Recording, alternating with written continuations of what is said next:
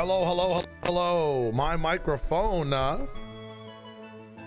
How's it going, ladies and gentlemen? I'm just making an aura post about the stream itself, and we will be on camera shortly. Pokemon music for today. Minecraft is on the back burner.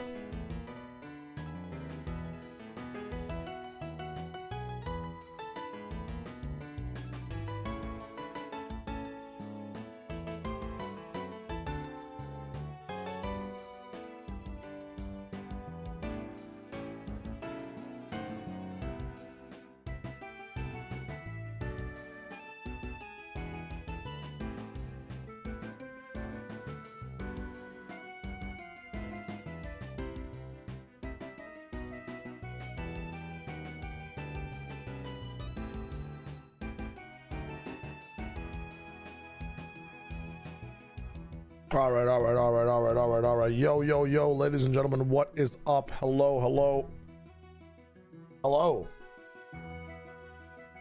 How we doing? Uppo, GLaDOS, Stevie, Hawkers, our devil, Larksy. What is good? Dennis, Elite. Okay. Seen the 10 scrimming stuff. Imagine he goes back to Sentinels and need that X Factor. We'll see what is up. We shall see what is up. I have the games right today, right? EDG T1, GLI G2, lol.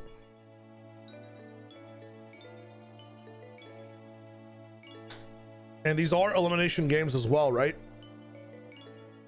If they're not elimination games, I'm gonna have to delete my tweet. Oh, Supreme Leader Shia Wager, what do we do to get out of the kelp forest? Eat the kelp, my friend, eat the kelp. Elimination games indeed. This is about to go crazy. Let's see what happens. What's the chance for an EDG upset? High, man. I kept thinking and saying, even against mates, the EDG upset chance is not as high as like obviously the TL upset chance. I mean, that's a 50-50 game. I would say that T1 versus TL there isn't even an upset in that matchup. I thought that T1 versus Team Liquid was just a 50-50 matchup, but I think there's always a high upset chance, especially that the fact that EDG have T1 and not G2. You saw some of the issues of T1 in that Team Liquid game. If you guys missed it, T1 had advantages on some of these rounds. T1 had like macro advantages on pushing and pulling the Team Liquid members to one side of the map. The biggest issue for T1 and the hurdle for them is the mid rounding, in my opinion. When they have an idea, they stick to it, even if the stick they're going for is like not good. Like even if they know there's 4 people on the enemy site, they will haphazardly try to push through and win the game. That's crazy after saying TL is the potential team in your power rankings. Yeah, it is kind of. I would still say that yeah, it is kind of. Because you're measuring potential after kickoff and like scrims and everything, and just things leading up to you know what? No, genuinely, it is very contradictory. I'm not gonna lie. You're making barbecue ribs. Let's go, Tim. Yo, radical. I need to get to with today's games. Absolutely. I'm even more pissed now that mates made it 2-0. That would have been free points. But what are we talking about? You only ever get the top 2 games. Shout out Hurdles.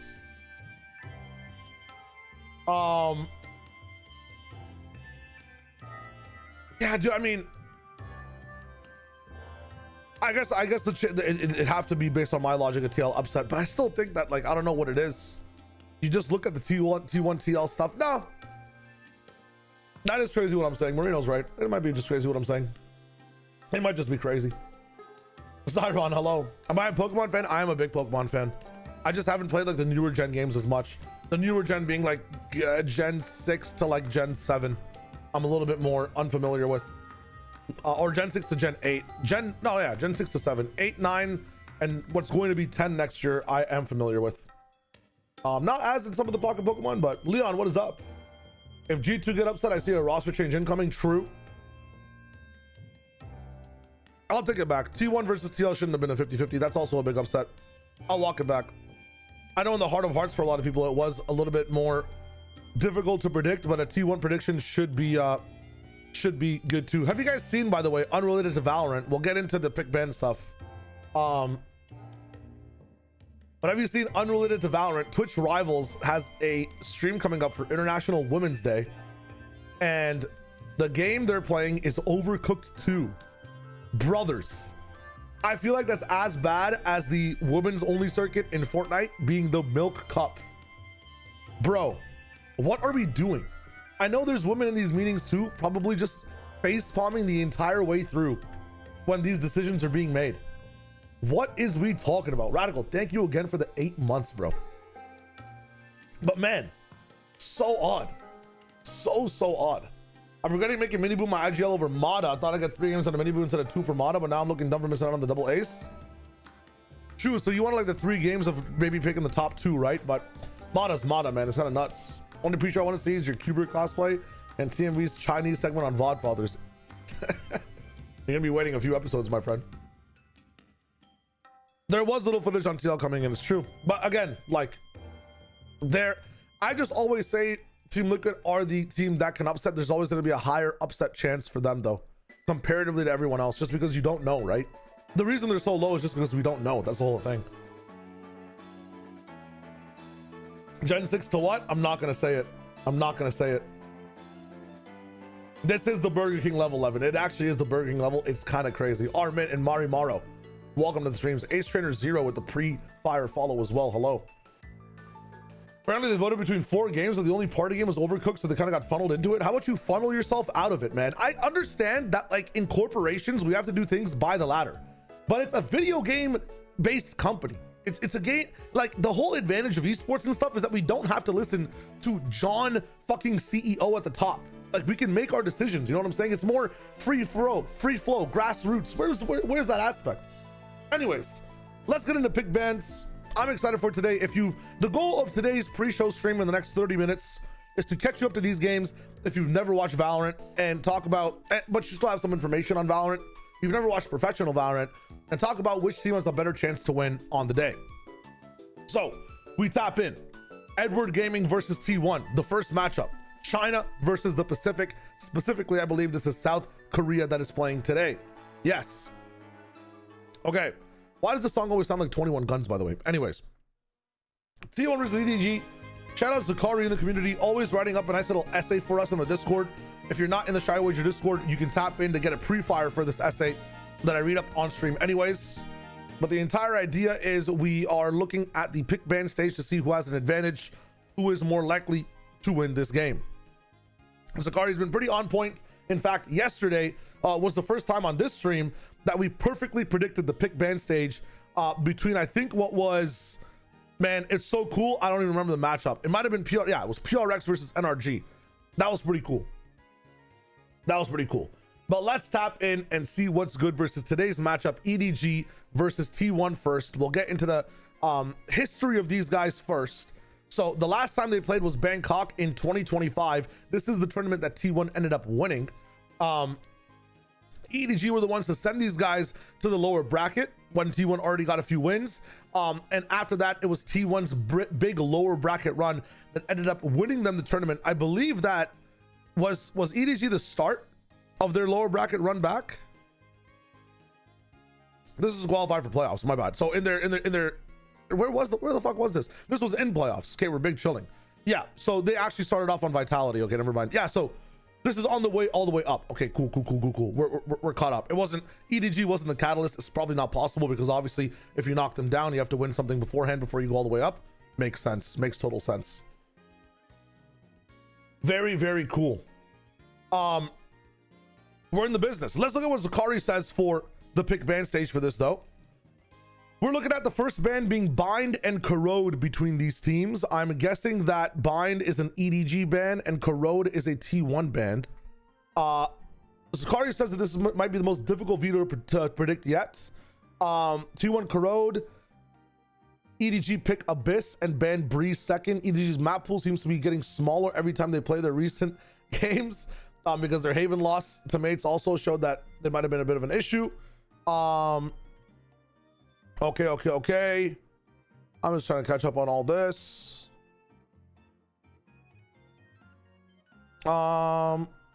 Okay, neither team really wants to play Breeze. We saw T1 attempt to play Breeze, and things weren't looking totally horrible, and off a loss on Breeze as well. I think there are some fixable issues on how they approach the mid round to be able to have a better game.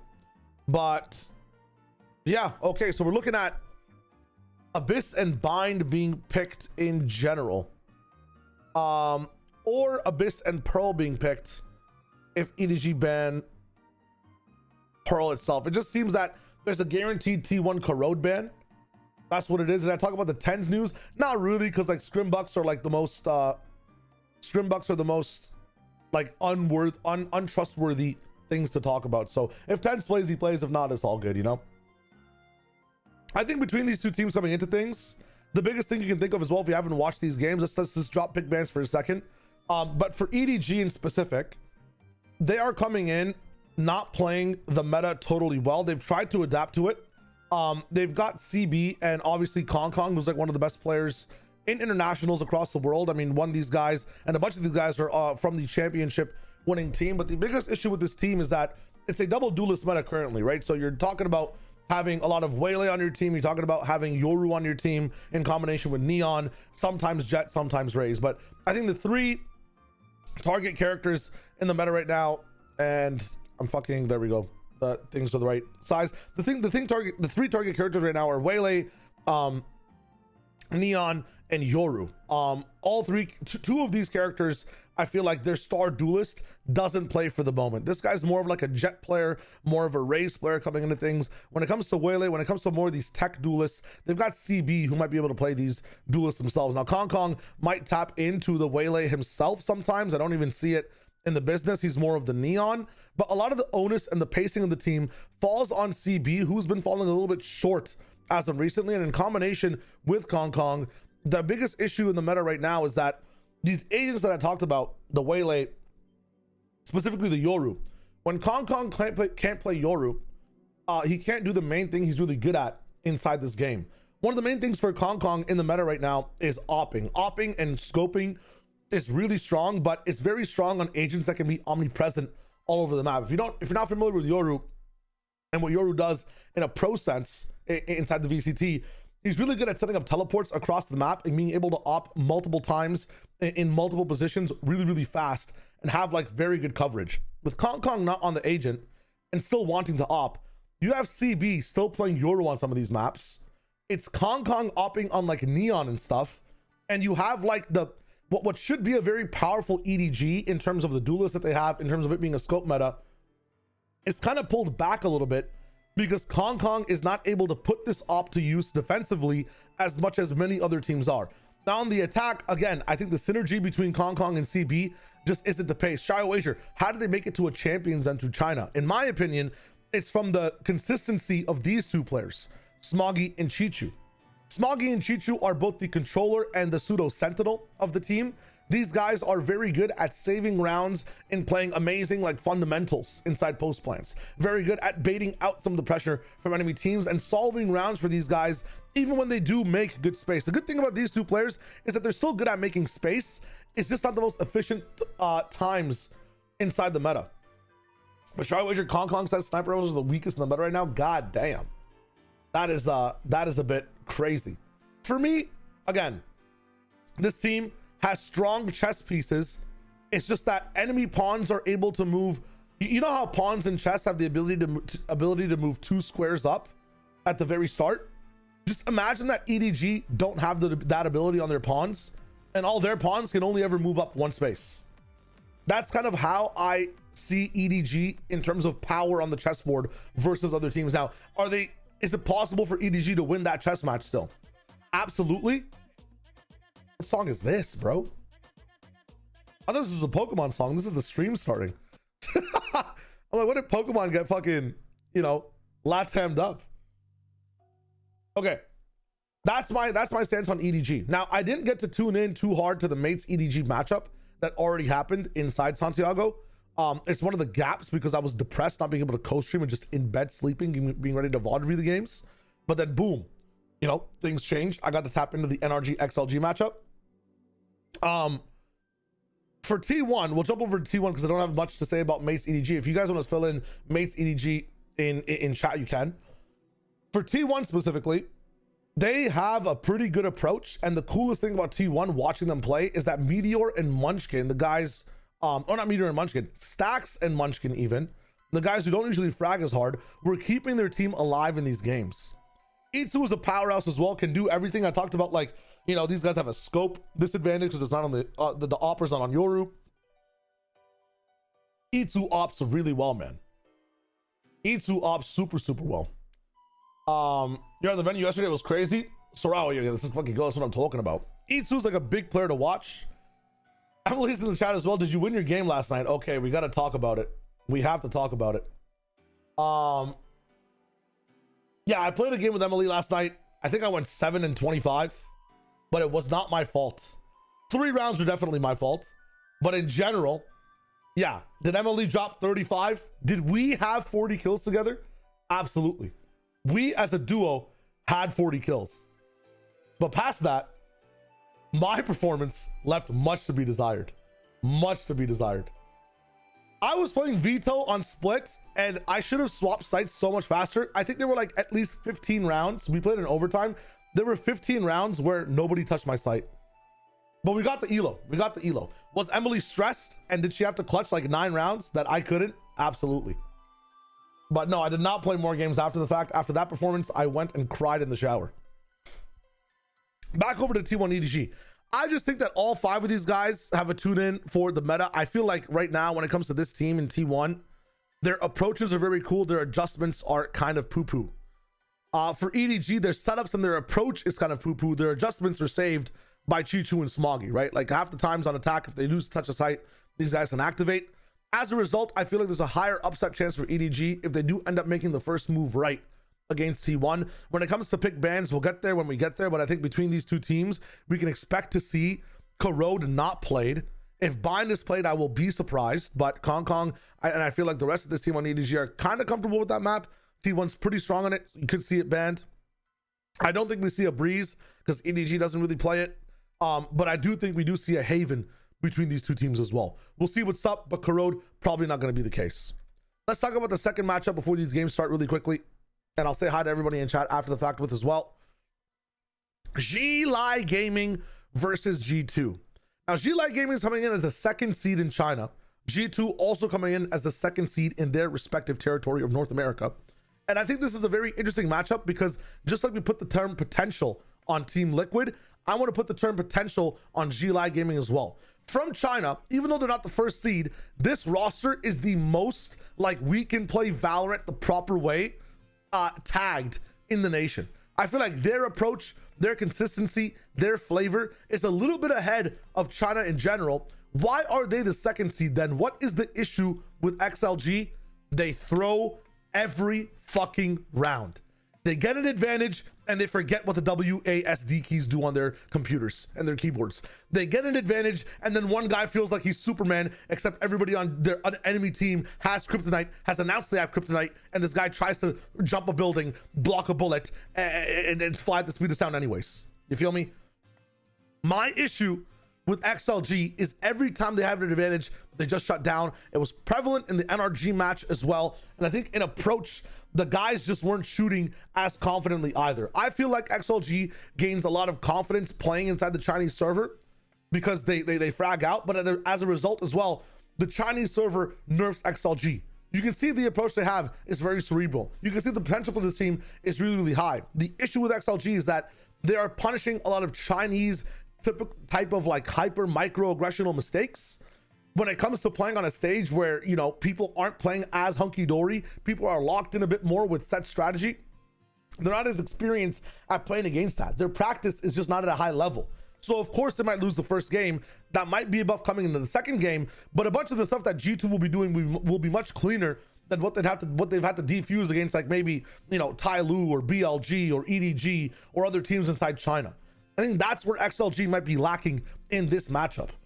G2 coming up in the business have lost their game, and to look at a matchup between these guys before, let's just see what happened in the G-Lai versus G2 Toronto game. Now both these rosters were very similar as well. I think actually not that similar for XLG. There's been 3 changes overall, but in this one, 13-3, 13-8, pretty definitive smashing by G2, especially on maps where things are more free flow, like Icebox. It's just about the gun skill.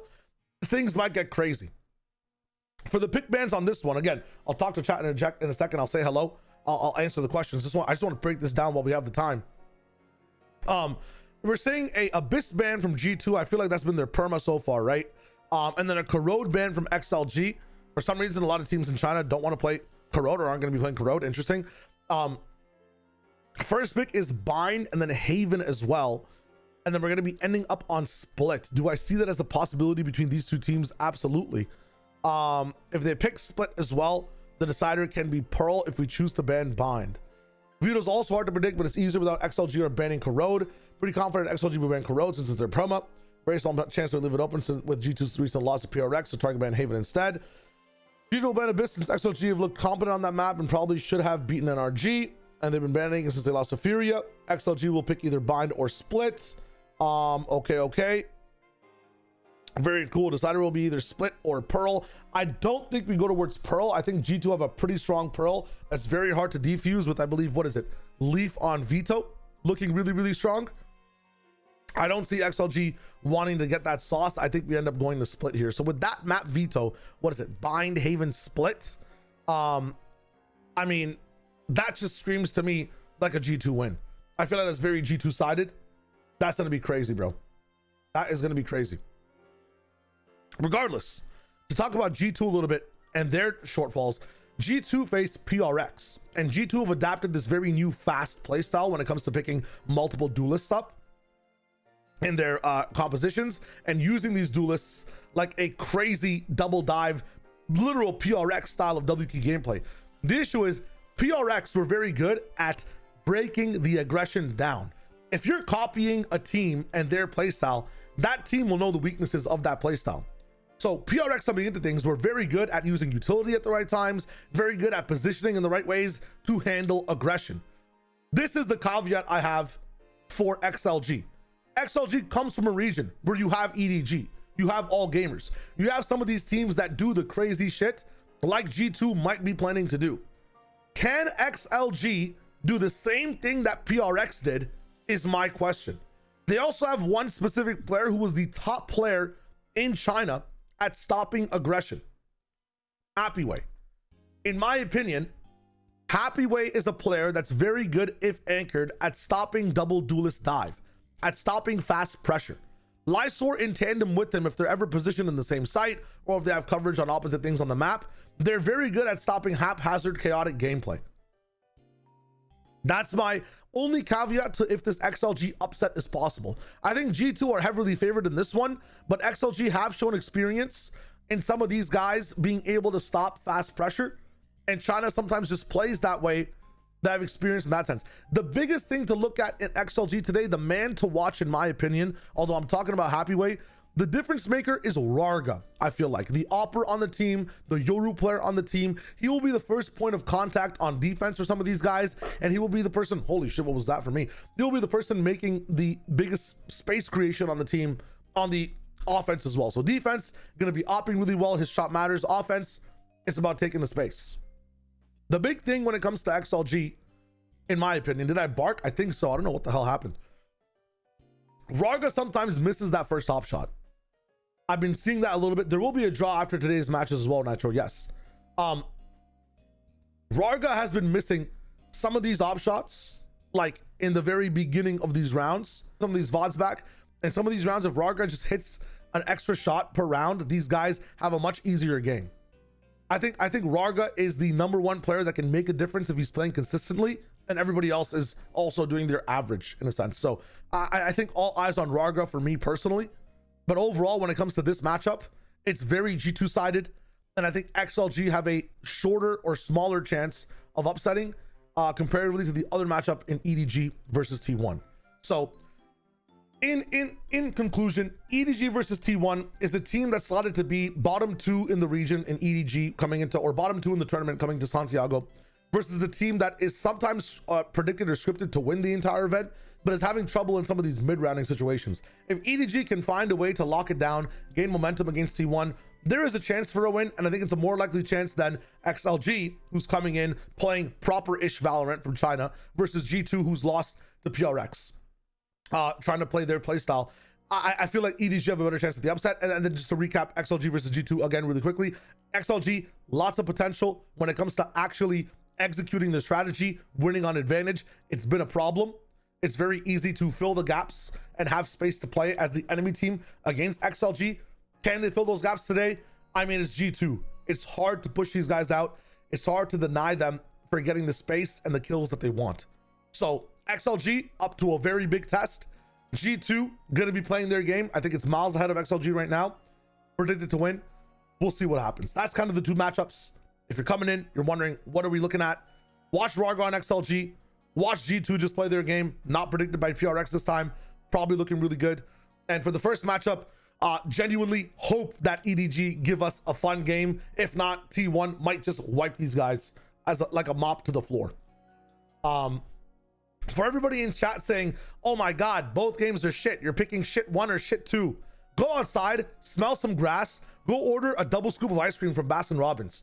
You've been watching Valorant games with a bias for too long. There's still fun things to look at in these games. There's still hope. Go outside. Go play God of War 1. Go play fucking Uncharted 3. Have some fun. There's life. There's life in these games. Come on, man. There's still analysis. These are still the top 12 teams in the world. Even if there's shit, it's shinier shit than what you would watch in the region. Come on, man. Now, to address the people walking in. Why am I talking like Obama? Let's see. My IEMs are IEM 600s from I think Sennheiser. Is that what it is, Maniac? Hell yeah. Willie, hello. Assassin, Miss Driftster, I think that's how you say it. Zyrolite, Snare, Merciless Shark, Mint, welcome to the stream. Marino with a 5 stream streak, Khalid with a 3, welcome as a regular. Viggy, what is up? Snow, RJ, how's it going, brother? What is up? Hello. Super high. What else did I miss? Mike's in the building. Finzard, give us an Izu masterclass, I hope. Flopson, how you doing? William, welcome back. Did you say 7 and 25? I did say 7 and 25, yes. Sir Quacks, who'd you play on Deadlock? Who did you win with? Who am I gonna be in a call with? Dan, I'm not sure today. I'm pretty sure it's just gonna be TMV if he's around. Wonder Strange, how are you doing? Hello. Colonoscopy. Second matchup likely to be a sleeper, though it might not be. I don't think any of this is a sleeper. Even if it's a smash, there's so much to learn, man. There's so much to learn in Santiago. I don't think it can be a sleeper. Hypothetical hydrogen bomb versus questionable hydrogen bomb. Yes, that is the XLG G2 matchup. It's kind of wild. Reality, how's it going? Hello. Welcome back. I think the stream should be starting soon, actually. 10 seconds. We are chilling. Let me refresh this so the audio levels are fine. Nano, how's it going? Timmy, welcome. Osh boy, what is up? Do you know if Sideshow will cast at this event? I understand that Brennan's attending Santiago. Josh is not going to be casting. Josh is only analyst desk at this event. The 2 casting pairs, I believe, are just Panpoc and Achilleos Paper Thin for this one. This is going to be a faster event, though, but not this time. No. Who else is tapping in? Breeze, what is up? Anders, PRX beat G2 by playing more like G2 versus a G2 playing more like PRX, and that's a sentence that somehow both makes sense and is actually factually true. Yes, and it's kind of crazy. It's just the understanding that PRX needed to be G2 to beat G2 that had to be PRX first. That's the coolest part of it. Who do you guys think will finish third? Very good question. I have to think about that. Will there be a draw after today's matches? Yes. China causing there to be filler days. Let's see what's up. I think there's still something to learn every single time. Shark Gnome, hello. Marcus, how's it going, brother? Check the talent leaderboard and VFL if you're brave. I don't want to see myself in last place, man. I don't want to see myself in last place. Please. What do you got today, Shy, on the upsetters? I broke it down a little bit, but I think that today EDG might have a chance to upset T1. The XLG upset to G2, they have to be in insane form, man. I don't know. I think the prediction for the community was that if G2 lost their first game, which definitely, you know, they did, if you can see from the side. Can I get my thing to be thicker? Holy shit. Request for many men. I think that the XLG G2 is screaming there is upset potential, but that's just because G2 are coming off of a loss. I feel like every time G2 lose though, they end up being like gods. Like their match against NRG, and then you know they use that to push towards T1 or MIBR. I think the EDG T1 has a more chance of an upset, but in power, like XLG and G2 are a little bit closer to each other. There might be a chance for a better game, but not as big of a upset, so to speak, even though G2 are favored.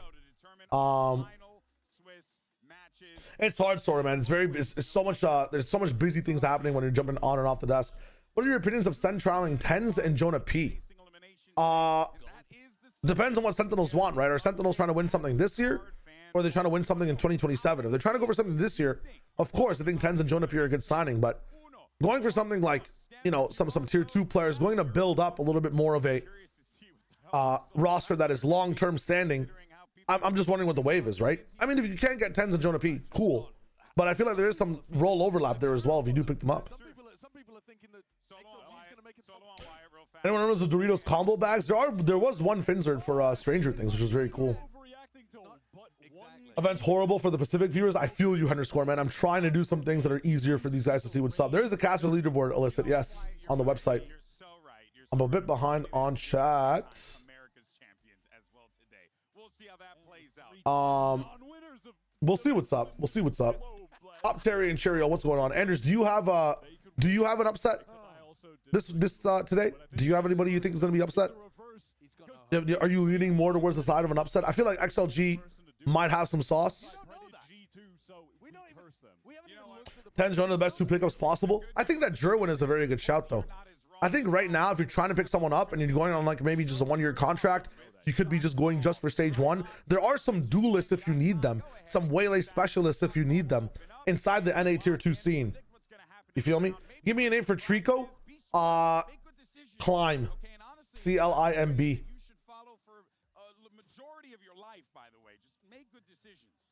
It's just an infiltrator. Infiltrator showed some good stuff, but I mean, if you got Tens, bro, yeah, damn. Sign Bonnie. Bonnie's also not bad. Why climb? Because geckos climb. Geckos climb a little bit, no? You said the same thing about Cristalli, and I wasn't wrong about Cristalli in my opinion. I think Cristalli was just misutilized. Look at the one game Cristalli was allowed to play his game. Oh, I love these bets. What kind of Scrabble games are you playing? Three-phase. This is a very simple game. Who am I rooting for in these 2 games? T1 and G2, personally. Calm down, doggy. But I wouldn't mind XLG doing some fun stuff. This is an international event, yes. And the biggest stakes on this event today is that the 2 teams coming into today, whoever loses is gone. It is done. And that's the coolest part. I think T1's a Ballers Law matchup, true. And I think XLG has real upset potential, yeah. We got we've definitely got Jorgamo in the middle. Jog, Leaf. Who the hell's on top? Okay. Wait, there's both. The top though, am I seeing? Oh, is that a Munchkin? Let us know in the chat who you think. That's a Pacific or Chinese player for sure. I don't think it is. Okay, oh, man. You want a hint? No. I think it's an EDG player. You are correct. Yeah. Now, but now I'm trying EDG? to exactly. Now I'm trying. Is to it Kong Kong? Who on EDG this is? If it's EDG, I think it has to be Kong Kong. No. It's not nobody. It's not nobody. And it's not CB. It's Smoggy. It's not Smoggy. It's Chichu. It's Chichu. Oh, it's Chichu. Okay. We have to get there eventually. Hong Kong has more of like a rectangular head, no, not a square head, but it's a square rectangle. Trent. Who the hell? The one in the middle is easy. Yeah. Okay, you got at the one. bottom, that stacks. It stacks for sure on the bottom. Okay, you have 2 so far. And the top is Pappy Boy. Yeah. Okay, oh wow. There you go. Congrats. Damn. You're popping off. You're popping off. Wyatt River. Bro, real XLG fans, we knew that was Happy Way in mere moments, buddy. He's the top 3. You know, you pick him for top 3. Like that hip hop Purpo with the platinum blonde hair. True. But I think Purpo's a little bit more. Yeah, it's a bit all over the place. All right, here's the next one. We got Kong Kong. Okay, so it's Valen? definitely Baby Bay on the bottom. And Baby Valen Bay. on top. And Yeah, it's definitely Kong Kong in the middle. Yeah. That one was easier, I think. Oh, man. Very well distinctive. done. Well done. Okay, folks. Well, you Not know bad. what? I got to say, this was a lot better than in rehearsal. The one in rehearsal was harder than this, the I one in think. rehearsal was a little harder. If we combine the three of us together, though, which one? Like, how would we create the best version of ourselves? You Oh, for man. the stash at the bottom. Oh, so I'm like at the bottom. Yeah. And I think, Dude, you well, gotta do get we the wanna bald have top. hair You or gotta do we get wanna the be bald. One of us. Oh, it would be kind of crazy to have your hair on our face. Actually, yeah. So all I'm saying is to the community, if you want to actually make that actually be kind of cool. We'd love to see it. Like to see your creations. In any case, so let's go ahead and hop into Hilarious. matchup of the To talk about upsets and stuff in general, I think that EDG T1 would be more of an upset than XLG G2 IGL. Let's take a listen. because XLG G2, I think the teams are just a little bit closer in percentage of who could win. I think T1 has to win this game. There's no sense in T1 losing this one. That's what it is. Like in percentages, I would say that EDG versus T1 is an 80-20, genuinely, for T1. But XLG versus G2 is like maybe a 60-40. You know what I'm saying? Or a 65-35 type shit.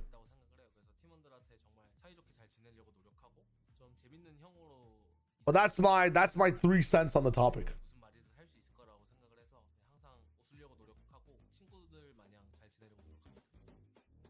EDG, if they clean up their discipline, looks better than XLG in my opinion. But then XLG, if you give both teams a cleaning clause, okay, if you hire some cleaners for both teams, XLG being able to capitalize on their advantages would be one of the best teams in the fucking world. Like if EDG get to clean up the discipline, I mean, you got to be able to give XLG a little bit of something too, right?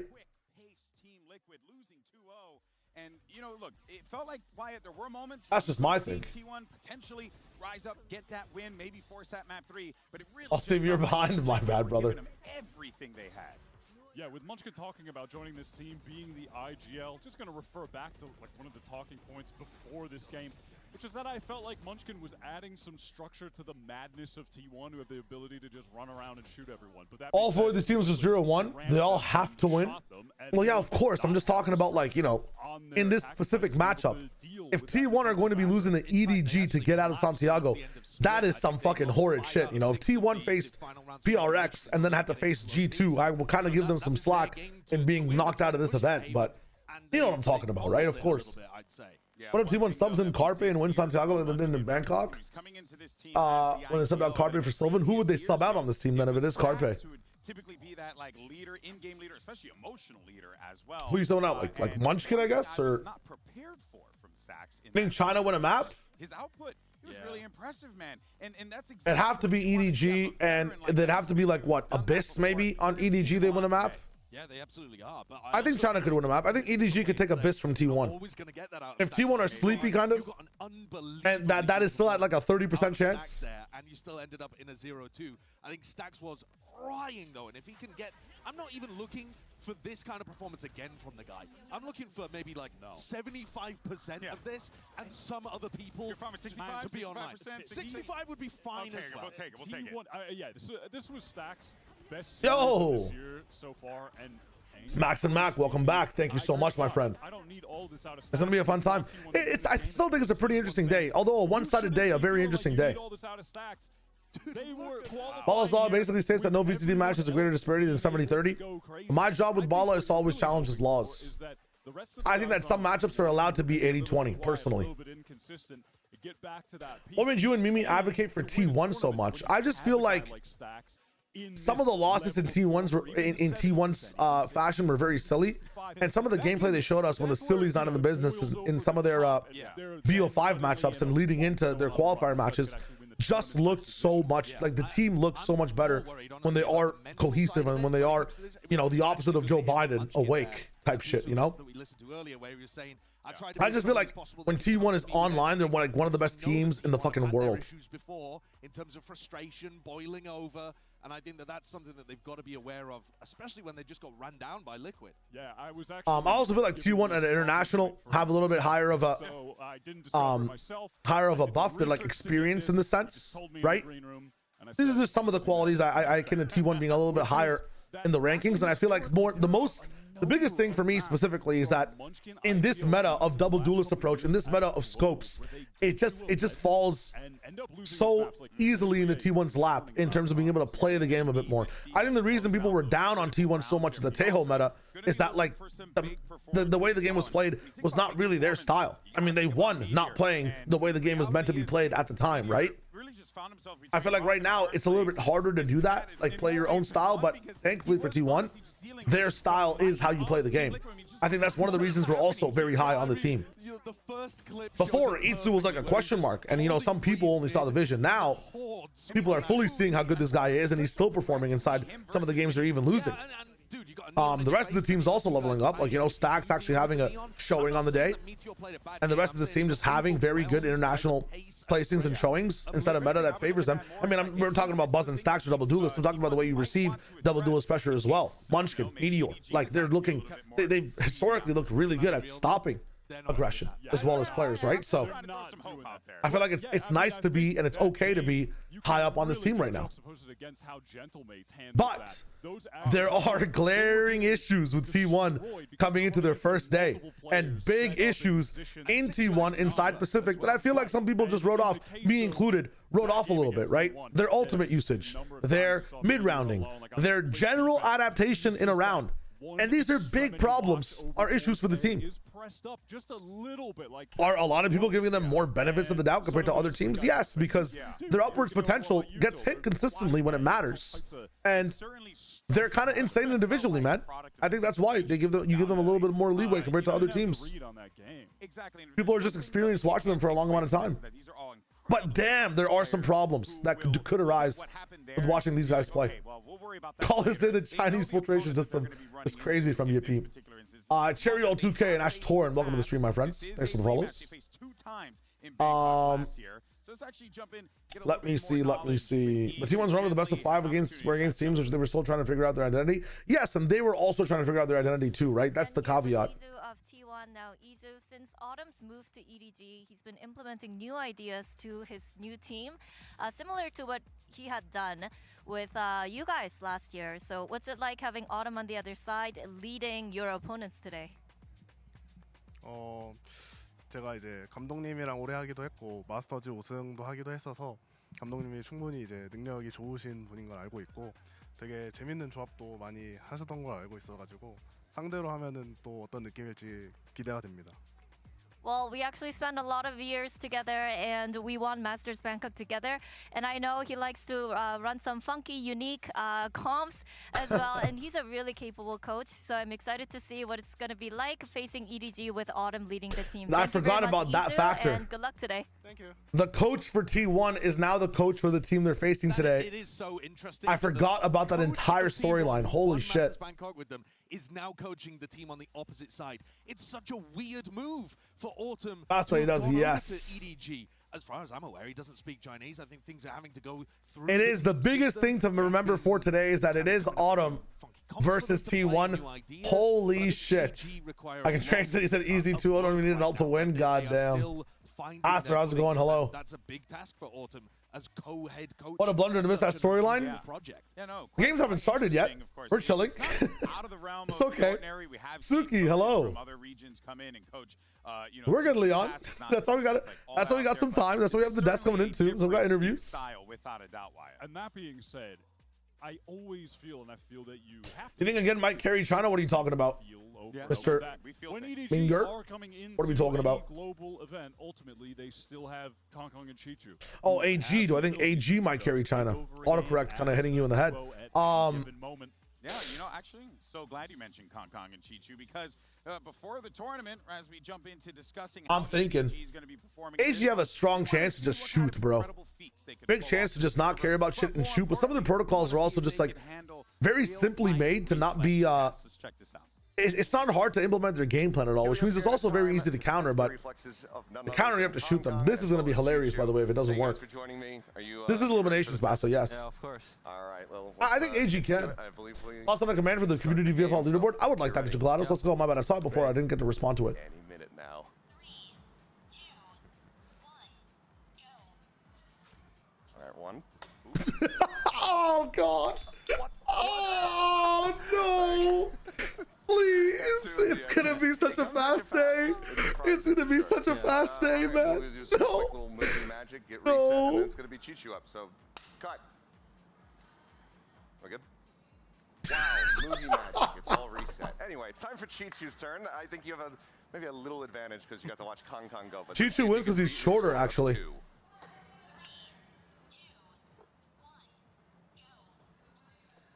Oh, he's in. Oh, God. Oh. Guys, what are we doing? These are professional esports players. This is the easy version of this. The hard version is it's when it's concave around you. Beating Kong Kong. Guys, I think I'm better than him. what is going on? Well, thank you guys so much for joining me, and good luck on your matches. Thank you. Thank you. I think even waking up, I could do that well. Oh, man, let me tell you, Seth, you killed that one. 100%. All right, well, hey, listen, let's see. Reflex test, okay. What the fuck maybe is this? not the best situation shot. You're supposed to drop after you catch. There's two versions of it, Anders, actually. I've done a version where you don't drop after you catch them. That's also fine. You just need these, bro. You just these and you filter into your bottom two. It's 5 of them, bro. Jet lag?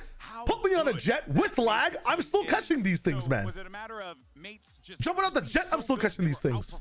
That's crazy. That's crazy. That's actually crazy. There's no way. Give us everything that we know that they're capable I'm actually Yeah, I baffled. don't think they gave you everything. I think that EDG actually. Is this for the map draw? EDG better hope not. Holy fuck. Far too many mistakes. The in only those thing you're catching spots, is strays? Areas that they should have been able to close Bruh. out. You know, 7 and 25, by the way, yesterday on Split. I'm a god. But that only matters if you've got the discipline and the fundamentals to be able to make the right I'm decisions. 9,900 out of 10,800 on VFL, by the way. Okay. That just means I can only go up from here, right? Is that what that means? I'm a little worried that That's what Coolest Pandas told me? To the best that we're going to get from That means I can Pandas, only go really, up from in here. regard to having such an all-star showing from Kong Kong. Jet lag, the game over the mentioned. line on Haven, and I don't know if I'm disabled. My wrist is still getting 3. That's crazy. Do you want to go up though? Yes, actually, because I have G2 players and T1 players today. Dude, I mean, Kong Kong was spectacular. My ideal day for VFL is G2 win and no man plays well. Yeah. That's all I want to see. I think though that it did showcase you want him with the op in his hand, right? Yeah. And he was still because coming into the Let's event, see what that happens. wasn't the case, right? Well, We he were was seeing still- him be more of a rifler. Well, yeah, but he was. You might get in last if you get rid of anti-VFL teams. I mean, both my teams. Is it both or all 3? Nah, both my teams that I have doubles of. Neon, which he did do on map 2. What are the teams I have doubles of? He Ass. actually ended up opping a lot there. He just wasn't playing. My a China character risk that did is not go well. best suited for it, so he wasn't in as many Starzo spots is to playing okay. dominate and take Wayne over is the playing game in map okay. 2, which The only reason I'm not in dead last place. map 1. And who's my last player? Because you know, coming from America's right. I might genuinely come last, and I'm not okay with that. Brother is buying Rady Knight right now to level up his outlaw. Mad respects. Why are we changing skins this day, though? What happened yesterday? Did you not have the outlaw skin? Is that why? You need more out of the squad to help out Kong Kong, right? Because yes, he's there for a reason. He's one of the best. I'm ever 46, doing it, so but close. At some point, man, the sport Fuck can only me. hold so much. You know, you gotta let backpack go. I don't know. What do you think? My main VFL had double G2, double XLG with Jog IGL. It's not my anti-VFL. Congratulations. Welcome to the club. Do you agree? Like someone's Oh, gotta and I have step up here, Itsu. but That's where's who it that? is. Yes, yes. I am in the bunker, bro. With Val and IGL, I am in the fucking bunker. You know, history, what we've seen from him. But I think the real one. I should have just Martine Starzode, man. I don't know what I was thinking. Had some good rounds. But Martine Starzode would have been so fucking ham. What is this guy doing? Where is he positioning himself? As when he was playing, I went double G2, double mates, Jing, and Itsu IGL. Wait, you're actually eating good, though. What the fuck is wrong with me? More. He was sliding in so often and getting. I just had a bad pred. Bad pred. Shall I wager in 2026? I have concerns. Bad with preds. that. If he just, I don't know, reined it in by like Fucking. 20%. Oh man, I'm flopping these days. 12.5%. I think also I don't want to team name my VFL team. You just have to like edit the little team name section. I think. So I was bad. I One of the know. areas that EDG might Fuck be able me. to find an upset is by leaning into their more Sana didn't get unusual perms, stuff that yes. they were running during China. Riot And that was means nice enough to help Corrode me and out. Bind. And I think We are Bind big has chilling. a decent likelihood of happening in this series because T1 also love to play that map. An EDG runner, Board plus really, spinning, really Lark, say hello. strange composition that I'd love to take people through. In terms Hell of yeah, hell yeah. Going on into the Check telestretch, VFL because leaderboard. I don't want to. have you ever I seen don't a want team to. on Bind right now running Phoenix with the Harbor? Oh, so Look please. at this comp. Oh, they're running little fire and water. Smoggy Harbor before the big Harbor buffs that we've just recently seen, alongside a double duelist comp that has the Phoenix. Okay. So what's the theory here on the attack side? Let's well, watch as you Joss can break see, this they're gonna down. Use this new kind of whirlpool ability to block off showers, and Storm that creates surge. access into the showers area fairly easily, actually, on your attack side for you to farm up ult orbs. And who are the two people going in this direction? Fabio, well, hello. it's the Phoenix and the Harbor. So you're going to be able to get showers control, Belong control fairly easily with that new ability from the Harbor. And then what your comp also allows you to do, if I show you the Storm minimap, surge. is to be able to get in more Nerds. easily through hookah. So this, the fact that this comp has so many walls, we'll show it from the attacker's perspective here in just a moment. Look at this, you're slicing off all of this area of the map. It's also very difficult to go through this. I mean, you could challenge it by trying to swing through here with a flash or something like that, but it does allow you to do more hookah waterfall strategies than you might otherwise be able to do with other I compositions. wish if Harbor and But I think Phoenix the real both power walled of it and the is walls something that crossed EDG each other, they figured would out on their attack make side, steam and is be an that even bigger Harbor's smoke ultimate now happening. is monstrously effective from B long. So this, the new Harbor Ultimate, it throws out a big wall that pushes forwards, and this is essentially going to cover the whole of the B site. You couldn't do anything against this if you were trying to hard anchor. You on B. can actually. So There's you a very already big see, counter to though, this, which within is to China, shoot through the that fucking Tyloo, wall. the team that they're playing against here, are running a B retake wall. They're just playing B for retake. Really unusual idea in terms of bind setups generally, but when you're playing against a Harbor comp that has the ult, you're not going to want to stand on site against this. They're going to know There's a where big you issue are, with they're gonna Harbor be still, which taking is it like you away can from really you. just You spam can't through a even lot of flood his very shit. well here because the high That was tide one of the is issues with they use Cascade. the Phoenix ult to completely make sure that they have the space, and then they even have, because they know it's going to be a big 5v5 afterwards. Especially if you're playing someone like Vito or Yoru on the site. Now this comp falls to pieces on defense like almost any Harbor comp does though. Like, we were watching Harbor recently, right, when Liquid pulled it out on Pearl. And it doesn't look good on defense, but at least they've got some like cool theory ideas that could catch T1 off guard on attack. But it's Man, I feel like getting into the lab again and trying to figure out comps with Harbor. Little cheese, might be okay, unless you're lactose intolerant. But of course, though, a lot of pressure on this squad, and they were feeling that when they faced up against the Gentlemates. Truth, sir, actual truth. Catch up with Chichu. We spoke to him about the loss of Sims, I have been doing well. Hope you're doing well too, brother. Hello, hello. I think the issue with Harbor right now is that it's a guy who has a bunch of strong abilities that don't really synergize with each other or have a fucking place being together inside a kit. I guess it's just wasted time trying to make him work, but again, brown agent that works with water, I'm like so interested. Also, I missed a question earlier. Someone's asking me about like what I think about the starters in Pokemon currently. Love them. I love all the designs. I hope that the fire starter from like what's it called, Bimbop or whatever, I hope he doesn't become a bipedal Pokemon.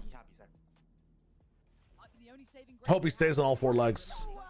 But I'm most excited about the water Pokemon. My wife and I actually sat down and looked at our who we picked the most. I've actually picked water starters the most out of all the starters in history, which is kind of crazy. I thought it'd be fire, but I've actually picked one or two more water starters than I've picked fire, and only one grass starter ever. What this means to EDG, how much they put Brout is probably the best though. I'm not gonna lie. Brout is nuts. Did I see the theory? What are we talking about, Fabio? They're in an elimination game right now. On what they'll become? I haven't seen the theory on what they become. No. Was it Rowlet? I forget which one it was. It might have been Well, it's Piplup, Trico, and what is it? Torchic, right? I think I picked Piplup in that time, but I think I might have also picked Trico. I forget. I picked more fire starters than water and grass than mine. God damn. Someone has some good aura. I forget which grass one it was. That means if if they can land a big upset, I think it would be the first. Learn new things about yourself every day. True. Actually, Yeah. if EDG or XLG come away with a victory. My theory on what they would become is I think they fuck up with Brout. I think they pay too much attention to the eyebrows the entire time, and as a result, his shit is fucked up. Jenny? Who? Hey, help me out here. Itsu versus Jenny? What's going on? Who is this guy? What? Right, so when EDG won their world championship, they had a player called Simon on the team. They decided to drop him. They decided to drop him. I won't go into the drama around that. Fair. But Gianni was the first player that they pulled in to try to replace Simon. What Then the that fuck? didn't work, so they went for HFMI, can't say the rest of his name. And then that didn't work, so they went for CB. I don't think Gianni was even still traveling with EDG. I didn't realize he was still a sub that went to Masters events with them. Maybe he's just a skirmish. That's what. Now that's Specialist. what What I the like. fuck is the this? concept of flying out a substitute player to just dial in, play skirmish in the practice room every single day, so you can win. Wait, that every might be actually the side tech. Select. I actually don't Base. hate that idea, considering the stakes. Like, we've Genius. seen it in the regions. You know, we've seen. Oh my coaches God, play. Jenny I feel is like when you're talking frying. regional battles, maybe a little What bit the different. hell? But here, every single advantage that you have at a Masters event matters. So I kind of gotta go with the really smart idea here. He's getting cooked Yeah, by he's the cooking sub, by the skirmish specialist. It's 4-3 though. I mean, he's pulling it back a little bit here, but if Jenny... An the op! op is scandalous behavior. Isn't this as well. G8? That's wild. Isn't the op Okay. G8? Not BC. No way. What are we doing Marshall? here? All right. I mean, this is diabolical Oh! Oh, man. Oh man, Dude. stuff. I was rooting All for right. Jenny. We were well- selling this narrative. Genie won't be subbing in today. Oh, Will man. not be Okay. subbing in. So we got our side, so let's go ahead and see what's going on with the map picks and bans. Take it away. Brout is kind of like an angry bird. Absolutely, Martinez. Yeah, we're starting map selection for EDG against T1. We already had skirmish T1-1, so you start choosing to be Team A or Team B. We team A. Team A. Okay, so T1. Team A, T1 should ban Corrode here. Team B. T1 starts banning a map. We ban Karot. Corrode, ban for EDG. Abyss. Ban Breeze. Breeze immediately. Map pick for T1. Bind maybe. We pick Bind. Nice. Bind, side Haven- on bind for EDG. Defense. They pick Haven now. Map pick for EDG. Abyss, Haven, Pearl, or Split. Split. We pick Haven. Haven, nice. Haven, side on Haven for T1. If this is the case, you're probably banning Pearl, and you're banning Split, Defense. right? Second set of bans starting with T1. You have Abyss, Pearl, or Split. No. We ban Abyss. Abyss. Last They ban ban for Pearl, EDG, we you end have on Pearl or Split. They're thinking about it. Pearl. So the Yeah. decider is Split. Side on Split for T1.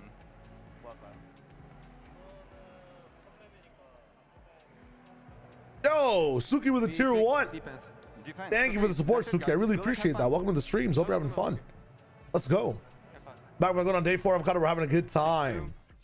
Not bad maps. We kind of fucked up a little bit on the. Where you illustrated the harbor play. Kind of fucked up a little bit on the veto. See if they continue to run that. Yeah. But very cool. Sakari, another good read. Thank you, brother. Martinez with the prime. Thank you, Martinez. Thank you for the support. Hello, hello. Now, that being We got said, 30 seconds before we tap into this one, guys. I'm going to be running ads. If we don't get any ads, we're actually tapped into the game. So be right back shortly. Apologies for that. You can, if you have Prime, you can skip the ads. Very cool. Or go to the YouTube stream. Have less ads there. And Izu's Yoru was Fabio, thank you for that link. If you want to DM it to me, I can easily watch it in between the You're games. going to be needing some Herculean performances across the board here today because it's elimination day. Only 2 teams are going to stay alive, and the crowd is ready to Yeah, will go. EDG win this? Let's go ahead and kick Absolutely. this bad boy off as day 4 Absolutely. of Masters Santiago starts. Who's favorite based on the map picks? I think that maps look very T1 sided here. Legend. They have a more cohesive approach on bind coming in. I think their Haven also doesn't look the worst in the world at all. I think they actually are favored a bit on Haven, right? We looked yesterday and their Haven was almost flawless. Let me double check.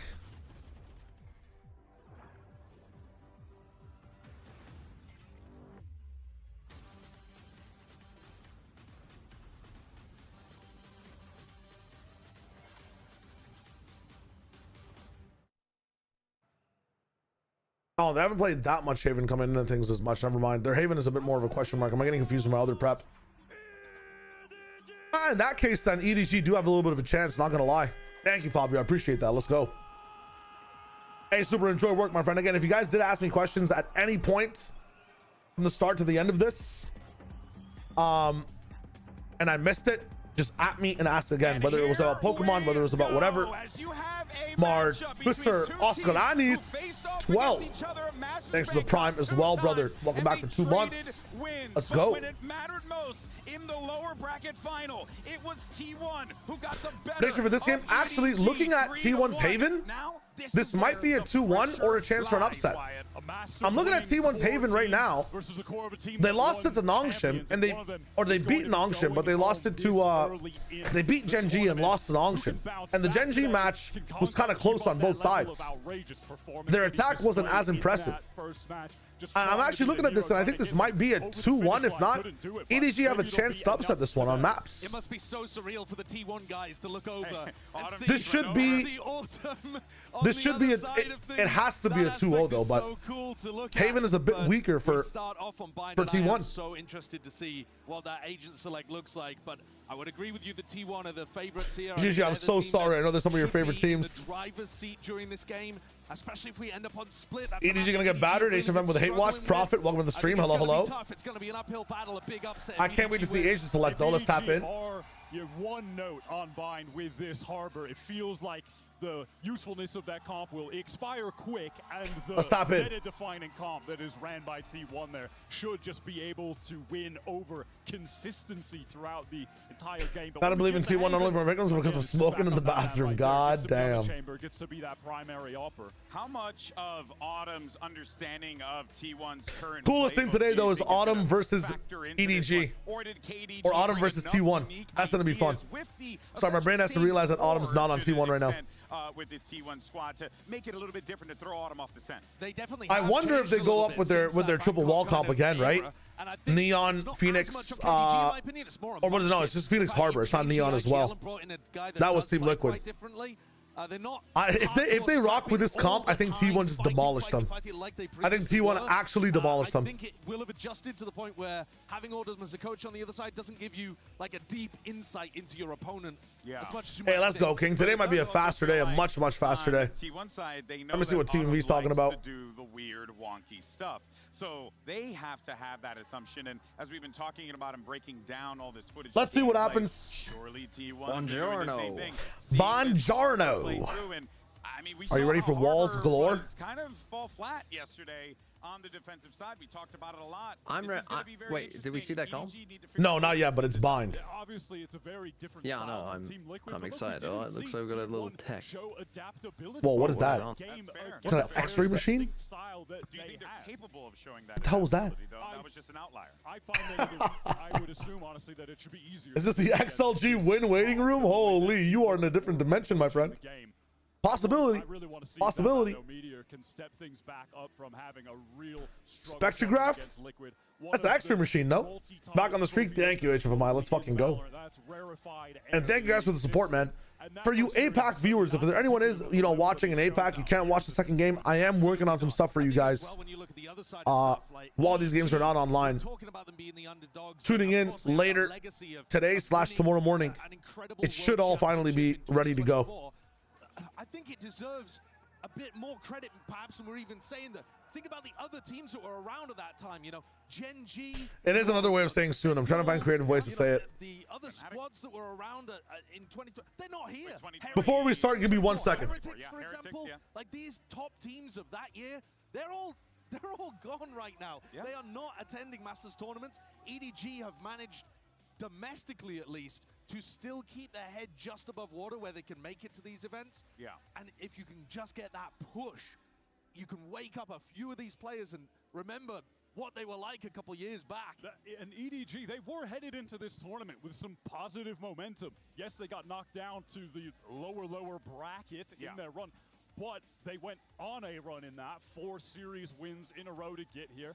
And you have to feel like there was the potential for them to be peaking at the right time, just off that streak, off the confidence that they were going to get from that. Yeah. But they just ran into such a strong Gentlemates team to open this tournament. It's really fascinating, the juxtaposition between what we were seeing from EDG prior to this.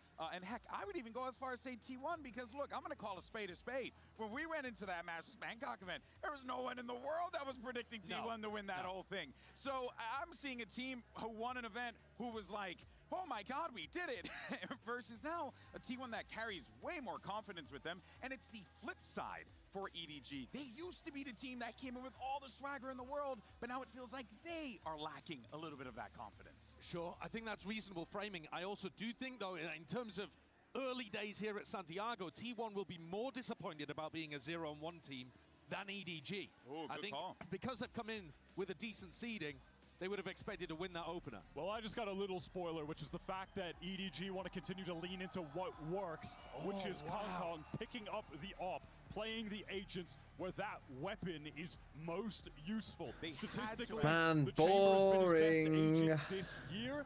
They've swapped up, obviously, fully away from that harbor This is a look. good setup. This gives them a chance, I think, in this bind. I think Yes, personally. no, I absolutely agree with you. I think the solo duelist chamber comms that we've been seeing in Americas, run by teams like G2 and 100 Thieves, they've actually been immaculate. RRQ's been doing it in Pacific. It gives you such an ability to control the tempo of the game. Folks, the last time these teams met, T1 sent EDG home at Masters Bangkok. Will history repeat itself? Let's send it back over to your casters. Here's Pansy and Hypoc.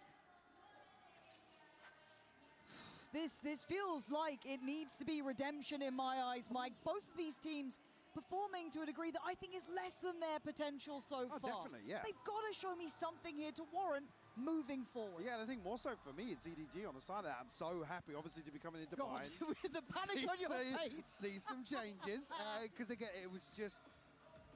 It wasn't here. It wasn't here. No, you didn't use that. No, I used another word, but we're on now. Okay, true. Yeah, we've gone past agent selectors. Production told us we are now live into the game on the defending side. EDG T1 on the attack.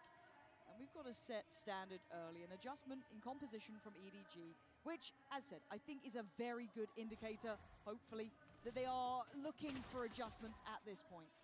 Absolutely, T1 already showing presence here towards B long. No contact elsewhere on the map, so EDG making moves just yet. Buzz all the way on top side already. Izu's going to find Chichu. Yeah, and it just feels like there's no fight back, man. EDG just get bullied. Kung's here, but by now the plant's in. There's 5 on the site. They've got a deeper post plant down long.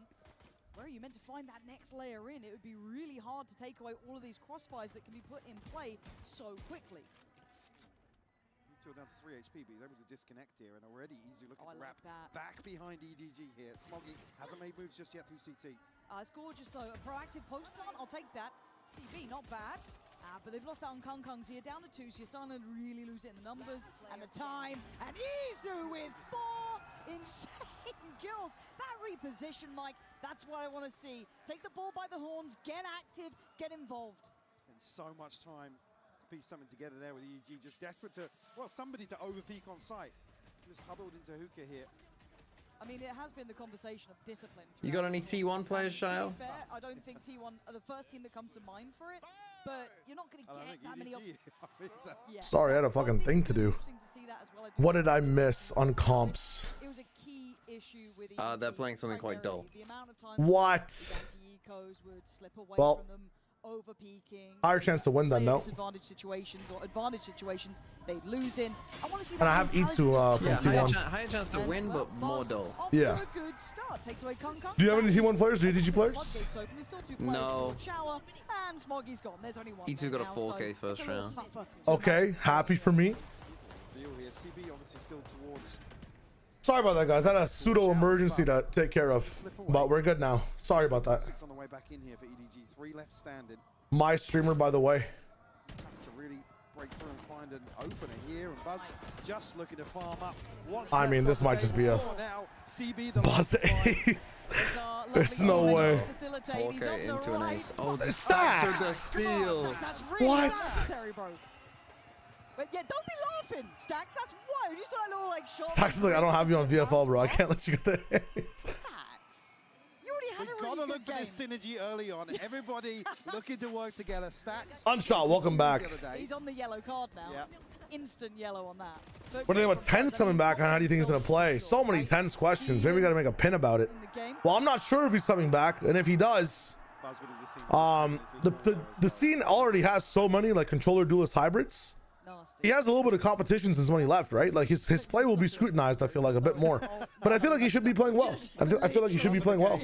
just for the love of the game. Oh, that is Yeah, wait, wild. nobody has Buzz on Okay, VFL. so Hold up, I Bayern just plays realized he's one of the 3G, bottom going picked back in. players. There's a couple light shields, though, dotted throughout, Isn't so I Buzz like don't a see bottom any 10 pick in VFL right now as well?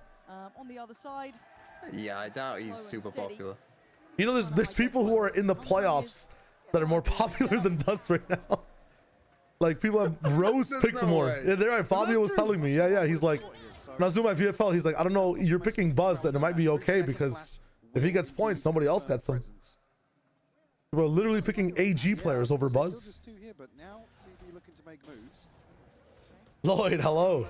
confirmed, 2 down. It's a lot of In the info there. meantime, look at the site hit. On the side of Buzz is in, EDG. and, Oh my okay, God. you're lucky that Chichu is on the So case. literally, They this look Chichu absolutely smoggy dead cleanup. right there, nobody in the corner looking I'm gonna mention it to That's TMV in a what was second, coming. but Molly forces him out. bro, Munchkin what? gets him Nobody all looks into like he's 3v3. being This is a boosted. bonus for T1. What are we doing? This was not meant to be the big threatening round, but Chichu, the hero of the hour, goes down. Meteor! That's what I'm talking I about! mean, this is just VFL Big farming kill. here for T1 players. This is actual just VFL take your turn. That round's also like our babysitter's better than yours. Like nobody's like a little child in the corner playpen. Chichu looking over him, and then Meteor saves the round instead when all the T1 players fail. Like it's actually hilarious. In response. We've got some big performances already. Buzz sitting on 5-2, Izu 4-1, Meteor 4-1, and Stax was the man who stood out to me It's earlier. so funny. Wow, So yeah, it's I mean, like, hold Stax on. has got his scummy kill and he's out there for the time being. That is wild, we're calling it scummy I mean, it kill. was. There's nothing. Yeah, I mean, you're I mean, what is nobody doing here, bro? It's like they have no idea how to actually approach any type of. Not going to get much play early. I guess it's eco. I'm sure he's trying to look for a. He's trying to look for a position to play the Bucky in. I feel like you should just back up at this point and play sight. No, it's gonna be hard to play the smoke. Maybe in 5 seconds you back up a little bit. You play sight. You're playing in front of this wall still, Don't have Kung Kung. bro. T1 on the money today. It feels like they've warmed up here. They are shooting really well. EDG, this isn't the round you'd imagine masses of work to be done, but I like that from CB, but it's just labored. Chichu on the case. Again, whiff, saved by Chichu, saved by Chichu, saved by Smoggy, saved by Chichu. Buzz tries to break the back line that they lost, gets it back in hand, and now the I was saying this in recovered. like leading up to these games, but EDG literally this season are just Smoggy and Chichu save every round. Like not like economy save, but like from a gameplay perspective, just watch their team do dumb shit. 2K, 3K. I sometimes don't understand how CB and Kong Kong have kills, honestly. Willing to go on this because obviously they might know about the dog, might have heard that I mean, potentially. CB doesn't half the time. Especially on defense, like these guys look lost half the time on every map, and it's Smoggy and Chichu with a 3K. It's crazy. It's genuinely crazy. Snap, hello. A CB missing a stinger spray on a guy taking orb. It's Santiago, man. Let's lock in. Not to be harsh on some players, but we got to see some level of lines that are you know high on standard, at least on a shooting perspective in these first rounds. What is this? Oh my God. Just be the checkmate, and yeah, it is. Buzz gonna get his Almost another 4K. Well, the 4 Buzz owners are going crazy. It got dangerous, and I like what EDG were trying to The funny part is those 4 owners are probably anti-VFL players. But it doesn't really make much difference here. T1 keeping stable. They're probably malding right now. Solid, and that's what I'm going to be happy with. If they can keep this kind of clean approach, lovely. Slade, it's genuinely wild, man. I don't understand. This round from EDG. Chichu again finding 2 kills. He's trying. Yeah. On the top of the board for EDG, but nothing else to write home about. Getting closer and closer. I think G2 farming XLG is going to be taking a kid a to question. watch EDG play in 2026. That's got to be that's got to be a call to social services. Well, it depends on the angle, right? Like, hey, like, you know, hey daughter, hey son. This is like what not to do. Like, Chichu somewhat kept this together last time. so flash into dash, and he dashes before the scan comes in. deny Buzz the ability to springboard in. And you know it's T1, so they're not going to pivot, and they have nobody on the other side of the map. Held off the first wave. Yeah, great learning on the fly here just to duck inside that smoke. Can you do something before the Viper Wall comes up? Burst towards side. T1 haven't backed away though. No, they're still going for this one, and there's no additional rotation What? coming out. They feel happy enough with the 3 here for EDG. Was? They fucking back, and you had the timing. Further back on this. T1 really looking for a fight. That's the one. Oh my god. Swing from CB there felt dangerous. I actually feel like I'm watching a DM. Risks when they still had information to be used. I don't Two like this. They've been drunk selling out men enough. They swing can't at each go other away. outside the bar. Yeah, I'm They're getting a little actually bit choosing to nervous go with what for I'm seeing now, but every there's still a gunfight chance. possible. Kung Kung, Smoggy, There they is want this no one back. And Stack, sense of 5 seconds strategy. until It's just he gets if it's a better the chance to gunfight, use it. take the gunfight. Tucked in a corner. No pop flashes, no team swings, one-on-ones. How will they read And this pass? Stacks is gonna win this round as well. It's fucked. So you take it all the spam connecting. He's just gonna play this calm. Can he get one for free? That's the question. Yeah, he can. A second, but it's Kong Kong. Surely not again. Stacks can't do it. Kong Kong can. And EDG Not a 13-0, no video. on the board. No I video. got insanely nervous. Evil Genius says, I think every game of Santiago is going to be a banger. Honestly, I know you're coming from, oh, this Shadow Wager guy, always focusing on the positive, can never say anything bad. Even if it's a stomp today, I don't think it's going to be a snoozer by any means. Seeing T1 playing in, like, you know, fraudulent form, I think it's very fun. To this retake. Wait, that was the kill? Jesus. I thought CB was maybe just spamming into that, so it was literally one bullet. No, Roki, it's true. Actually true. Stacks ult watch commences. Wait, hold up. I like this. I like this. I like this a lot. These ultimates available. Come into round 6. The pit, the orbital strikes. Okay, how many rounds do you think Stacks holds his ultimate? Quietly getting back in and then getting proactive. It looks Ooh, like flash down. give me 3. Yeah, Give me terrible round timing, 9, utility he'll use hand it. and 3 rounds? All right. for CB. Good I'm gonna try say- from Monkey, though. Not to let Proactive. that They go actually did unpunished. a proactive The CB was thing. already Hold on. basically halfway out of there. They're gonna win the And, shot. just gets spammed. Meteor on the punish, and now nobody looking vulnerable. Look how Oh, far away he the used his friends ult. are. They're gonna know his presence, a high flash, but Never he just mind, wants to we're backpedal. No, he's sticking Hello? around. I don't know what he was GG. hoping for there, but that probably wasn't it. 4 players to the 2, and the site is very much T1's.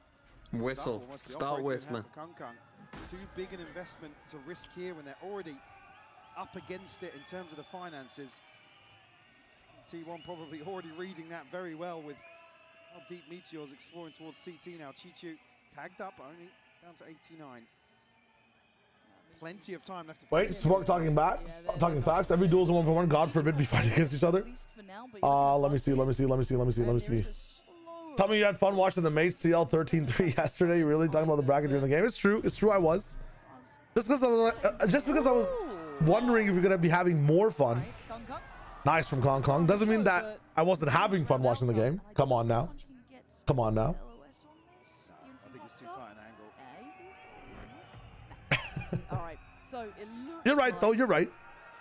Oh my God. he keeps the operator. Okay, I was making real sure on that, but 5-1.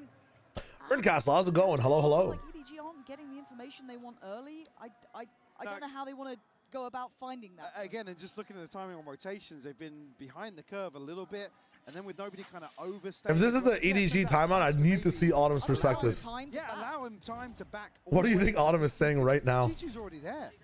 Guys, I coached them. They're dog shit. He's probably saying, yeah, we got to save. We have to save. I mean, I think this is why they've got CB on this team. Because I don't mind that they kind of went He's Sylvan, surely. Surely Autumn is just telling CB dog shit. I think CB was not going to take it though, right? Sylvan was the guy who wouldn't say anything back. CB is definitely going to clap back. Win condition, as we can kind of see the flow of things, it's pretty one-sided. It's a 5-1 score. Yeah, I think probably coming out of this timeout, the win condition for them is going to be. Yeah, but what is Autumn going to say to the other 4? They've already They've been won able to champs. stack these up in a 4-round deficit. Yeah. I mean, he's won a Masters, to be fair. For sure, but He's won most recently, to be fair, as well. He's kind of the. He's got more aura. Kind of wild. A little limp-wristed. Yeah, Can both teams lose? Counter-swinging that. Like you said, I think, Wait, Chicken Biryani is actually the best, most godlike name I've heard for CB. From now on, in this chat, in this stream, he is now known as Chicken Biryani. I don't care. I actually don't care. If you call him anything else, banned. Actually banned. This man's new name is Chicken Biryani. I don't care. I don't care. That's a tough start if you're looking at the mini map. Now, You like Chicken Biryani, you don't like CB. Well, that's a good point. That's what Izu does with this one. Again, no lurks on the A side at all. They're just full execing on B, man. This is just silly Valorant. Like, and it's they're allowing it to happen. Off the timeout, it's an eco round, I guess. You would think to put Kong Kong on the B line at least, right? Like he can maybe TP into the A side. To try and do something. Nice flash. Gonna force away the first layer. CB then takes some steps. Most of this post plant is towards long, but then look at the space between the next players coming through. Luckily, Kong Kong lands a great shot. Meteor's now in. I think opting on Heaven retake is probably better too. I don't know why Kong Kong's still on this A line. Kong Kong's found him again. Well, maybe I do now. Body dropped. You got some more of that, Kong Kong. Stacks just back towards long. They're not on. Nobody. And this is where That's just ult. I mean, use ult here, no? This is where they start really tightening. Oh, it's the 3 though. They don't know where the 3rd is. Another? This guy's in an ace on a round. They're losing. Like, it doesn't change the outcome, but it certainly looks pretty. +1, though. +1 Again, point. They found a pressure point. yeah, now his total's gonna be -1. Wow. So a huge tool in terms of site executions here. This is my ranked games. Hanging around to contest these. Is it shit on CB or Chicken Biryani? Maybe I don't want to name it Chicken Biryani because I'm just disrespecting a dish, right? B. When do we start trying to make him move around the map? I think Kong Kong needs to swap to B here. I feel like A retake. I know this round says otherwise, but I think A retake with Chamber is so much easier with an op. I think A retake in general is easier, but yeah. I mean, it's you have to. It's like that fucking EDG are like playing a game of chicken of like, let's book. Like, surely they do an A hit this time, guys. Nope. Surely. Hold on, maybe they guessed right. They are trying to play towards B long at least, so I prefer this. But then I want to see what the layers are. Is there an angle from Truck against this wall? He is not free and available. Cool. So let's see. I think there is at the very back. Like you can see people like if they jump up. We haven't seen anything else On a little bench. And I like the rotation. This is better from EDG. They've gone proactive on the extremity, down B long. What ultimates do they have to where they want to go A this time? Maybe they're just spreading that EDG do a change. But yeah, they won the game of chicken this time. Smoggy has an ult out right now. Or another short smoke. He doesn't get the smoke. Oh my god. And Kong Kong's dead. Oh my fucking god. I gotta say it, I'm loving what I'm seeing. Initially, I put it to EDG for not adapting well enough, but T1. And you know what the worst part is?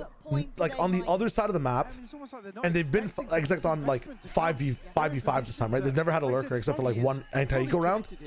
There was no exploration from EDG down B long or down stands. They're just waiting for T1 to win the game. I don't understand. And they just absolutely buckle under the pressure that T1 are able to apply. Like, they had the sightline too. No one walks down. They had this opportunity as well, and it worked well one time. No one's pushing down. It's been. I know that T1 had a delayed push, like they put some pressure on, but EDG have to have some level of exploration. The Sen Quater has to be penetrated, right? There's no way. I don't understand. You can't play behind this half line on bind. It just does not work. You have to explore at least the sight lines. I think EDG are doing that well. They're exploring the sight lines a little bit, but no, Rocky, this is definitely a beatdown early. I mean, EDG have a chance to adjust, but it demands being proactive. The best round we've seen from EDG so far has been the round where they actually did some proactive shit earlier on B. But I'm talking about the mid round now. EDG need to lock in and take some space on the map. It seems like they're doing the same thing down Sands again. But I need the sightline active and Chamber to explore, right? And Kong Kong's coming back. Just go into showers and explore, bro. I mean, dude, he's looking back. And what are you gonna do against the smoke? Instead of taking showers, he goes back into triple. Like, what is Kong Kong doing? What are you? There's no value, man. T1, they are sharp. They know exactly what T1 would, what EDG would like to do. None of it's working for EDG. What are you gonna do against an op? There's a Yoru on the enemy team. There's double duelists diving on you. Like, just hold showers. Use the op line on showers at least. Hold it backwards this way, guys. Have fun, I guess. Who's going to catch this? So no chance for nobody. I mean, bro. Into the pit. Smoggy, last one standing now. Noted. What a shot by Munchkin. I don't know, man. This is some trouble for EDG. They're not even playing, bro. EDG, mountains to climb to get back into this now, and T1 hitting this sort of pace time and time again. Oh, that holy. Chichu's got to know he was dead then. It's heartbreaking because what, 2 rounds ago we were looking at basically all 5 ultimates. That was their Viper ult as well, right? EDG's. Nothing from it. Gonna call a second timeout here. Yeah. And no one's supporting him on it. I guess we could then And also no one's helping Hong Kong get the showers line. What is the fucking strat? I'm not. Well, again, this issue, I was happy to see the change, but whether or not this is just kind of a Should have played harder. reaction. It's like, take your kid to work day, but you make your kid work and you don't do anything. I don't understand. Is every game still a banger? Absolutely. Because, like, the T1, you get to see T1 fry. And at least we get to see the problems for EDG. You know, it's not just they're not shooting, but you get to point out macro problems. We get a better understanding of how Bind is played. Would still say this is a nice learning experience for people in the chat who are not, you know, wondering why teams lose. But the issue being they're going to sit back and watch this half just pass them by. Hey, hello. We were talking about redemption and that resilience. It is hard to watch, but hey, if you're focusing on like learning a bit of like why things are happening, very fun game to see what's up. Well, we saw previously on Haven from EDG. If we go to, again, they just biggest things to look at right now are why EDG are playing behind their equator. Like, why are they not breaking the equator to get some pressure on this map?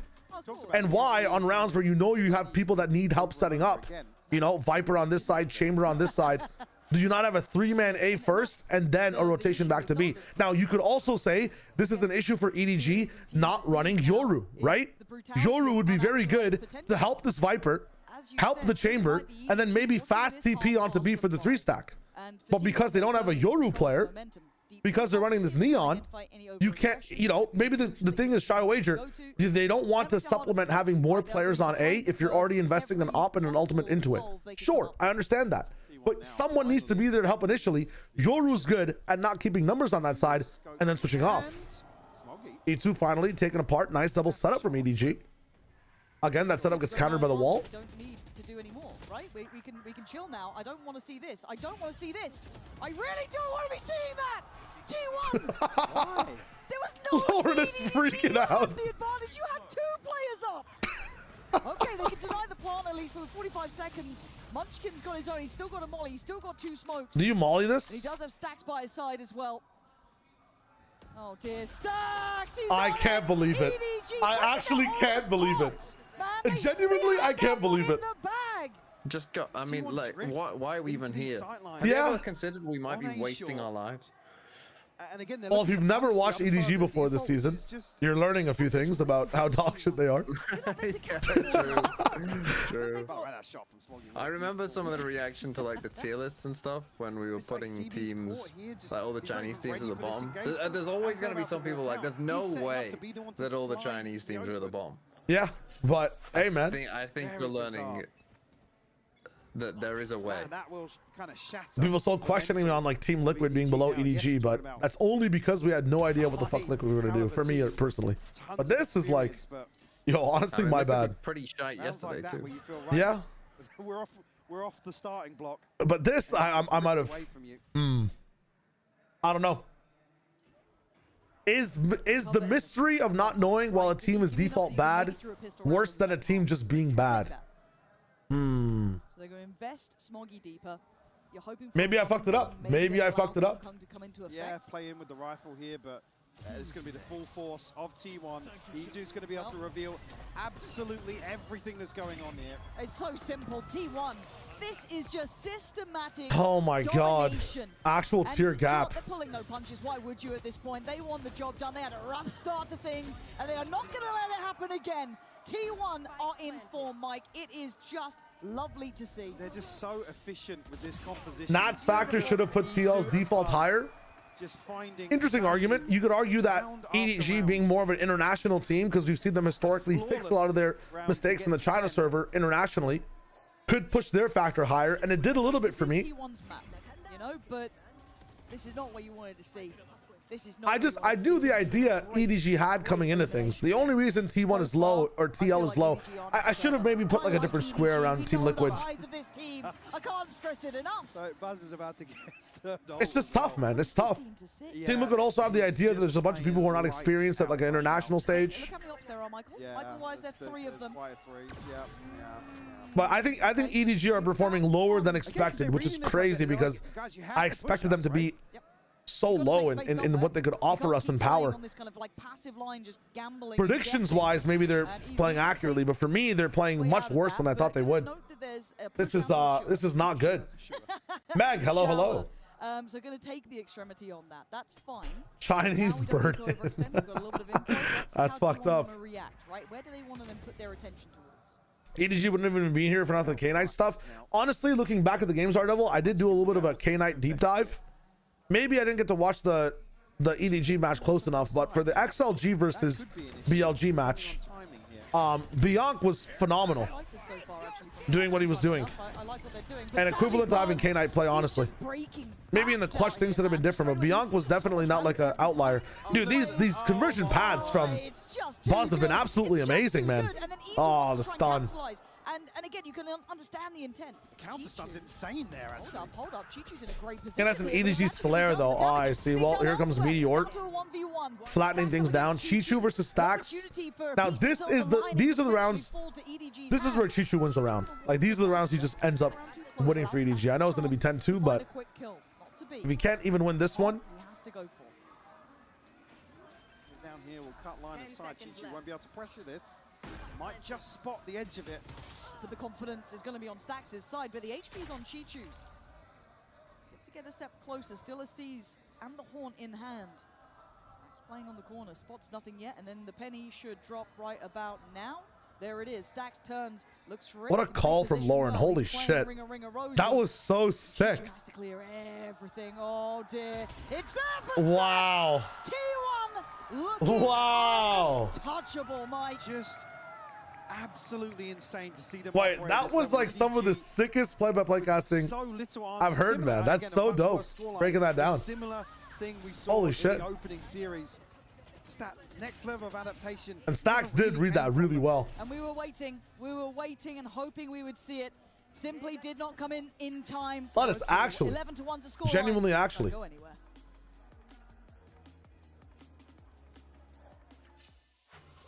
Can I help you, sir? Here's the bill from the dealership where I got my car, and I'd like you to beat it with a better deal on one of these. Ah, yes, esports players and viewers wanting to buy cars. Yes. Oh, my bad. It's an AT&T ad. I always forget. I'm out. Gotta run some ads just so we don't have some pre-rolls. So we can keep watching this awesome gameplay. Be right back.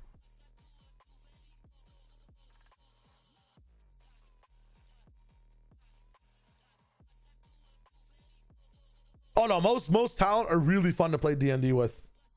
Even if they've never touched it before, they're such good yes-anders. It's like amazing to be able to lock in. Still need to sound mine. You're not wrong, Luxy. You're not wrong. I do. It is a Verizon ad, though. I mean, hey, look at us. Look at all of us. We look like the EDG of understanding ads. Yo, Monster Mash sucks. For the Prime. Thank you so much. Skipping the ads. I see the tech. You can't skip the ads with Prime. Very true. Casters and castles.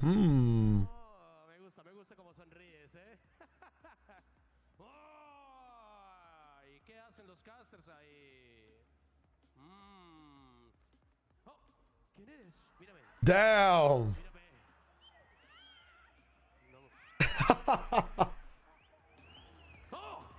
The casters. Los casters están ahí. If you're tuning in for a banger of a game, might have to wait for the second. Yeah, unfortunately. If you're tuning in for a banger of a game, you'll have to wait for the second. That's insane. On the side of EDG. That is actually insane. Unfortunately, even with that previous composition, they struggled. This does feel a lot like the Masters Toronto setup, man. I can't lie. First half is anything to go by. Could be a flash in the pan here. Every Masters has a purple feel to it, right? I think some of the earlier ones had like more of a red feel to them, but gets any easier. it's me and TMV today. How do you I kid? think if I'm looking at, God, if I'm Oh, you also on YouTube? I respect that, Monster. Let's go. Thank you for the pride, man. Thank you for jumping in. Maybe just get a player feeling good. Awesome gameplay. Where's that? Didn't have a bad performance necessarily, but it wasn't. You can do that too, Mazer. You can do that too. And T1 can take really. Oh, I don't know about Castles and Castles, no, personally. And they can hunt down Kong, which is a deadly sentence to say, but when you're hitting shots. Proactivity for T1, man. They're still attacking. This is what shit looks like on defense on this map. You got to have some level of just good proactive ideas at the start. Then you can cut for a little bit and then re-explore later, right? Oh my God, Meteor is ready. No snake bite though if you spec into a Sheriff. Meteor can turn away from this, and that's a fair fight actually. As CB won it and gets some control. Wants to get the Sheriff, gets it. 2 bullets, 2 targets. I mean, do you know what has to? Fuck off. For Stacks. Oh dear. Blink and you'll miss this game. GG's. Trying to pick up the pace a little bit here. Catch T1 off guard, but the contingency in the form of at least try. I know it's 12-1, man, but at least fucking try, man. What is this? T1 are just happy to go forwards. Set piece with the flash. Oh my God. Oh my God. Simple. Wait, that was kind of nice. Let's not distract ourselves from the fact that that was kind of nice. Singers, Sheriffs. They might force it. Do you think? Oh. Big work for the analysts right now. Okay, Munchkin's got a judge. Big work for the analysts. No fear at all. CD put to his grave. And he's not backing down. There's no reason to. There's no fear at all shown. Munchkin just pumping damage. Oh. And Izu standing guard. It's gorgeous. T1 just putting on a show. Oh my Lord. 13-1. The gap. T1. The absolute tear gap between these teams. And they have shown why. EDG barely a look in this time. Not a single player breaking double digits. Quiet. Some of those shots are insane. So it's time for them to figure it out. Smart. I'll absolutely agree with that, man. And they need that to work. Or this one will be over. I gotta tap into Casters and Castles. It'll be sick. Do we want to distract ourselves from the fucking chaos and look at some Pokemon news or no?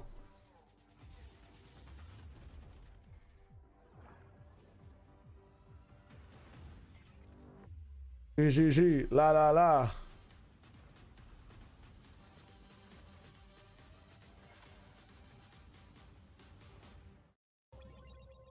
Let's see, let's see, let's see.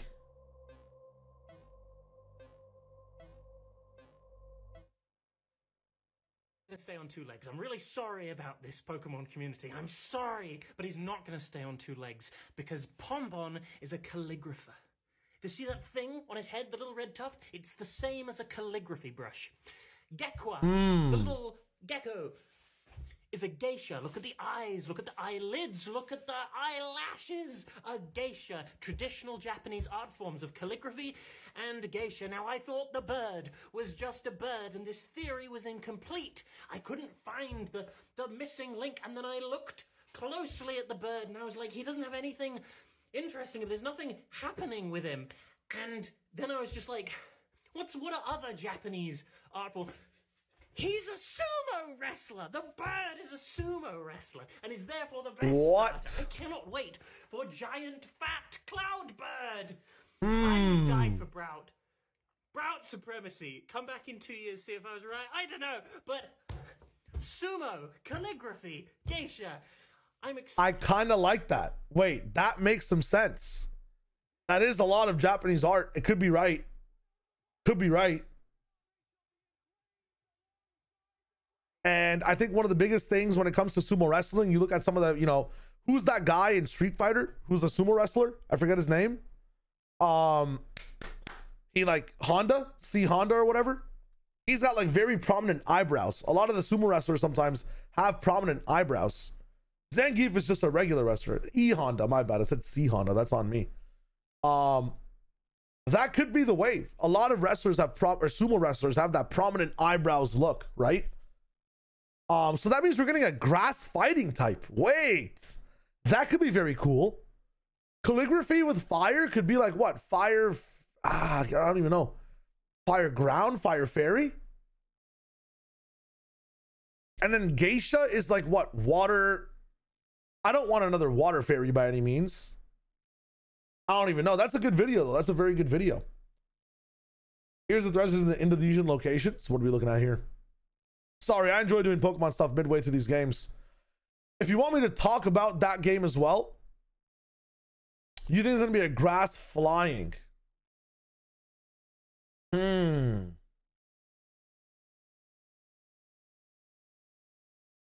Okay, I'll look at this in 1 second. Give me a sec.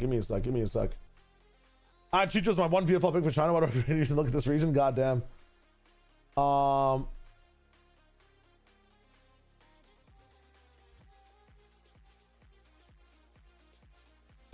What is that strong? You guys are talking about Team Liquid stuff? Interesting. There are a few countries that require age verification where you can watch 5 guys get fucked that hard. What up, Donner? Banger entrance, not gonna lie. Could be Major Copa. What was T1's map choice? Is it possible to just forget how to play bind? EDG? Okay, so you know what? Okay, Sinif, let's say we're in EDG Cope territory, and you know, okay, I understand this narrative. They pick bind. It's a bad map for EDG. EDG are also switching comps on the map. They don't understand how to play this comp. They don't understand how to be aggressive without the Phoenix Flash. Sure. That means that you have to admit if they look tear gapped on their own map pick coming into this, right? Into Haven, big problems. Big problems for the team. Big problems. I can cope with that. 13-1 though is crazy, man. It's nuts for that cope. I thought this region was based on Indonesia / Malaysia. Why would the starters be Japanese team? Lin. True. Very true. Okay. If you want to tap into Indonesia, then we're looking at, like, you know, more of like an eagle-y type of what's it called? Like an eagle-y thing for the grass stuff. Garuda, Barong, and Naga is the way we're looking at. So grass flying eagle, kind of a big ass lion fire fairy for the Pomeranian, and then more of like a Naga sea creature for like a Komodo dragon. Interesting. For the water thing, being a water dragon type. Water dragon seems fun. Against Team Liquid, that was our first match. We still needed some time to get used to the big stage and to the new environment. I think the players are feeling a lot more comfortable on stage, and that might explain our good performance. And also comp-wise, we're still kind of trying to adapt to the Neon Waylay, but yeah, it did help a bit with what happened in map 1. Now, thank you so much, KDG, and hope you guys keep it up. True. What does KAST percentage mean? So I believe it's what? Kills, assists, trade percentages. Cast is just all about like how much you were actually influential or how to say like in every single round within the map. You feel me? Kill, assist, survive, trade. Okay, that's what it is. But for me, how you interpret that is if someone has a higher percentage of it, they had a higher percentage of impact within the game in a positive light. So they were there for the trades, they were there for the kills, they were there actually doing something, participating within the match and within the round themselves. A lot of the time you look at just KDA and it doesn't say the whole story.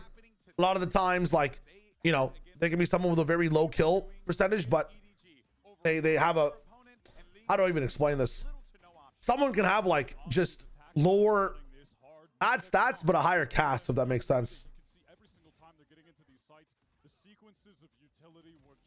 Also, my Chinese bomb. Okay, I'm not gonna have big chilling. I'm chilling on that one.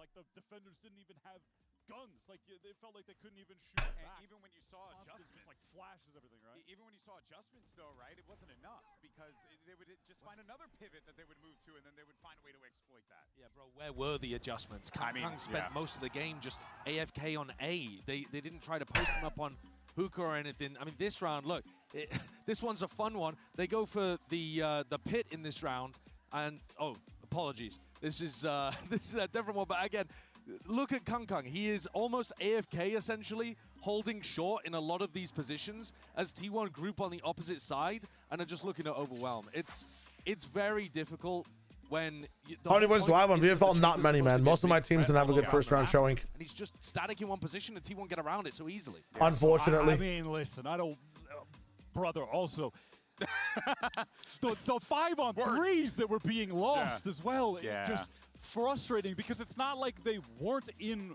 very winnable positions in these rounds. Hong Kong saw the nags, VODs. This game there was an issue with the prior, but it's like 5-on-3s and then over pushing. The one time in hookah, they get 2 kills on short, and then there's 3 players pushing out of hookah that just get gobbled up. It's an actually insane decision. Again on B, we saw the clip in that reel.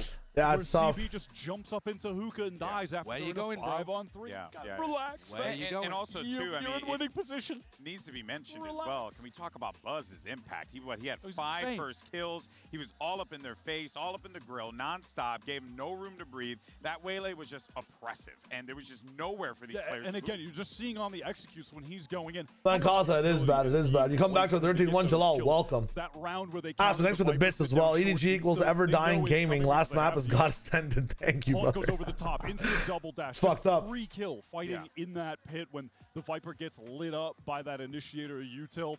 All of the other big execute rounds, the flashes from Izu so well placed in all of those Izu moments. was amazing like late in the half when they just started steamrolling over that A side.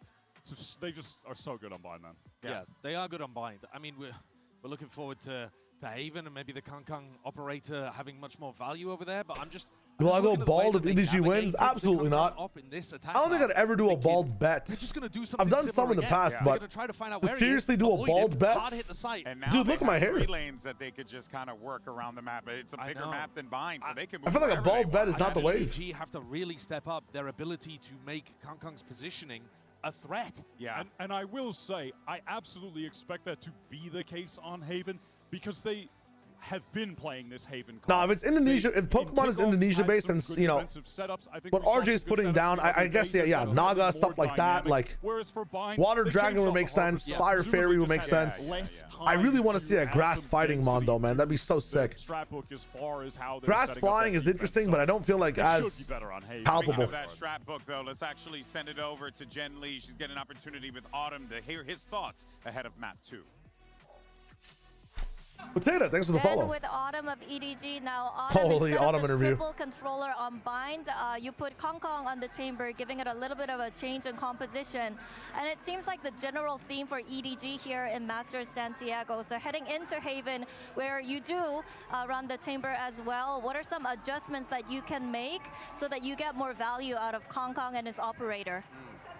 일단 특히 수비에서 체인버가 잘 활용을 하려면은 그 체인버가 라인을 잡고 있는 다른 라인에서 체인버가 없는 라인에서 다른 선수들이 이제 좀 공격적으로 라인을 뺏기면 안 되는데 저 이번 바인드에서는 그게 안 돼서 졌다 생각을 하고 헤이븐은 반대로 저희가 그 준비가 잘 돼 있는 맵이기 때문에 아마 큰 문제 없을 것 같습니다. Well, when it comes to getting the most value out of the chamber, especially on bind, what happened is that you really need other players that are holding the other lines where chamber isn't, or chamber is absent at. They really need to be aggressive and really shoot heads, but that didn't really happen on bind. But when it comes to Haven, we are well prepared. We're prepared to work as a team to make the strats work around the chamber, so I think we could put up a better performance.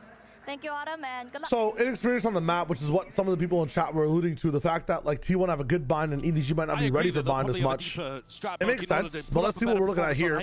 At the moment, though, they're tied in terms of at least rounds Labuz Vito James? Nah. With MIBR in Toronto. So that's would funny. Only happen if they got 13-0'd. Obviously, they would tie with 19, but you know, you haven't had a great experience out here yet.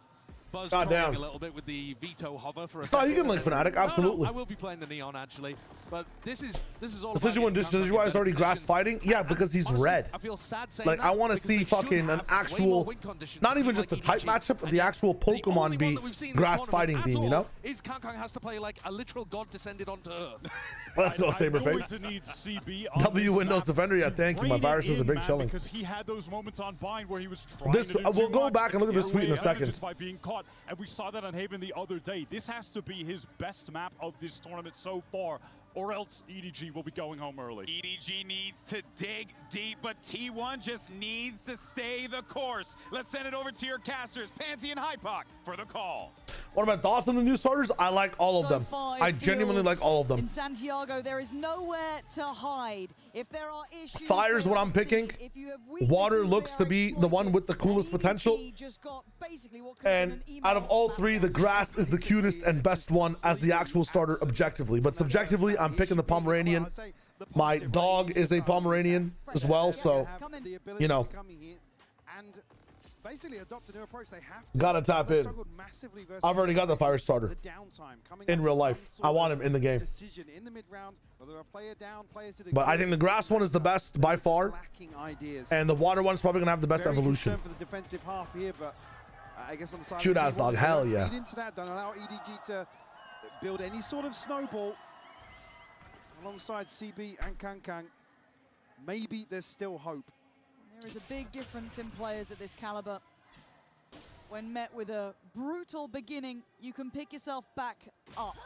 There, Chichu has done just that. That's meteor gone. Okay, so when it comes to these compositions as well, if you're coming into the approach for this game, one of the best parts about the way EDG play Haven is that, yeah, as Autumn was saying, they do actually end up getting aggressive on that defensive side. Kong actually ends up... What is this for Munchkin? Towards Garage, and I think they might catch a body here on Chichu. Let's see. No, Chichu's still standing. Didn't see him. Okay, man, Chichu.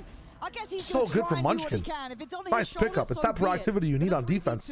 2v3 now. A pivot. CB in the right places. It's all on stacks now. They should have this. Some of CB's repeats are just genuinely terrible. Right. All good. Bye-bye. Nice. There we go. EDG matching map 1 score. Well, the bar is set now for improvement. Help me, Michael. I'm trying to be nice. I don't want to upset again, the TN fans, Michael. It got a little weird there when the response comes from going down to 1v2. Imagine that, like, you know, we have the read. EDG two more win the series. Yeah, you're high. Who donated you to tell me that? How much money did that make you? They're winning the series. How, bro? How the fuck are they winning the series? Yes. Well, finally get some guns. So surely they get. Here's how they win. There is a stack towards A-Long. They win a pistol. Okay. It all starts with a pistol. They then win a. Oh dear, that's a bulldog. They then win a second round. Yeah. But they don't win it cleanly, so they force in round 3. But then they win the bonus. Then they convert that eco, and then they snowball. Everything you're saying. Oh my god. No. See, they don't win it cleanly. They don't win it cleanly. They're not gonna win it, bro. They're not gonna win it. Smoggy's turned around. Oh. Be quiet. Thank God. Quiet, little boy. Was the one who wasn't with that My issue with your thing about this team winning is that they're playing 6v4, bro. CB is genuinely a fucking weighted anchor on this team. Gets out of this smoke, right? I mean, that's harsh. That's harsh even by my standards. You think? Some of the shit I'm seeing him do on both these maps, I know it's just fucking pistol, but oh my god. Even here, T1. A little overzealous, maybe bubble it over. ADG, you're saying we're gonna win split? I like that they're trying to be a little bit naughty with it, right? Play those 4 that split where they don't know who's gonna be opping and CB can't even teleport on time? Feel a little bit shaky. Absolutely, yeah. You want to absolutely those guys in these early rounds. Hell no. Hell no. Mode once more. He's trying to fire him up though, Kong. He's not gonna let this one slip without at least trying.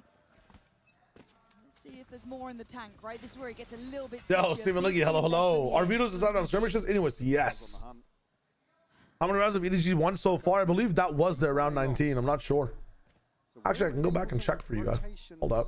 Come through. Actually going to confirm here with the drone down through sewers as well. Whether or not they can still sponge the hit is the next part, but they've done really nicely at getting some extremity information. I don't know if that Aldron's drone did not spot him.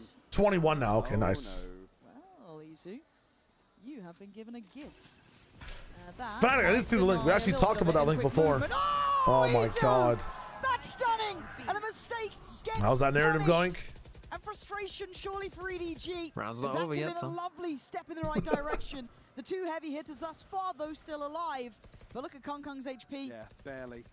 11 HP here. Buzz still controlling the space elsewhere. I mean, they would need a miracle to get a spike out of this situation. And Buzz is pushing up, but just to get into a better angle here. Again, you look at the crossfires. Kong, good as you may be, 30 seconds I don't left. think you get much play into this. You might get one, but it's then getting the spike, getting any further. I mean, it would be legendary if he does. But Holy boring. Just go in and the run. map still feels completely in control. I think they're just trying to Just to die like live that. as long as they could. Not going to happen. Munchkin's already taken away Kong as Chi-Chu's options become 0. Yeah. And he is being hunted down. You can already see Buzz. Wait, Dan, what Some happened? money for the buy here if Chi-Chu can hold on to this rifle. CB says we're capsized boat. Closer. I think Chi-Chu's I heard swear, it. man. I swear. Chi-Chu, can you hold on to this? It's a prize possession. He's done well there, and I think he should be safe for now. So EDG gonna have to bow out of this one. And again, Yeah, no drone corner clearing. Basically, Yeah, because they're looking No to reaction to the shots being taken. That close has been. Oh my God! Oh So my close God. As well. It's actually almost just drawn the eyes towards C-Link. That's why they pop off. Wait, this it's such a recon gap. That towards smoke, backside.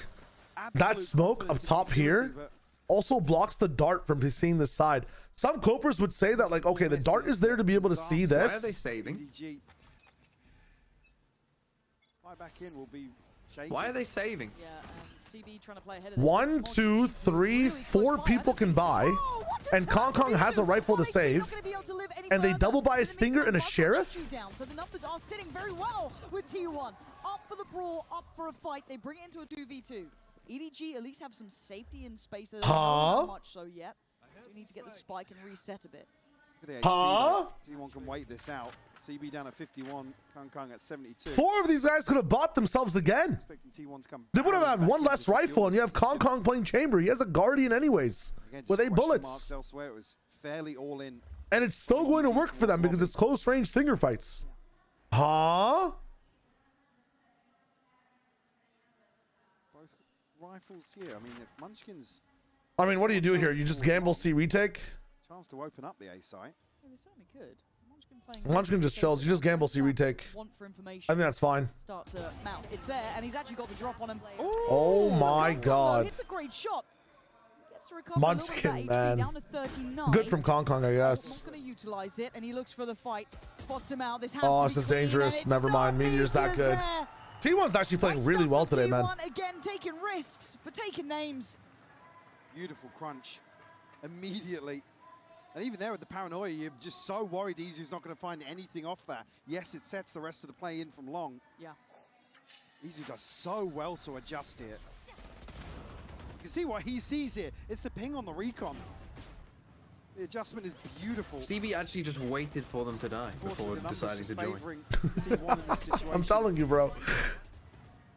This guy will be the downfall of the team. Damage is already done early It's on. crazy that the biggest issue that EDG have had since Simon's release is finding a good fifth to fit in their team. Stacks liking what he's seeing.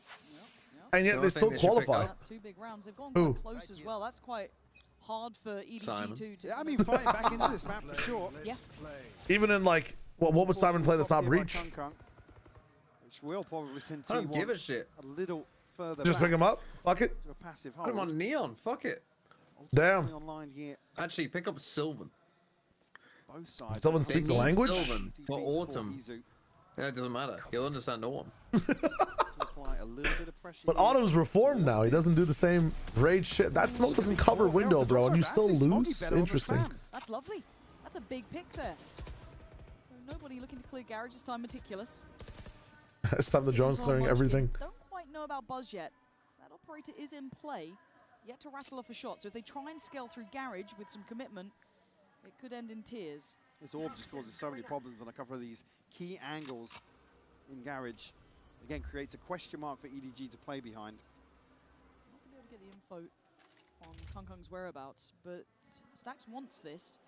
And Well, just a now he little check. knows. That's really nice. That does allow for the rotation from It's a lot Meteor of to come info. in as well. So they've got at least 2 bodies here. So do they want to try and hold on site? They do. Trying to play backside here. They're going to go forward. CB couldn't get his gun out in time. This Meteor guy starts making is mincemeat of genuinely EDG. And now terrible. towards long, they have to bank on maybe Chi-Chu giving them something. But you already highlighted. Munchkin's making it really hard to work here. Should cast. Usually I'm the positive guy, but holy fuck. Absolutely does. Full to force from Kong. Still trying to do damage. 5 HP. Oh no, there's no options and nobody left. With nothing to do but die. Like, that T1 stacks as well. Do you see this? keeping Like, control. body Just all shot over banded the place stacks. from EDG. You don't have enough time to Basically hit two adjust to. different sites here What are we looking at, bro? after taking casualties. What is my chicken biryani doing? Stacks as well. The Aldro not enough to really quell. Look at how that much time he concern has. in his Bold mind. here, but Yeah. CB again is just Hello. Not that much, I guess, but fuck. and it's just totally lacking on the other end of that. Why are we b-hopping it? Why? Ah. I said maybe just reading that it is just one player Please. all day, but even so, it's a roll of the dice. CB makes Neon As look soon as you see the balanced. nano pop there, I'm calling him chicken biryani, bro. What he's getting, just feeding. I was like calling him cheeseburger in here. Cheeseburger? No. Bars, Oh man. my god. Over. Why are we taking? You're giving them the Viper wall. Like, I'm gonna freak Brings up out. those rotations back towards stacking out B with this attention from the utility. What is CB again, this? it was Go on. a Go wild ahead. attempt. Nobody, great shot, but again, the bodies are Oh, here. It's hold on. scrappy at the best Winnable. of times. Yes, winnable every time that EDG just get a random spam kill. It looks like they have a chance. Actually, an attempt to cover the spike here, but Look Oh, also a but little the Oh, redirection is God. so good. Oh, it's so sick but from the aim's so Munchkin. bad. He's seen both. Smoggy is What down. is Munchkin outdoes him. He's got like auto pickup on. beautifully done Bro. here. The misdirection from the pit Rent is there free. to catch them immediately. Oh my god. That's Nice so read good though. from Nice him. read. Just But what is that understanding fucking the opponent's wants. swing, bro? He knows they're desperate, right? Yeah. CB at least here finds. He's talking the open slide a mode. couple Could have of reacted all in his beautiful brain. No, shots I feel coming like from it's EDG. pathing. If you're ever checking gaps in neon walls, you have to be b-hop clearing them, right? Like Hurdle. almost jump spotting them. He committed to the clear instead of jump spotting it. Why is he committing to gaps? Like, well, what are you looking for? Anyways, I'm moving on from it. I'm trying not to be fucking doomer about it, but Operator here for Buzz. I said the 6th mistake he's made mechanically in this game. One player on the other side of this though for EDG is CB. Just trying to posture up a little bit. Drone to clear through short. Stacks won't spot anything. My other thing on top of that is why is Here, Munchkin just greets CB. Yeah, CB hoping that maybe it just wasn't someone actively on that, but they now know there's more bodies behind it. They didn't quite get contact on A-Long with that out drone, but they're not really willing to back I was away. about to say, why the fuck is he doing all this shit alone? Why is he swinging mid alone? What is the protocol? Why isn't someone swinging from window with him? It's not just CB. I understand right there. You can roast CB again. What is the protocol for him to swing over here? There's 4 people mid, 1 guy window, and CB's swinging on his own. Is that a EDG decision? Is that a CB decision? What is going on? What is the game plan? You're right, Jamtek, yes. He's felt nothing on the other side of the map. CB is going in, no dart on backside, nobody's scaling up short, nobody's scaling in long with him to get the trade. There's 2 people back here and CB's up here. What is the situation, man? Oh my god, they can't even land a fucking bullet. Look who's in spawn. Buzz is waiting and Izu. Oh my god. You gotta pull the trigger now, buddy. There it is. The crowd's starting to kick up, but with 8 seconds, they've got the wrap on them. They can't even go back down B long. Or down middle, should I say? Buzz was waiting. This is systematic from T1. Man, they find Chichu. Yeah, I don't think EDG are gonna win. Again, just not quick enough to make a Bro, we can decision. blame CB all we want, but what the fuck are they setting up with him as well, right? Like, in that round, there's a guy who's near window. He has 4 teammates with him, and he solo swings and no one helps him in mid. And then they swing. Is that a CB problem or is that an EDG problem? And the round beforehand, when he's jumping into sight, these guys are so far away and long, no one's even scaling with him. Like, is he in a different TeamSpeak server? Is there like your analysis? the what? No, I'm just. This game doesn't need analysis. It's, but I'm just trying to say it's not CB is the problem. It's like I'm trying to say, why is CB even the problem? Is it a CB thing? As you say, with that little hesitation from Man. EDG of where they want that end goal to be, it's just perfect for T1. This is just. This record time that makes you switch sides, by the way. Usually you hold on to like at least a half, but damn, bro, 4 rounds, 5 rounds. From this point onwards, it's been all I mean, have you seen these rounds? I was yes, I've already seen them in my head as the game started, bro. Why, by the way, I still hate this little solo timeline thing they're doing. And to read the score, I have to use my eyes like a fish. The fishmen are going crazy at how the score is laid out here. I physically have to move my neck to look at the score. Guys with ultrawide monitors are punching the air right now. T1 are If they just moved the fucking team logos and stuff next to that shit, it'd be lit. 10-3 already. He's had a lights out start to Haven. He's doing brilliantly. And it's nice to see this for T1 because look, they had a really hard game to start with. I think it was closer than people. CB thinks the other teams have been anti him, but it's actually been his team the whole time. Holy shit, someone get that fucking astronaut looking at the Earth meme with the gun pointed at himself. With CB being the astronaut. Willing to go for an opportunity. Oh, it's rewarded again. 5 people. Concon TP's away. Blood. About the 1 minute 35 mark. Any hopes of piecing something together here on a lesser purchase? CB's here, trying. yeah. That's a big investment. Oh, that's a big kill. fucking dead. Down, but still holding space. Meteor slips ahead. Oh. EDGs. T1. They are everywhere. Wait, how many EDG rounds did EDG win in that first game? Hey, they're on 21 right now. They're not. Yeah. The pit, the Hunter's Fury to work with here for EDG. Dude, imagine like there's a 4-man hold and one of your teammates just insta TPs away instead of going for the trade. Side of that peak. That shit is so funny. It's too good. Kong is teleporting after one shot. Right, if EDG looked this bad, I think we all. Yeah. What do you think of my AG might be MIBR's record take? We hope they just stack up and try and play these trades. I don't think ADG will look as bad though. That's the thing. Like they actually No, they won't. But they'll be playing better teams. That's true, but they don't have this approach to the game, man. I'm sorry. The guy you look to in rounds like this to be Well, able we'll to see. brute force the site. We'll see. Look at the other side. They don't have like a mismatch of like who can op as well and like not being able. They actually get proactive on like defensive sides. They look to shoot a lot. And then look at the deeper position from They have a good pearl. Like creative, I like it. Take a couple of risks. Why not? I think they're miles ahead of this team. And if they don't check this, okay, thank God for that. EDG at least crossing that one off. Wasn't here for game 1. Can you tell us what happened in 3 words? EDG play passive. EDG passive defense. EDG never adapting. Oh, luckily they got that back in hand quickly. That's all you kind of need to know. There's still Many different 3 words. Side of the map, smoking towards sewer, so Izu can just watch this. You've got stacks waiting in case they come up towards long, unaffected by the paranoia. Gonna stop. Oh yeah, I mean this is on the back of Chichu. Oh, it's a whiffy from Meteor. Actually looking like TMV out there. But Buzz in the back lines. When do they consider it? 2 already. Chichu, none the wiser. Doesn't even get the voice line off. Quite spot out Smoggy until then. On the hunt now, Slide. Buzz looking out. Oh, surely you're sliding across. Smoggy. He's trying to use a shorty. EDG, yeah, they can win. They can win. Up and be the hero once more for EDG to try and get this one. Everybody wants the point. Nobody's gonna get it. Smoggy finding his 2nd kill. Who is Edward? Rich ass guy in China, man. Hella rich ass guy. Buzz just looking to run rings around him. Response found here will keep Jesus, it within bro. 3. Still hope. Why were EDG so? Because they have the same players they've had in the past. What was EDG's X factor in their championship win? Why was this team so good internationally? From what I saw when I was watching these games haphazardly in the past, they just had a very aggressive style, a really good opper. And like what? Like Simon Concon, the support that Simon put down for Concon was the wave, right? They're like kind of a sacrificial lamb utility player. They're happy to sit on site. Wasn't Simon the whole time? Much deeper alarm bot as well. Support meta with a very good support player. I see. Your duelist in a support meta also makes a difference, right? And how sharp your spear is. It makes sense. So the 2 metas after that were like what? Double smoke meta and then like double duelist. Yeah, this team will suffer. They don't have the they don't have the team for these metas, man. Oh my God, they're watching the other way.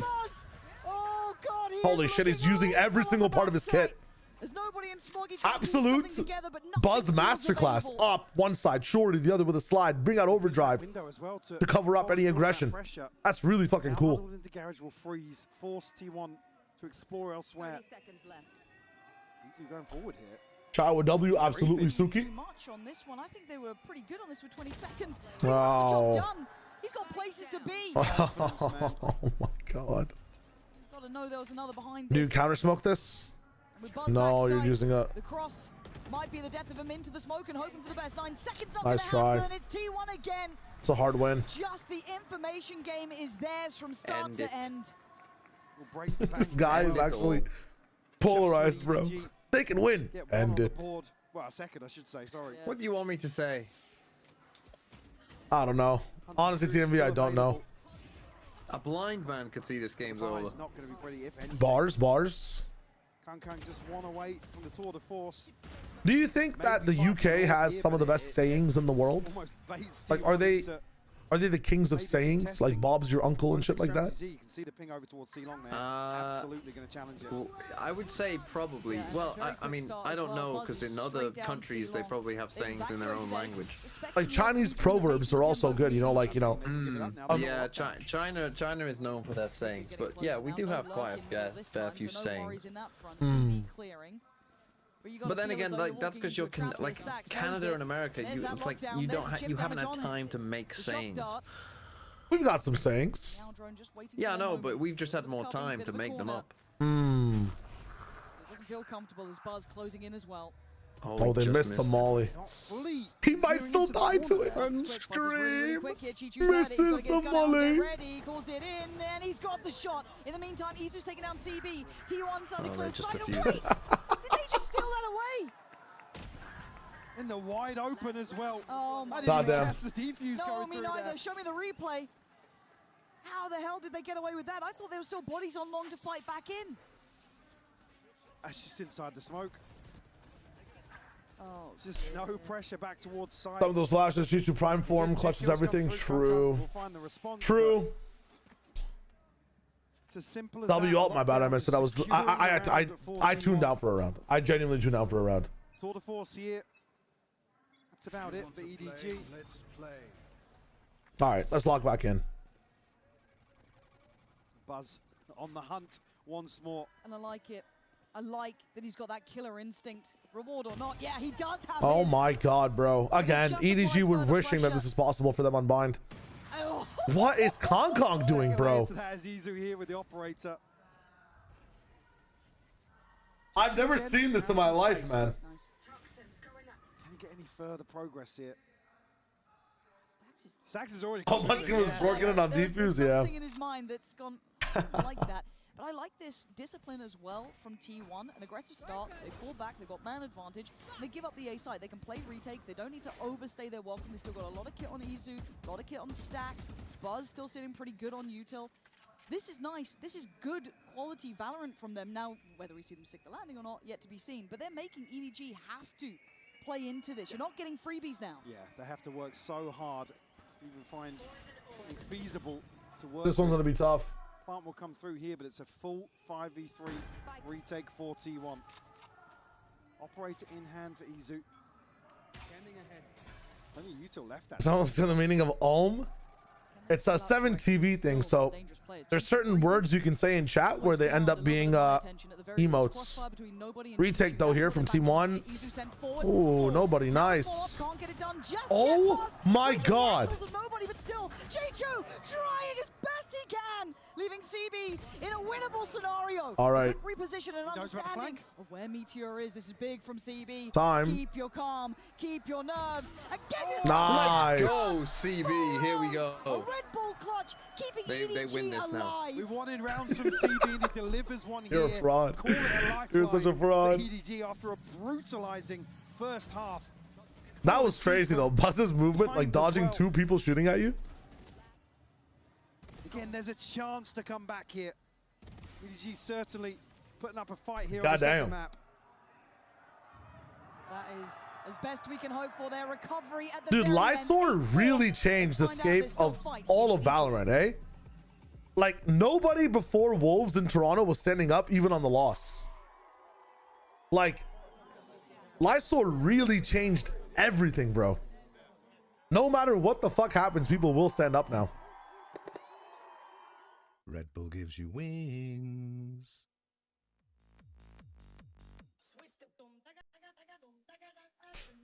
How bored am I? I'm not bored at all. I'm locked in. I gotta run an ad, by the way. Sorry about that.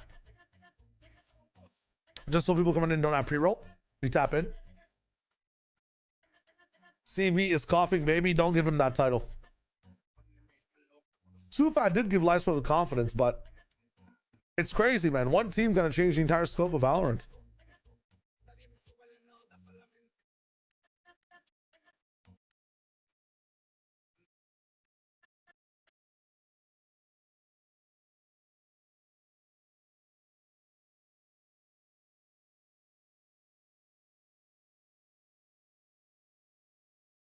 This fucking song is sick. What the fuck?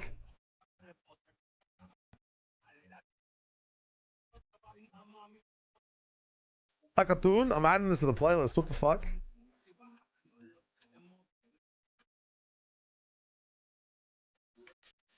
The lawnmower ad looking insane right now. It wasn't a pretty first half for EDG. If you're going to the origin of it, yeah, Zealous is starting all of it, absolutely. And then after But a that, reminder, if you're just tuning in, if you don't know the stakes, this is elimination.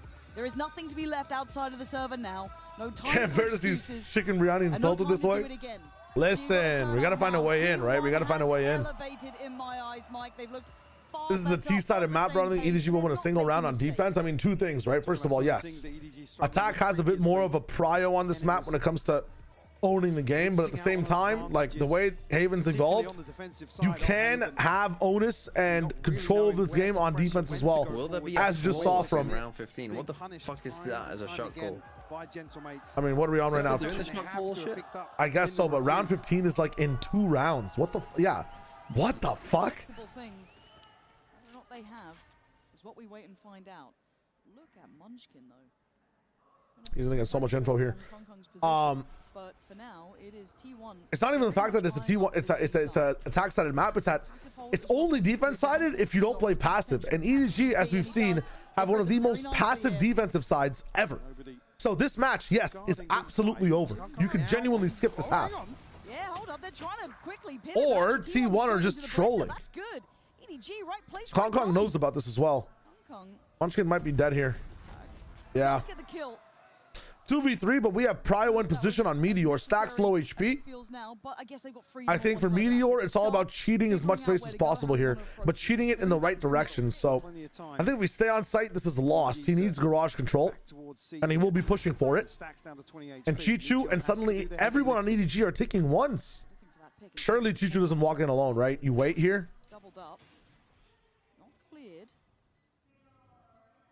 Meteor safe passage. Oh my god, it actually pushes him in the window. I think nobody was looking this way. Meteor, the timing goes down. That could have been horrible. Keep this one looking good for that could have been horrible. Hear me out. Winnable. Here's the thing, right? I would agree with you if EDG were not a passive defense team, bro. But even with Autumn saying, and I've seen them like play Haven defense, it's not bad, but nah, man, I'm sorry. They're turtles in their shells right now. They're not playing the fucking game on defense. I'm sorry. There's no way. They have no set strats. They're never going to push A. It's fucked. Unfortunate the timing of that kill to come through because he is Kong basically the whole map. It's all on Kong Kong for this one, bro. That's my favorite biryani. Hot take, but like I like palak paneer and like butter chicken way more than I like biryani. I'm not going to lie. Kyle and Jinto, welcome to the stream.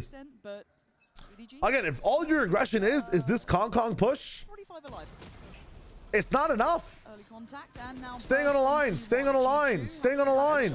Yeah, and we have a slip of a player here, and it's Bars. Taking away Chichu, good trade from It's not going to be enough. Just gotten further ahead. They could pause He's for in a the second. smoke here. Yeah, they can absolutely pause, and they found a weaker player. Kong Kong tagged up before us. T1 re-hit. Nobody has You're to not go nuts. above and beyond to try and keep this one in hand. CB's position should be safe, and Smoggy Nice try. secures it. Bloody hell, though. Very good eco. 3 kills. Yeah, composed during this chaos here. T1 certainly a threat on the back of Buzz. Bro wants them to push eco. I want them to maybe take one side, yes. Absolutely. Again, it's just only a slight misread on the positioning. I feel like if you're up against eco and you're going to peek Kong Kong Garage, you have a bit more of an aggressive B take as well. And the follow-up purchase not going to be comfortable at all. No? We have the chamber. I know how pushing on ecos is bad, but then why the fuck is Kong Kong pushing Garage? Real talk. They're always doing it halfway. Okay, but this gives them a step. Again, Kong Kong alone. Everywhere else, people are on a back wave. This is the bonus where you have to be proactive. Okay, Kong Kong's fine. He's gone out of there. All good. should get nobody. No more exploration. Like you can't win consistently like this unless like your reads are so good on where you're stacking these sites and your gunfights go well on those sites as well. Two things that are very hard to do on a map like Haven. I'm sorry, bro. Yeah, it does catch. Well, Shy Wager, maybe it's not always about the start of the round. Maybe they're going to be refighting immediately halfway through the round. Brother, they've got people in window. They got Kong Kong wondering if he wants to be in heaven or if he wants to be back site. They're just letting T1 scale and do whatever the fuck they want to do. You do not win Haven like this. I'm sorry. There's no way. We go, nobody, that's one. That's not two, but Kong Kong luckily still here. The paranoia does just whiz past, not going to find what they need. So by all right, still EDG very much in hand. 4 players backside here. T1 banking on Stacks, who's dropping bodies. I'm still 2v2. waiting for this one to feel secure, but it's just not. Stacks You saw both? here. Oh, Yeah. T1. They have so much more understanding of what's going on in the map. They get to feel comfortable executing as well. They're always an advantage. It's wild. Okay. I've seen this a couple of times, so let me ask. Is anybody seeing that the stream quality is low? I've seen it on YouTube a bit more than Twitch, but is the stream quality low for anybody else, or is it fine? Please let me know.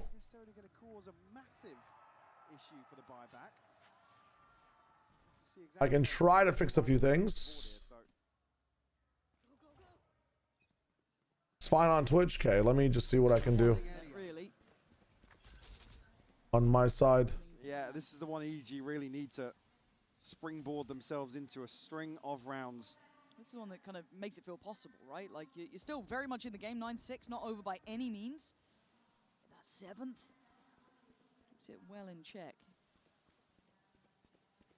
Smoggy's been left alone. Bit low, but it's all right. Respects. Towards the A site. C-Long being checked. I like this. Okay, Not sure about all that. Out at least one. Let me try this real quick. Post up CB down on C-Long. Free up Kung Kung for potential rotations. All right. I like this. Pulling back in. It looks as if T1 Game quality is a bit low. Okay, hold up. The recall here. Oh dear, Kung Kung. So I think they've noted the trap. Seems a little unsure of where he wanted to be, but he's going to deal the damage back. CB's going ahead, just on the owl drone. That's lovely. Munchkin not wanting to trade, apparently. CB going to be on for another. He's not denied. T1 still like, yes, a bit aggressive, but you're on your own again. It's like just, you know, Chamber peeking by himself. There's no like teamwork at being proactive on this map defensively. I just don't understand. It's all just one-off players, and then you're in garage by yourself as well. The issue with the strategy, right, is like, okay, I'm roasting the fact that they're not being proactive, but the way that they're being pseudo-proactive is also hurting their chances of winning. Biggest thing for me being the fact that if one person is with the person is... Oh, God. Oh, it's punishment! Nobody, you got no terrible, bro.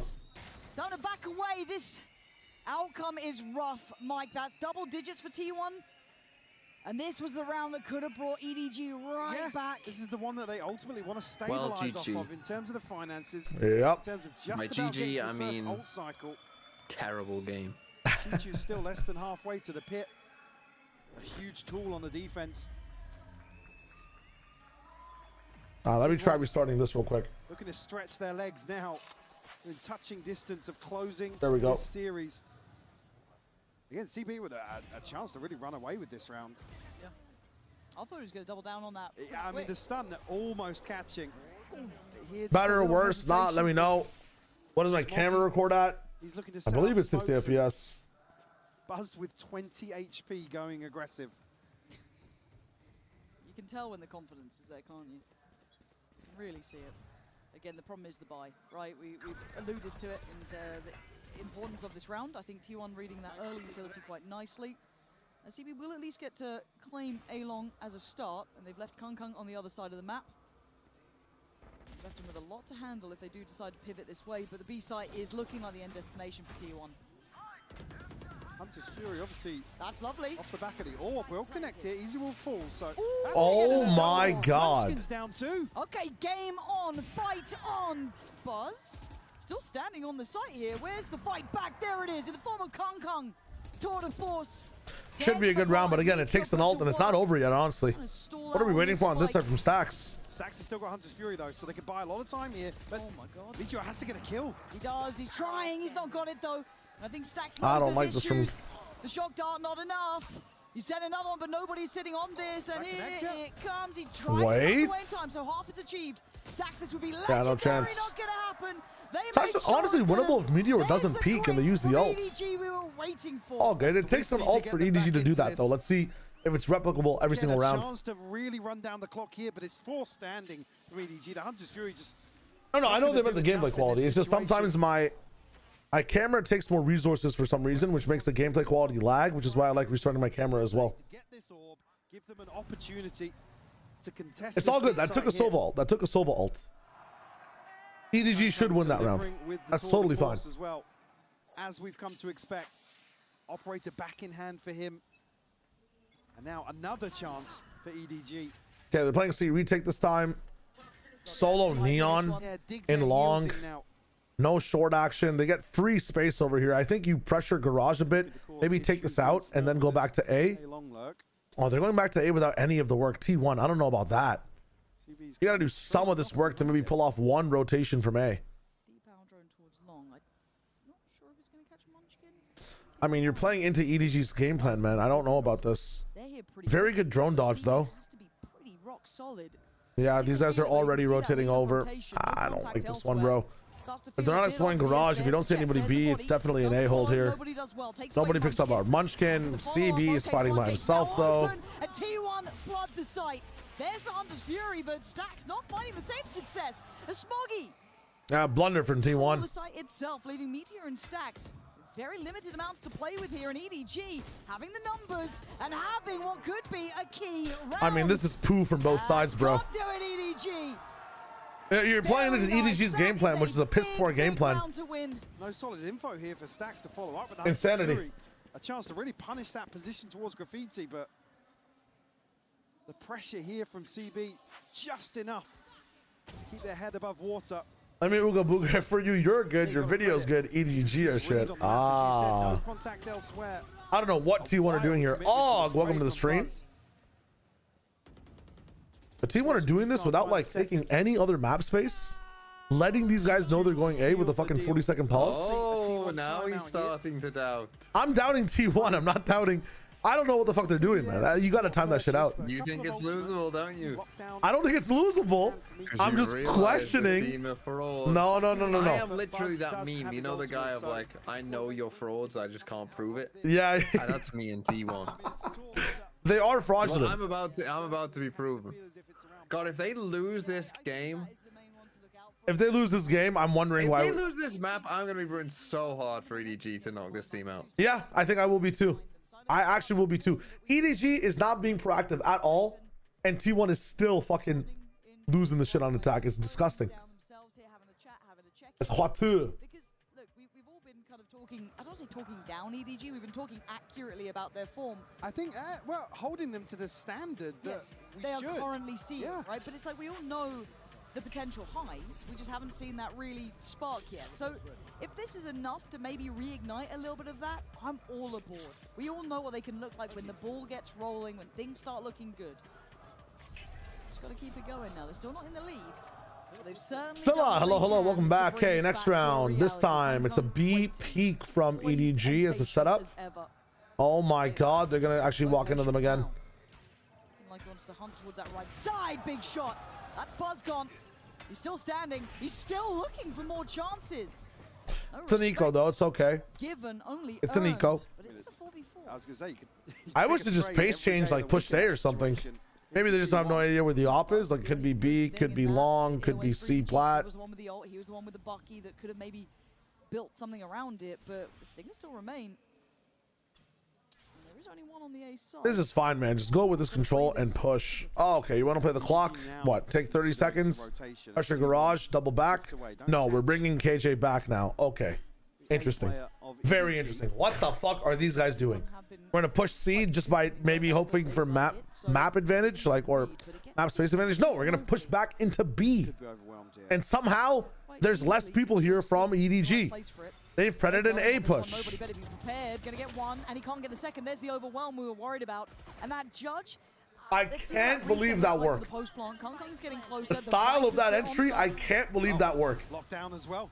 Bloody hell, they want this one done. They didn't like it. They don't like that EDG were getting back in the game. As Meteor goes walking, finds a completely asleep on the wheel, Chichu. And EDG, did you forget who you're facing for a second? Again, just leaving. Initially, this is leaving Chichu solo on A, and then they leave another player solo on B here to hold down an Antico in a. What am I watching? This is a one and done. Never mind, with the way they ain't gonna T1 are win. playing. Bro, I It's am never a speechless. solo I have nothing to endeavor in say. these sorts of rounds. That's a first. EDG asleep at the wheel here. That's a fumble in my eyes, because this was, again, a great timeout, good timing, but still, you can't be slipping at this point. T1 now with a chance to push up to 12. EDG back with a good buy, though. They do have the operator with Kung. That round, I mean, amazing from T1 to pull that out, but oh my lord. Stack's gonna, Run it back. Going on here. Be able to actually, I like that. Doesn't get spammed off the door. Never mind, you don't go back. I don't like that as much. T1 feel as if they've created enough pressure here, but Kung Little whiff. find the shot. Still playing back on this fucking Senquator, bro. Here comes the TP as well. He is going to be surrounded if he wants to try and stand his ground and take the fight here. Oh, what a shot from Kong, man. Has been removed. Izu going to eliminate that. Allowed for the palm here. Actually denied by the shock darts. Shock darts are missing. This Edu. time on T1 side. Got a paranoia to work with here. Slow down this retake coming through from EDG. They use all their util, but nobody's in yet. Meteor on the follow-up. Stacks on the swing. It's They use all their paranoia and then waited for people to not be blind. T1. And the paranoia's not even hitting anything. It barely hit graffiti. Unfortunately, EDG, again, it's another round where somebody just has to go Oy vey. absolutely insane to turn the tides. Flip the odds in their favor. Wait, NJ, that's great, bro. Hey, you're eating good. Catches Buzz here, but Izu just sticks the TP in hell. Nasty. And again, Kong here, he's in a spot where it's, I have to. Good, nice for Meteor. I don't blame him for going down swinging. I don't See, really he's blame world him. number 1 in ATVFL. I know we're saying CB this, CB that. I feel like for EDG, it's also like a. It's aggression from the word go. It's an issue on how they scale, man. It's an issue on how they use their players, how they scale with their utility. I swear to God, it's all messed up, bro. It's genuinely all messed up. It's segmented weirdly. The util will be faster than the players. CB will be faster than the rest of his team. It's not just a one-player issue when I'm looking at this game. Wake up, T1. As well, committing to the spray.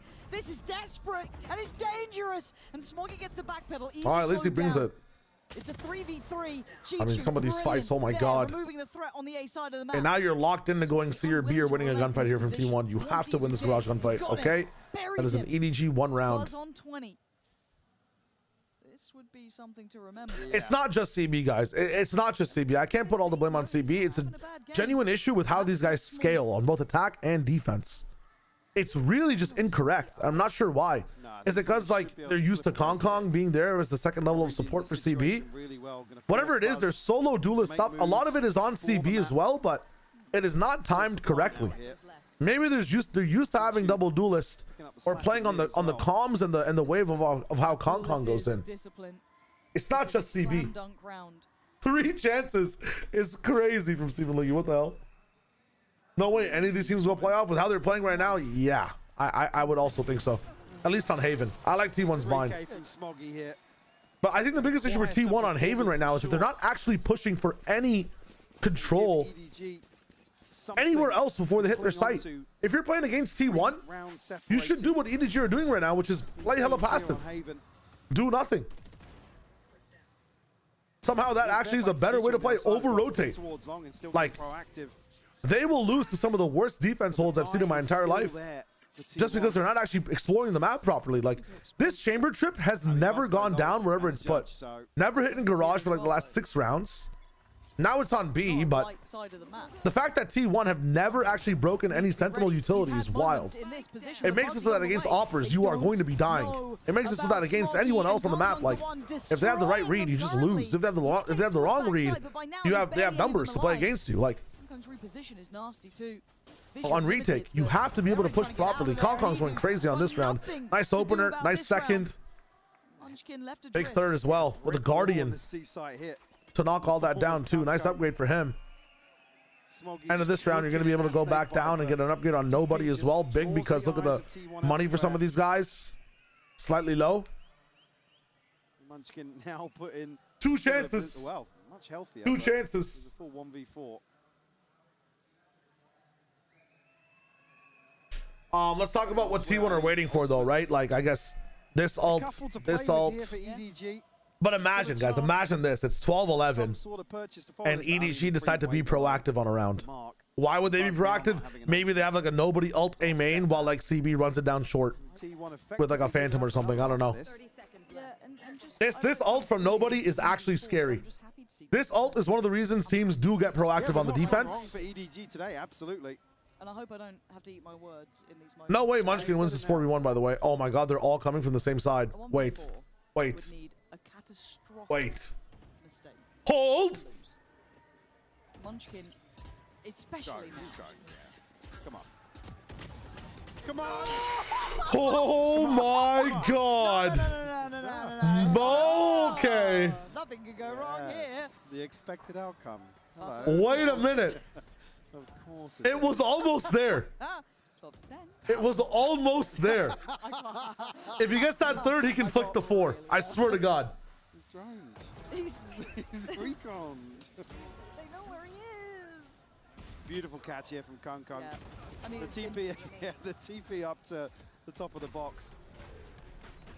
Oh, don't slow it down. Don't say that. Oh my God. Whew, all good. All good. I guess the question then becomes, what does T1 want to do with this? Yeah, like I said, fucked up. Secured. 3 way below the mark of where you want to see. They Oh, that's fucked up. Absolutely. Sylvan would have clutched that. That's fucked up. Wouldn't surprise me to see some level of investment here. And like you said, they've already kind of guaranteed. Why not throw something out, see what sticks? Okay. I guess in terms of Biggest worry for me here is that T1 loses this round to the ult. Might be the only round we see EDG actually have a set strat because what is it? Nobody has a Sova ult. I said have some ultimates to play with. Nobody Smoggy and Kung Kung. Look, have theirs available. This might be OT, you're bro. just mad because EDG might win this game. Bro, you are the biggest flip flop I've seen in my entire life. You're actually on the beach on someone's foot right now. Yeah, because I'm using my eyes. My What? eyes and ears. Stay on one side, man. Stay on one side. Wish it. It's a big poopy. And then now look at the timeline. I mean, I said T1's attack side on Haven, their win rate is like 35% during kickoff. So they're just clearly shit at Haven attack side, which is crazy because they got Munchkin, who's like the Viper attack side. I mean, he's top fragging for them as well. So clearly the rest of the team is just fucking dog shit. Well, the rest of the team does not know how to fake or take any map space. So yes. This time though, EDG do nothing with the Sova ult. That's what I'm seeing if they can get. No chamber ult either. They're saving it for some reason. No op, no fury. They see 2. Don't go B. Don't go B. You know there's 3 here. Just pressuring B so they can get a cheeky plant. Not going to happen. Being very careful on the way out, taking the long road here. Oh, you're saying am I sure? And holding the C long walk down. Doesn't the quite some time here. orb the color change or something? I swear to God. I swear, I think it used to. I don't think it does anymore. I think from where he's playing, yeah, he has to have it. Yeah, my bad, my bad, my bad. Tried to start working, didn't work out. CB. What is that? How did CB die there? Is this guy throwing the game? Get caught. Oh my God, no! This is not how this happens. Thank God for Kung Kung. They're trading it on long. EDG and playing alone, man. It's Haven defense. This was never meant to Help be each other. Can you get a win con? Oh, my Buzz can judge this too. It's fine. It's fine. They haven't moved. They haven't moved. They're guessing right. Okay, but yeah, the exec here from T1 just might be too much. Smoggy's not playing with his fucking teammate again.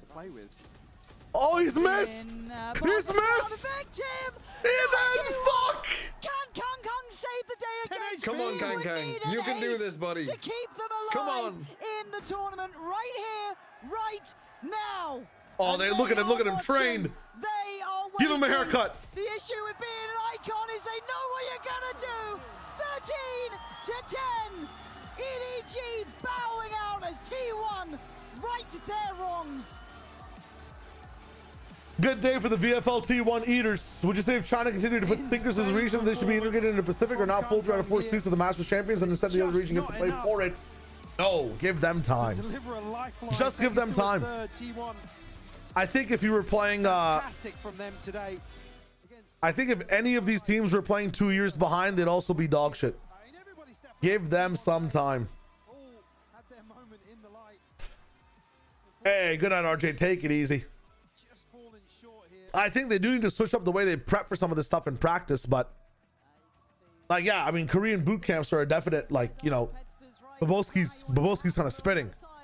It's time to change how we practice in the tier 1 leagues for sure. But I think just give them time, man. I think boot camping is something they should proc into, absolutely. But China has some of the best, I think, in my opinion, like regional viewership / support and infrastructure and player base as well when it comes to the amount of people playing that I've seen globally. It's just on an actual global international stage, yes, they are behind, but give them time, man. Give them time. It's the same shit happened in League of Legends. The same shit. I mean, I'm not sure about Counter-Strike is just starting in China, right? But man, give it time. Just give it time. Changing input rules might be a wave, like changing I mean, I feel like if you change it for China, you should be able to change it for everyone else because they still play globally, right? I would love more like international events or international, like, obviously everybody would love more international events, but I would love more like, you know, Pacific China crossover international events. Chances of them to scrim teams in contexts that matter would be huge.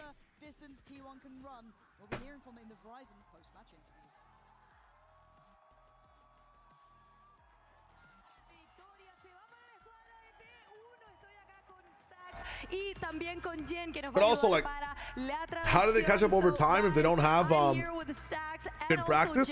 She's helping me out with the translation. Stacks, first of all, we heard that you can speak Spanish and you're actually fluent. Can you teach me some words? Can you tell me some words in Spanish and also the audience? ¿Qué pasa, hermano? ¡Viva Chile! So the headset tech still exists. That was nice. And now, also I want to talk to you about your performance. We saw your performance in Pacific, but now you're so good. This stage, was the stage buff? What was it? 스택스 선수 개인적으로 퍼시픽에서보다 산티아고 와서 훨씬 더 좋은 That's actually so 모습을 보여준 cool. 것 같은데요. 비결이 있을까요? 일단 산티아고 관중분들이 뭔가 저희를 전쟁터에서 응원하는 사람으로 만들어주기 때문에 그래서 It's been 4 years. It's just a team dev doorbell. I feel like 모습 보여줘야겠다고 생각한 것 같습니다. I think it's the Santiago crowd. They are making us feel like we're in a battlefield and they're rooting for us. So they help us focus on the game and they want to make us put on a best performance ever. Definitely. Y bueno, comenta que sí, obviamente son ustedes, gracias a todos ustedes los que están apoyando, hace que esto se sienta como una guerra que simplemente tienen que amasar y que está siendo increíble para ellos. So now for my last question, I also want to talk about that past game against Team Liquid, that last map, and also closing the series was so difficult. What were you guys missing to win this match? 팀 리퀴드전에서는 좀 고전하는 모습을 보여줬습니다. But they did 특히나 win. 라운드 하나씩 따내고 경기를 마무리 짓는데 뒷심이 좀 더 필요했던 걸로 보이거든요. Oh, I guess the question is like, why didn't you close it out sooner? 일단 뭐 딱히 경기력에서 졌다고 생각은 안 하고요. 그냥 저희의 개인 퍼포먼스적인 것 때문에 졌다고 생각을 해서 근데 오늘 EDG전에서는 저희의 본 모습을 보여준 것 같아서 좋은 것 같습니다. I don't think it was down to the amount of strats or the level of performance from the team. It was more on us making, well, with our individual performance. That's funny, daughter. So that was what was missing. And I think today against EDG, I think we were able to show our true colors and show the world who we truly are. Definitely. Be careful with T1, ladies and gentlemen. Y bueno, básicamente comenta que no fue por falta de strats el problema. I mean, that's the question, right? Causa personal por todo que no podían estar God disparando. help them, sounds like Korean bias. 100% personalmente los jugadores, pero ahora pudieron demostrarlo contra EDG, así que cuidado con este T1. That's all I have for the interview. 감사합니다. And now, just wait, because we have this next match coming up. We have XLG and G2. Vamos!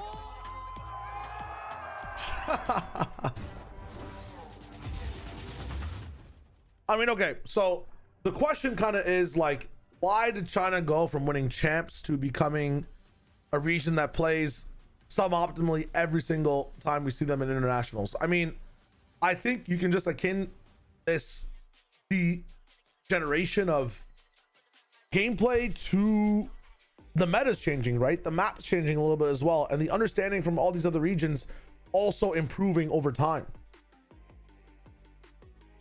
China still has some people here and there, right? EDG specifically did so well.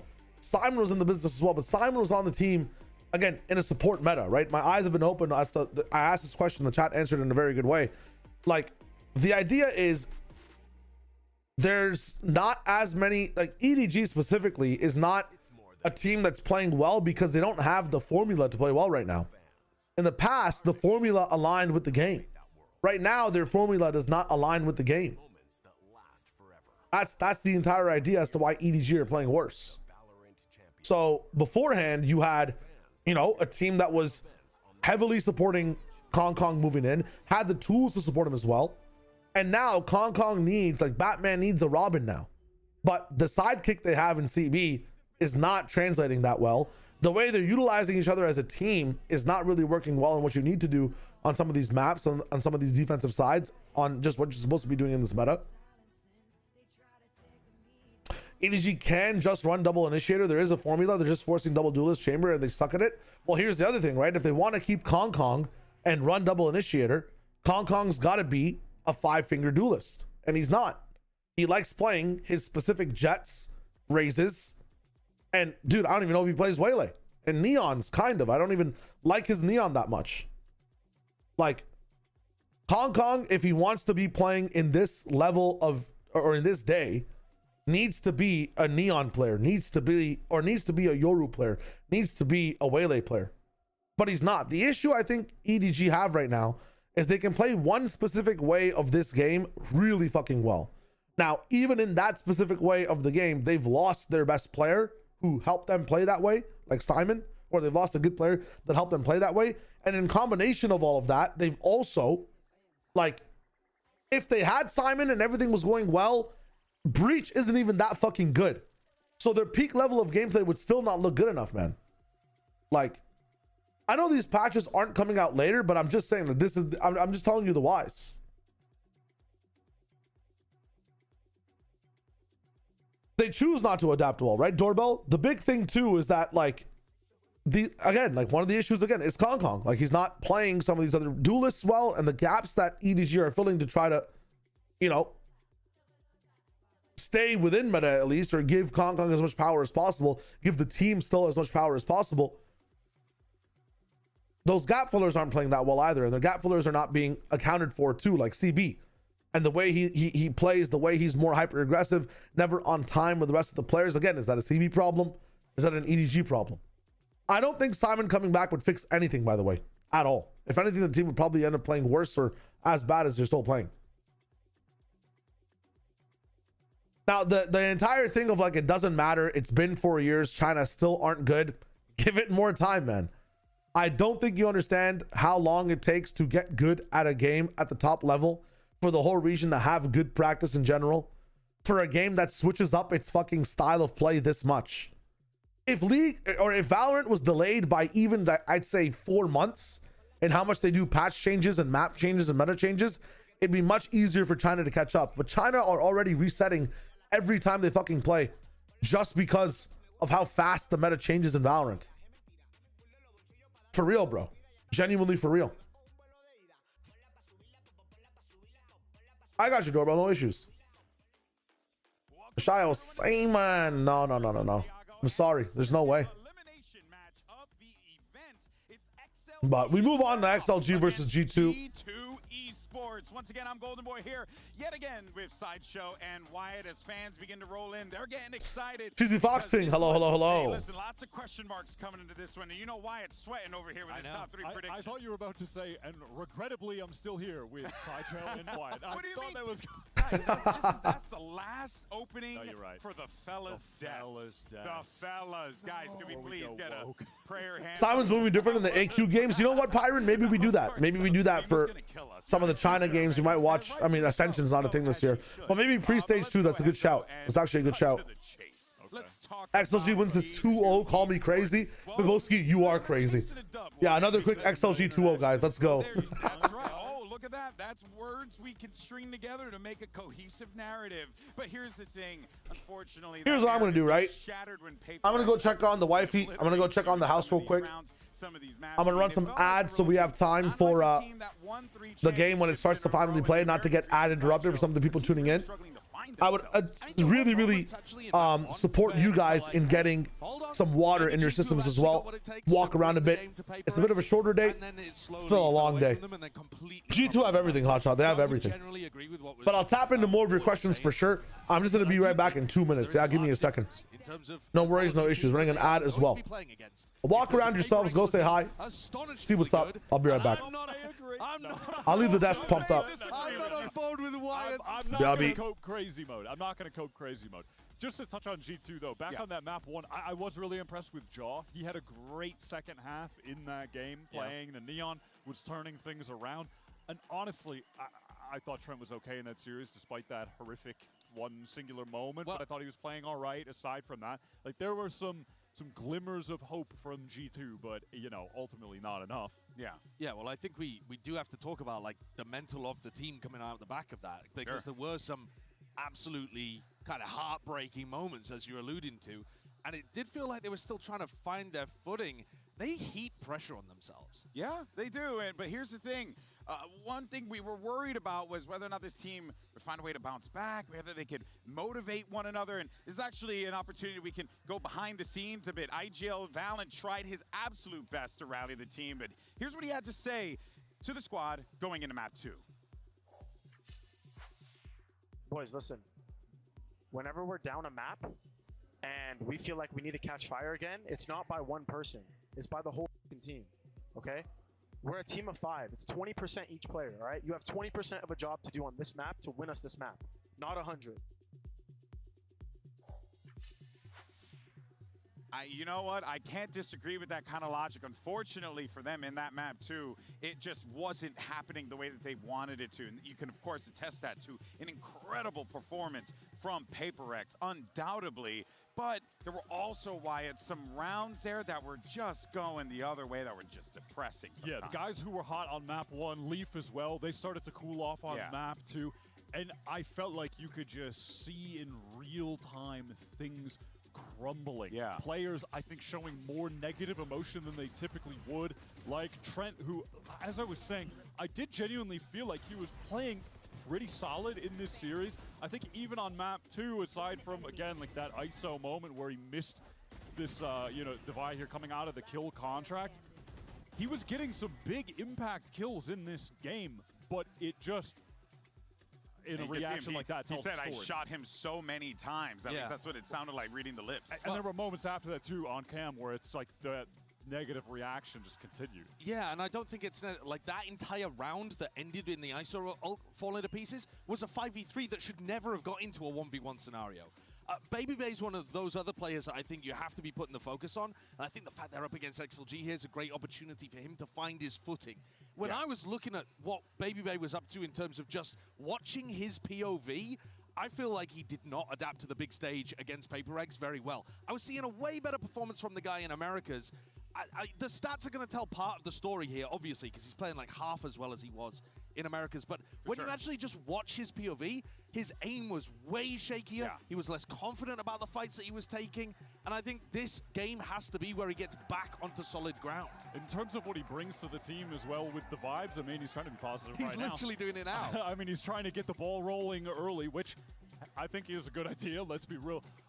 In Americas, when they had moments where they bounced back, though, it often came from Baby making a big individual play and then generating the hype off of that. And then everybody started to feel it. And you could see them oftentimes pick up the tempo in their gameplay, start playing faster and more aggressive after a moment like that. But there was no moment like that to be, you know, the catalyst of a mental turnaround. It was just this slow crumbling. Yeah, and I think just to, you know, one last note I will say on G2 before we move on to XLG is purely that, you know, we often forget that this was a changeup that we saw from G2 come toward the tail end of kickoff, where they're implementing their double duelist ideas, being a bit more, you know, proactive with Baby Bay, getting involved. And that was the first test outside of the Americas region where everyone knows him, and you just so happen to be going up against one of the GOATs in Forsaken and Paper Rex, which is a tough one, which is why it takes us to the other side of the field. It's XLG. Now, this squad, gotta call a spade a spade. They had a rough start against NRG, but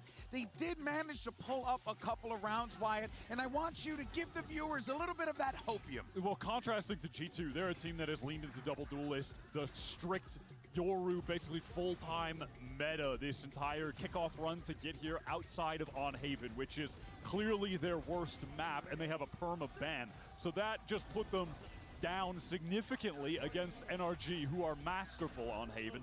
But when they got to Abyss, when they started playing this double duelist on attack, Rarga was a dog. He went 15-8. He had 5 first kills, 0 first deaths. Yeah. That's when you started to see them heat up.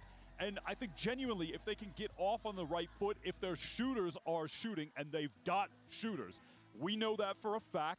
I think that's where things could get dangerous for G2 if they haven't completely rallied back from what happened against PRX. I think part of the problem, though, is that those strengths were only really showcased on one half of one map. Their attack side on Abyss was really nice, had a lot of threats to NRG, but they need that over more ideas. You know, make sure that that is your attacks on all of the maps.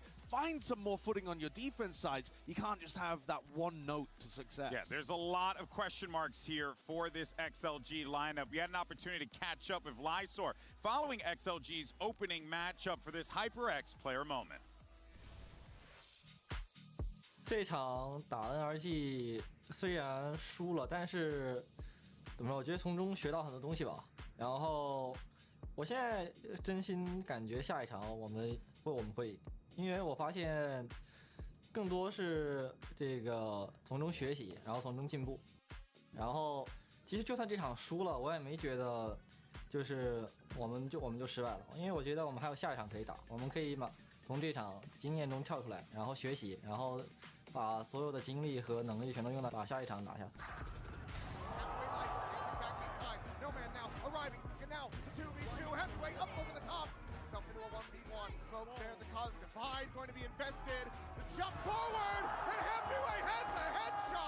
当前这个版本，我觉得我们队伍英雄池正好可以覆盖吧。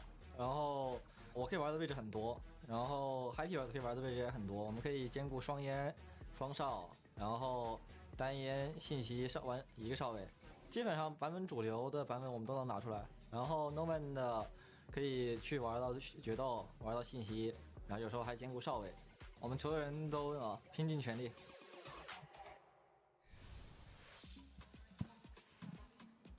All right, well, let's jump into the skirmish here. One thing I do want to say from that HyperX player moment that I thought was quite interesting was him saying, like, hey, you know what, Lysor saying we lost, you know, but it is what it is, right? Kind of trying to brush it off. And I kind of have to expect that because you went up against the world champions, you know? That was a tough matchup for sure, and you showed that you can contend. But this is going to be a little bit of a different situation because those people who managed to get the better of you in your first matchup, G2 have gotten the better of domestically time and time again. Yeah. There's certainly going to be a lot of work that needs to be done here if you're XLG. Completely agree with that one. I think it'd be nice to get out to a good start here and have at least a bit of an advantage in terms of the map veto scenarios. But at the same time, I think they're going to be in a difficult spot because of that permaban that they have, and then get forced over to Haven. This might be one of the most important skirmishes, honestly, for a matchup, because you do not want to be playing Haven first. I'm just going to assume the G2 are going to pick into that map. Now, that being said, they only played it one time where they debuted that Phoenix comp that they ripped from PaperX. Yeah. Regardless, though. I mean, we saw that Phoenix comp have a huge amount of success in the hands of PaperX, though, haven't we? Yeah, So, and it had success in the hands of G2, but they definitely had the surprise factor. Yes. That they did play it in. Yeah, that's true. I mean, we're seeing the form of these players. Happy Way in a position where might be able to close things. Happy Way coming out of kickoff as the highest rated player pretty much across the board in all stats Yeah, in I mean, China. Well, not playing Duelist, I mean, just globally incredible. Too. I mean, if you just look at the stats that he was putting up, both of these players were absolutely nasty for their teams in kickoff. Yeah, he really is astounding mechanically. Oh, wait a minute. Wait a minute. In that mode. Oh, wait a minute. Wait. He had I'm telling you, this is a big skirmish. Oh, snap. Oh, wait a minute. Oh, he dinked, bro. Okay, Valen. Spam. Oh, what are you doing, bro? Oh, dude, that is a filthy shot to end it. Bro, that actually might hurt a little bit in this one. Oh boy, all right, so I do believe we might have the map veto flying up here in a second so we can show What do that. we got going? Because I am quite curious. There it is. What do we got going? Yeah, so we got Abyss, Haven, and if necessary, Breeze. So Corrode, Pearl get blocked first, Split, Bind floated toward the end. Those get blocked. Wyatt, your thoughts? So we do go to Abyss first, which is nice for XLG. In But terms they of are warming not, up? Yeah, but they're not starting on the attack side, which I think would have been their best opportunity to really get some momentum into this series. Sure. And if they started kind of beating down G2 early, if they have that aim firing on all cylinders with their stars like Happyway, like Raga, right? Then I think you could see G2 mentally getting into a tough position again. Sure. But starting on defense, this team XLG, they don't play with a lot of fire. They don't play with a lot of passion. It's relatively safe. Yeah, I do want to see them pushing out more on the defense side across their maps. I think that would be much nicer to see. Bit of vertical rotation, a bit of confidence to find those timings. But I do think that the pressure in the opening map might actually be more on G2. When we've seen them in this double duelist new style of theirs, the comp that they ran on Abyss was like a Jet Yoru that they mangled the execution of that when they ran it in Americas. Question, do you swap it up? If you're G2? Do you go back to what brought you to the dance initially because maybe the double duelist ain't quite hitting here in Chile? No. I don't think they swap it up and go back to like double initiator slow comps. Sure, okay. But I could still see them swapping the duelists around, having like Baby Bay pull out the Waylay and you put Jorg on the Yoru instead. Just a bit more comfort, a bit more standard rather than running a Jet Yoru. I think they lean heavy to learn meta it. there. Yeah, and they had the breach on the map as well, which was... Well, breach is not exactly. Let's see what the predictions are. How's everyone feeling coming into this game? Wyatt, I mean, I'm telling you right now, if I don't see XLG, you're done. Wyatt! No! Wyatt! I went with... Wyatt, come on, Papa! I went with G2 in this game because I thought everybody would pick G2. I wanted to curse them by getting the G2 picks across the board. And Jen's done But Jen has Jen did you dirty dog. us, man. Jen did you dirty dog. Oh, that's... Wyatt. I'm sick. So I want XLG to win. I'm hearing I mean, G2 are the favorite, but I wanted to curse them, man. I'm hearing excuses. Bro. No, you do not get to curse G2. Oh, my God. Okay, it doesn't get to happen that way.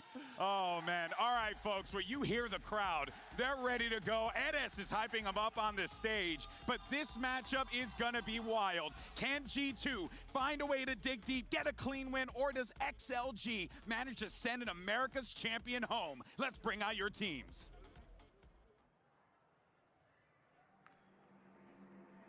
Ruido! XLG!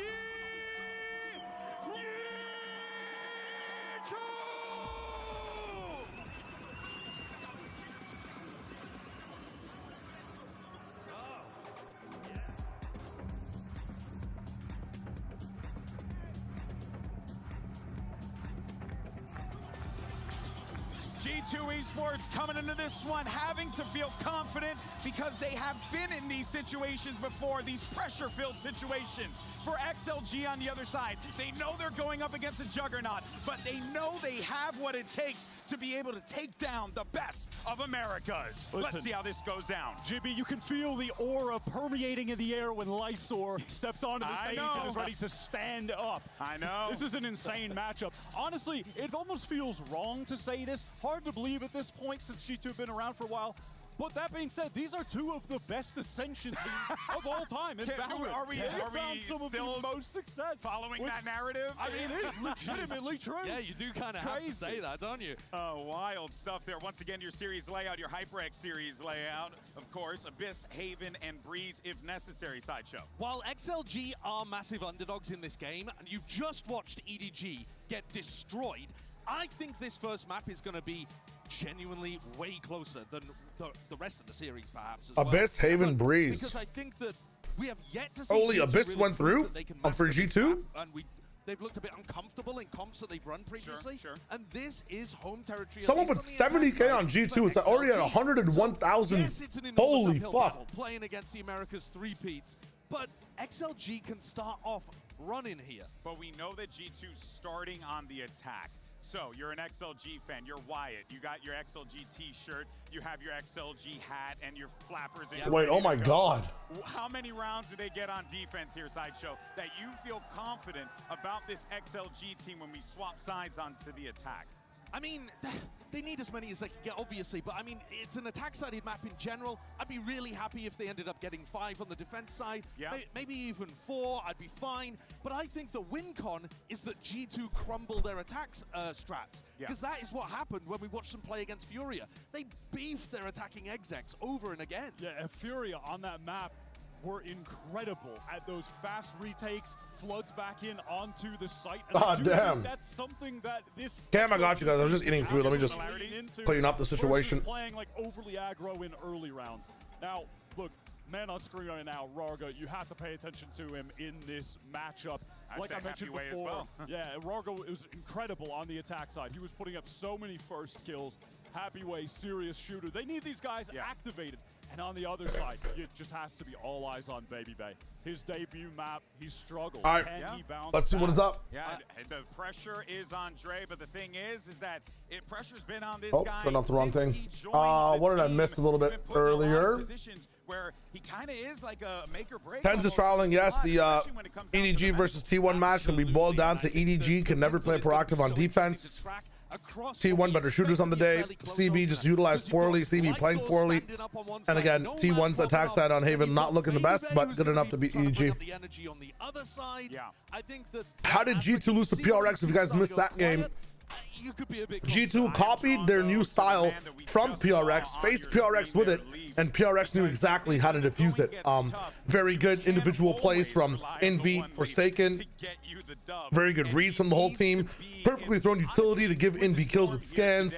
Perfectly thrown utility and game plans and setups defensively to defuse the aggressiveness from G2. Was it G2 losing the game? No, it was PRX understanding how to deal with double duelist dive comps. He did that throughout kickoff, breach, Viper, whatever. But what is he going to be playing here? Because very, very fun day on that time. He was on the breach playing on Abyss previously. I don't Did you not bring that in VOD that G2 can't out PRX? Yeah, I think I've said both sides of that take. I think maybe on VOD, maybe on Plat Chat. I forget where. I'm not saying I need to see him in the server, He's just more likely to pop off if you put him on other roles. In this one, I think you should be going for G2, but I feel like this match could be a lot closer if G-Live picks up their mistakes. It's a harbor.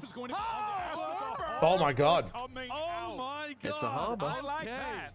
Dude, I like that. I mean, on Abyss, I feel like it's the best you can really make harbor work. It's good for flood harbor map possible. It's really nice for defaulting on attack. I mean, we'll see. Works really well with Valen. He likes to be able to cut up the map, manipulate space. Interesting. That's a good agent for him to use. Almost no one is playing Neon here as well. So to see a Neon come out, that is Most weird. interesting thing too is that it's This is it. actually, I guess it's double smoke. I was about to say it's solo smoker, even though Harbor's being picked. Fellas, have fun with this one. Here is Achilleos and Paper. I wonder how they play defense on this map. Once more into the breach, G2 Esports looking to rebound after that loss to the hands of PaperX. XLG looking to do similarly. Interesting. Not wanting to go the same route, not wanting to suffer the same Sport, fate your house that is mine. Just did. Absolutely. I mean, this is really important. As much as I want Tens back in Purple, I feel like he just doesn't fit for the current team. It's the whole thing, Cheesy. It just means how much is he willing to adapt, you know? You know, everybody might have been right about your region, that you're shaky, that you're the weakest. Welcome back to the Godfather Son. Hello, hello, hello. Thanks for that sub yesterday. I appreciate it. Or whatever day it was. And thank you guys for the support, man. Thank you for watching so much. I hope you're having a fun time. But NRG proved that I hope you are having a dope day, because I am. This is a fun match to watch. Go to Abyss, a map that is so important here for XLG. They're going to start on that defender side, the side where they got absolutely bullied, which is shocking because it's a side of the map that they were rather good on domestically. They had a couple 6-1s where they closed out maps really efficiently on that defender side. Well, now going into the Abyss, XLG's map pick. G2 opting to change up the comps here, shattering our expectations with Valen bringing out this harbor. Our rematch is allowed. If not, the winner of this plays TL and T1 plays NRG. Yeah, rematches in Swiss are not allowed. really do for you here. Okay, well, we're not going to see it in this round. The rematches are allowed in the playoffs for sure, but in Swiss, the rematches are not allowed. So yeah, the winner of G2 would face not PRX. Why do I bother? They'd face either Team Liquid or T1. That's what it is, right? Still going to be planted all the same for G2, but it's a 4v5. Oh no, wait, because T1 can't play Team Liquid, so T1 has to play G2, and Team Liquid has to play who from yesterday? There has to be a draw because there's 4 people that go against each other, right? Sorry, I'm not locked into what's happening in this round. But XLG are at an advantage. Oh, on Trent, swap the gun. Oh, nice try. Here we go, man. Raga's participation on that flank not going to be needed. XLG find the opening pistol. Yeah, that's exactly what the doctor ordered here for XLG. Get off to a good start on this defender side. The aim of the Swiss stage, Head Fanatic, is to get 2 wins as fast as possible, and for all the teams to play as many other teams as possible. Assume that he was going to stop with the spam, and he didn't. That is the goal of Swiss. Double Elim is all about like having, you know, the 2-loss bracket and whatnot. This is less about bracket play though. Back in towards a retake. No man immediately trying to hype the team up. Gonna need a lot from him. I think at this point, Miles, a lot of them have been done. I think that people have not explored strawberries on pizza enough. I feel like that is a good combination of savory if pineapple's possible. But random question, not answer. Let me just tap back into the game. Dash in from G2. No force, only pistols. Have A sight. But a lot of util committed to beat at this point. Oh, Happy Way. Nice. Abyss is something I've liked from the side of XLG, and I've also liked Pearl for them a lot as well. Don't have Pearl here today. On Haven, I feel like I give that a lot over to the words G2 side. Breeze will also be an interesting decider at the end. I feel like Happy Way is not as impactful on that map. Okay, Baby Bay. Will get picked apart, but they can just swap out the stinger for the. But I have to unfollow for that take. Only unfollow if you try it and it's bad. But I feel like strawberry on pizza. Pizza is kind of like a salad of like savory food, you know. And fruits are usually very good to cut into the blandness of what a salad usually is. I don't know, man. Strawberries might be the wave. Get a little disorganized for XLG on some of these. I haven't tried it yet though, so let me try it out and let you guys know what's up. Just remember that there was a guy who said the world is not flat. There was a guy who said that pineapples belong on pizza. There was a guy who said, man, maybe we should be forcing, you know, stingers. And the people said that he was a heretic. Now, granted, the original guy who did say that, his claims were a bit presented in an offensive fashion, even if they were right. But in general, I think I'm presenting it in a pretty good way. Not saying you're a fool if you don't think so. Okay, Leaf. Default approach from G2 on all sides of the map. Some mid-pressure pulling maybe people out of art. What is the wave here for them? What do they want to do? Maybe they're just used to that's a read on XLG being individually active on some parts of the map. Util catching Raga off guard. Did not expect Baby Bay to be that close. Damn, Jog's crosshair placement is almost perfect. Do that smoke on head level. A little bit of damage, but I don't think there's much more realistically to be done unless you can find a crazy shot on the Baby Bay, but likely it's just going to. What is he's getting dropped? I don't know what EDG are going to do, man. You know what sounds crazy? I'm about to say something absolutely vile. I think the best roster move EDG could make is dropping Kong Kong if they care about winning. I know that sounds insane. I know that sounds insane. But if your prime duelist player who takes these many resources away from the team can't play these meta agents, maybe it's time to look somewhere else and just focus on Smoggy and Chichu instead. I am here, yeah. Even in rounds where they lost, I thought they had some really nice ideas on how to take me mid. through like what you you want to see from Valhalla. Brock, where you got that double kill. It's like that was the right idea. Just on defense, man, I have no clue, but on the attack side, like I think their execute should be amazing. Like I want to see Astra having more stars to be able to use post plants. I want to see better mid control from the team because they can just spam smokes on it like they already are. I want to see much more mid pressure from G2 with Harbor. Some of these XX don't have util attached to them at all though. Like I don't want to see Valen lurking when his team needs him to use Storm Surge and shit to go in. Looks like XLG going to be maintaining the lead and stretching it 3-1, barring Some incredible clutching at the hands of Valen. It would have to be an ace. Finds the first to get himself on the board, sets up the smoke, but how are you meant to try to tuck like, away how and have they stay alive exec the with site 48 and you seconds haven't remaining in the used round? Storm Surge? I don't understand. It's so good for back sight. Have to see some mistakes from XLG to give him much hope. Yeah. Gotta wait it out. XLG aren't exactly like a bad team by any means. Why was Valen then the one going back into mid? That's my question. I feel like Astra is so good on this lurk. Like, Leaf should be the one lurking like crazy. He doesn't need to be anywhere near the gameplay. And the cool thing about Harbor is that you don't need to be anywhere to use your cove. You can still... They're doing this cool double smoke top mid. Just have Leaf on the lurk. Deep enough to find him. Flush him out and take the weapons away. Seems like they might have What does Valen usually play on this map? Does he play Astra? Yeah, I think he played a lot of it. He played a lot of Astra and Kiko. He might just be used to that protocol. Yeah. Yeah, the execute there for G2. Fucked up. Just, again, a little bit out of sync. What are we thinking about my take? Something that started Bro gave his best sideshow impression. G2 is just not being able to coordinate as well. Marino says rage bait, rage bait, rage bait. It's like Sen dropping 10s, right? Unless the player wants it, it's not going to happen. But like, bro, you get that identification and Baby Bay can't track they've tried 8 different slot-ins, man. Like, at what point do we just replace the entire system? And what's not working in it? And Rugger's in a perfect position to punish it. So a lot of these things already gonna be Sideshow dropping Forsaken ass take. Okay. Pop an early timeout.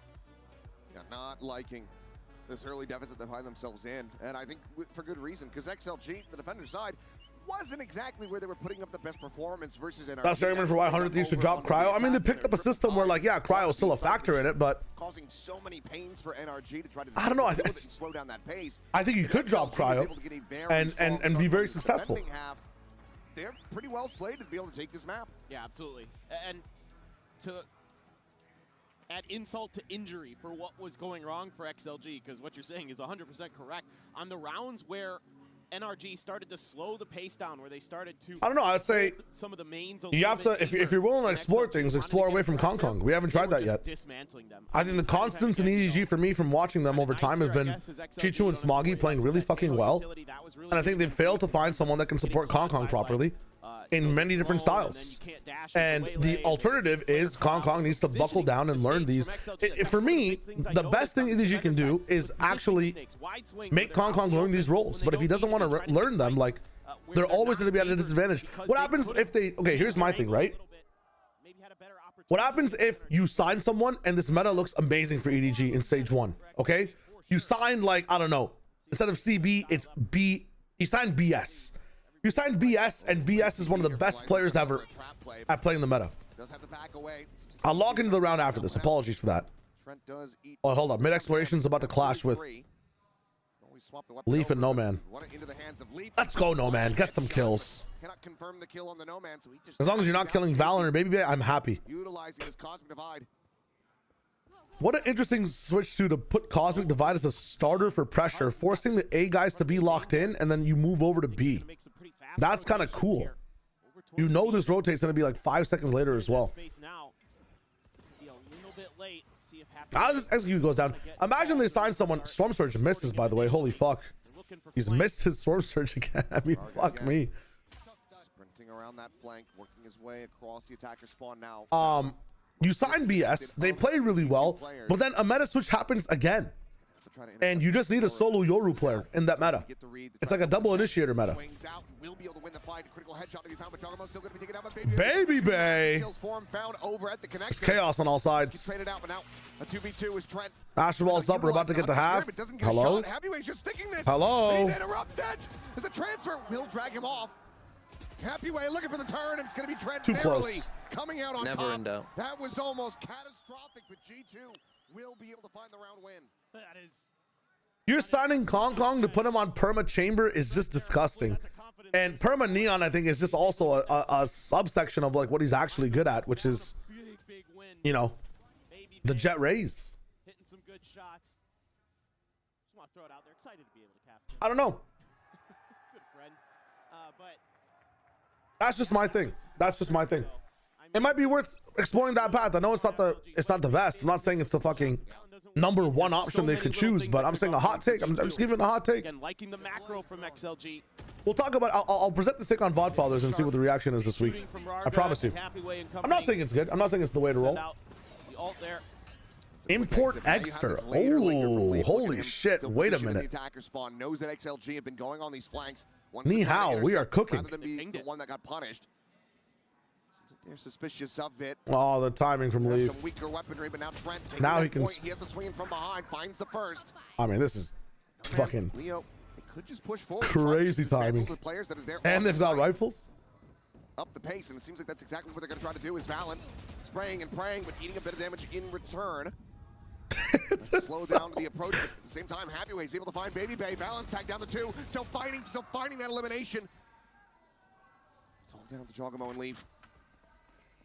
Here's the rotation No time. into the site. The time starting to get away from them. Has to go for the full stick, but Jogamo Nice. will strike in off the flank, finds that kill. Leaf wanting blood, will be rewarded with it. Nothing to be retained here on either side. All players dead, but G2 tie it up at 3-3. There's really just good awareness from both sides. I'm quite impressed with what I'm seeing from Similar to both teams in Osboss, terms of Kong Kong is such a high caliber player that he can have those restrictions, in my opinion. Again, I agree with you, Aether. I absolutely agree. That's what you're going to need is That's the point. Like, I think it's impossible to drop someone like Kong Kong for like the social reach, the brand status of EDG, etc., etc., and just his level of skill, you know. Tons of ults here. But if EDG want to just consistently start to win a bit more, that might be the wave. If that's it's just, what does EDG want? Looking for the dash in again, catches a glimpse of No Man. Fracks out, but this is all a bit of a ruse to try to. All team have attack issues, but XLG are bad aimers. I think when it matters, yes. They're so good at getting a round advantage up, Kagami. Not going to be available for the potential retake as Raga. And then there are problems. Leo down this time though, no ultimate. That's our position. They've stopped the mid lurk as well. Happyway again getting value. Varga up in the business. This time this is for conversion pads. It doesn't really hit. Going to be taken down. It's a player advantage over to the side of XLG. Looking for the pop flash out. Valen tucking into the corner. Eventually will fall. The push forward through the Cognitive Divide, and Leaf narrowly able to win it out versus the Orb. Oh my god, bro. Sat here in the cubby, and Lysor will be able to. Dude, is that their second Astro ult in like 3 rounds? Allowing for G2 to gain the lead. Such an important battle for mid that's going on. That's the second time they've had a defensive Astro ult, right? Holy fuck, Happyway is putting in the fucking work. Follow-up layer after he sold a bit of a fake. And Leaf clears the first, and Baby Bay has to worry about a bunch of different angles, and Lysor comes in pretty late. Oh my god, man. It's a big win out there. Raga. Happyway's gonna pop. How many kills does Happyway have? Here. That second kill, the fact that he's able to double down on the players coming out of the Cosmic Divide. Absolutely brilliant. Back up on his feet. Oh man, I've been right alongside him. Silly ass tweet. Just to be excited about in the G2 camp at the moment. Happyway is 12-4 right now. 12-4. Holy fuck. And he's used his ults perfectly to have into this tournament. 2 ults then if he has 12 kills. He is showing why. Not even a Stinger variety. Now they have mid control, but again, it's on an eco. They're not going to be actually moving for it. Not going to be challenging it close range. Very good understanding from XLG. Staying up top, looking into main is nice. Having an A push here as well to be able to see the sightline is nice. Good proactivity on the map. No Man being able to pick up a kill as well. Player going to be taken down. Seems like Leo very strong. Are G2 going to lose this map? Baby Bay. Saw him drift across. And Baby Bay now last one standing with the classic. Should just be dead to rights, and he will be. It's just an eco shot wager. It's just an eco. Already having a very strong defender side. G2 Okay, how's it going? What do you think about Leaf Astro over Valen? I don't like it. To win this follow-up round, they've got 3. I think having Valen on Arbor is a better option. But you know what? I might not like it based on how well Valen operates Astra on this map and how comfortable he is with the lurk as well. We've already seen that like Valen's playing like he's on Astra. I think Leaf is also as good. I was about to say what I tried to hold back on is Valen might be better at picking up a new agent than Leaf, but that is just incorrect. Leaf is like a really good flex player, has the hours on chamber in pro play, Astra, Breach, literally everybody. A duelist as well if he needs to play it. I feel like putting him just to like learn Storm Surge lineups is totally fine. Oh my God, Happy Way. I mean, G2 are playing like a Chinese team right now, man. I swear to God, I feel like I'm watching XLG versus AG or something. Raga with a lurk as well, TP back. I mean, this ain't a Chinese team. It's Jog time. What a timing to be found. And that is one hell of a way for him to jumpstart the engine at just the one kill before. Holy. He just tears them all to pieces in the blink of an eye. Only him. Only him, man. Unlucky time. What a timing to take. Oh, man. He could not have timed that better. Literally everybody's util or TPing or not looking his way. Unreal. I mean, that looked so good for XLG, and a late dart there. You're about to say having a 1-7 Neon's not ideal. Yeah, Jog agrees with you, so let's make it 5-7. Between those two players. A little bit lacking here on a TP forward from Lysor, disrespecting the smoke. Oh my God. If I was him, I'd stand up in the middle of the round. Fuck it. This is such a snappy reset. No man tagged low, but does have that regen armor behind. Oh my God. Raga trying to hold here in A main. The game is going to be boring. So there's the push. It works. Guardian, he has the one tap. He's fucking fumbling with all his keys. Back into the site. Trips onto the right one. He needs to stay alive as Leaf is on the approach here, but Raga oh my God. Rarga's also online on his angles, not really missing. This is going to be a tough hill to climb for G2, man. Completely, it's really interesting. Feels like every time. It's a very opposite game from the PRX situation they had yesterday. Like now they're facing their classic selves, like we were saying before in the chat. I mean, oh my God. How do you defuse this one?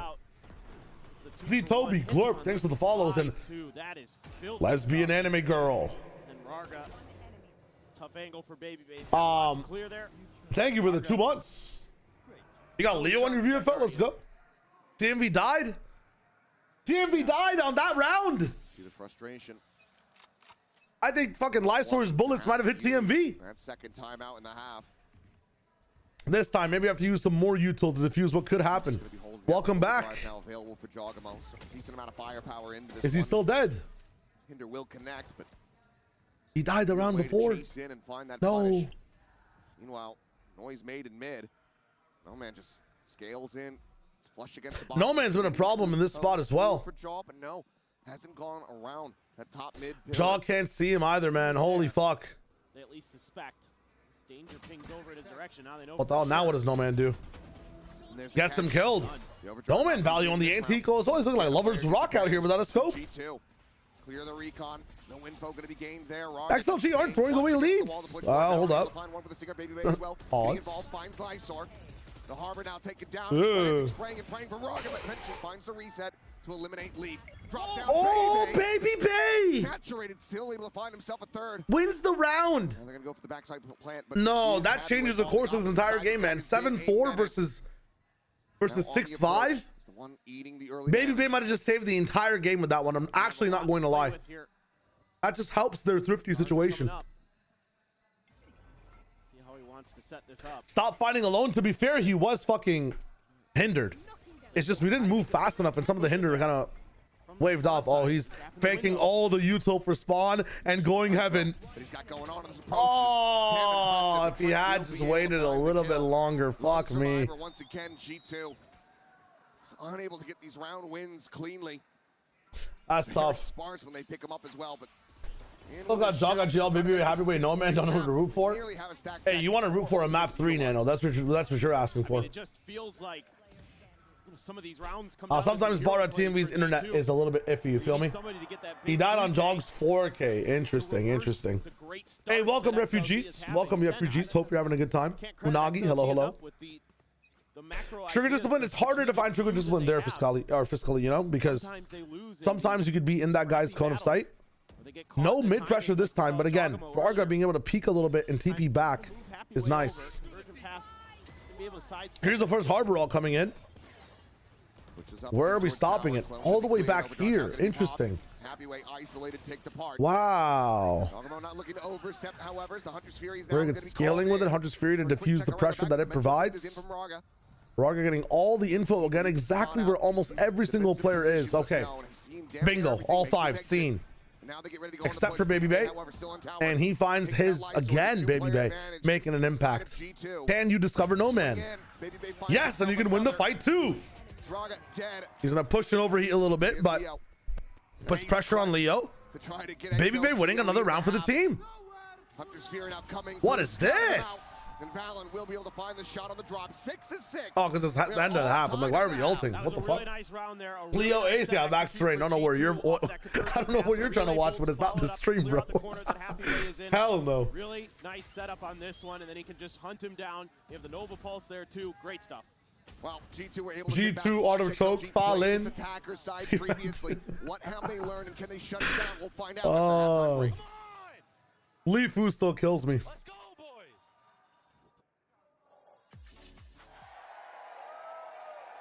Actually, Goose Meow, it's wild. Are you back? CPR. I am officially back. Welcome back. Ole. Can you give me a timer on the 100, 59, 58, 57, 56, 55. Were you about to say 100? I was about to say 100. What is it now? 49, 48, yeah, 47. Fuck me. Yeah, it's actually true. This genuinely could have been, I'm not sure if you got to watch a few of these rounds, but this was about to be 9-3 XLG. A Baby Bay is the guy making it 6-6. That's fucked up. My king. My king. My king. That saturated kill, like he got saturated on site and someone dropped from heaven and he killed him falling while saturated.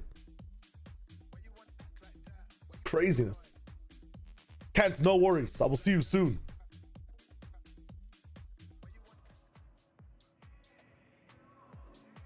As a G2 fan, doesn't give me up at this point. Tough, optimistic Vanda. Tough. Hero plays, man. Sometimes even Jog with that 4K, guys, right? If Jog doesn't go for that timing, if he doesn't find it, brothers, could definitely be a 9-3. Oh my goodness. Difficult scrape by to make it up to 6 here at this half. Can they find an opening pistol? Try to run this one back, or is XLG once again gonna find a very successful overall attacker side of the map? Gave NRG so many fits once they had swapped sides. Have to anticipate that that's going to be the same. Yeah, I think for me, when I'm looking at this from XLG... Yo, Young R, how's it going? If you had to choose one team to try to copy as much as you can for premier matches for Invite, Rank, and Mortal, what team would it be and why? Want to get aggressive because they've got double duelists? Are they going to be I think I'd copy NRG because I feel like it's easier to replicate initiator lineup utility and double any stuff than it is to replicate the skill of double duelists and the timing of double duelists. I would really look at NRG and how they play. They slot in for like itemized builds almost on their players, like things that are always the same every time. I would copy NRG. That'd be my approach. Get up there. Oh, sees the TP4, just has to back away.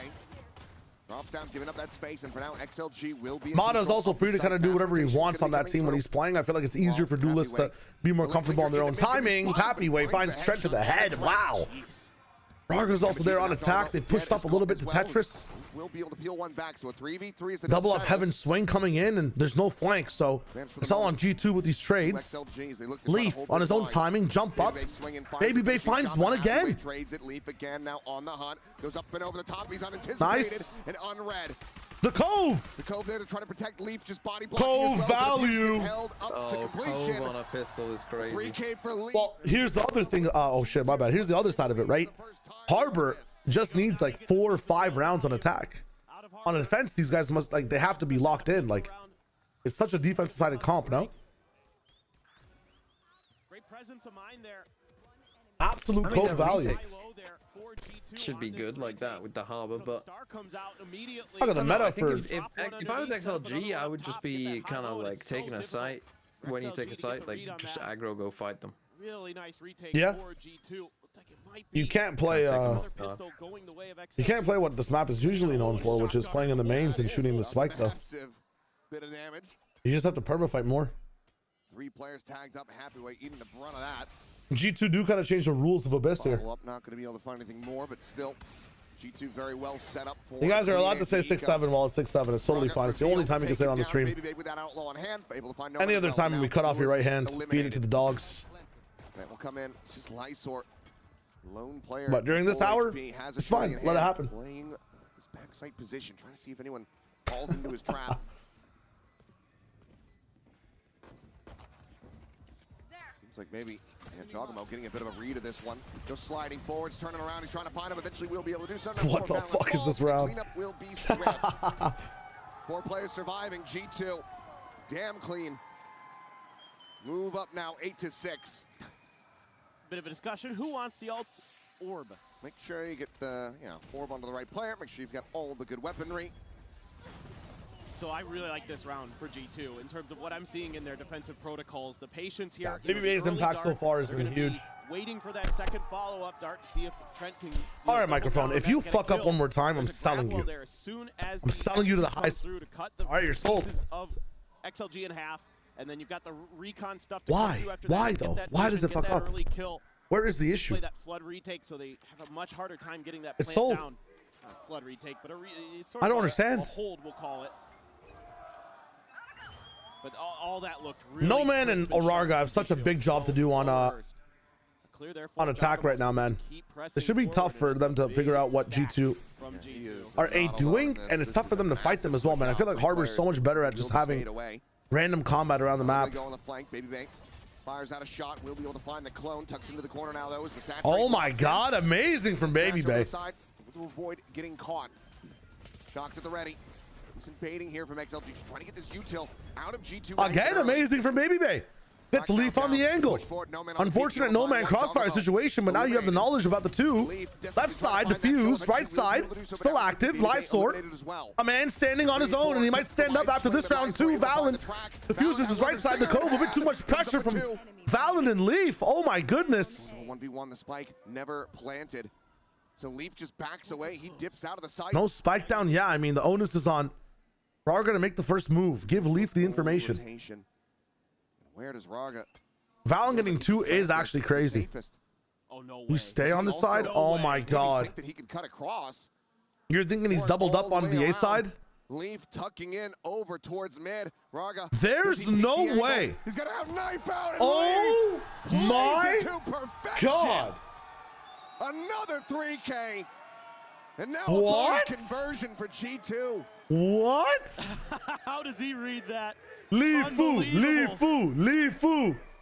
Saw something in the tape and he's like, do you also have the Chinese G2 copy pasta in your chat? Just in case, if he still plans I'm not seeing it. Copy pastas generally are frowned upon in my chat because they're seen as not creative. Oh, this one's really good though. Funny. But go on, hit me with it if it's funny.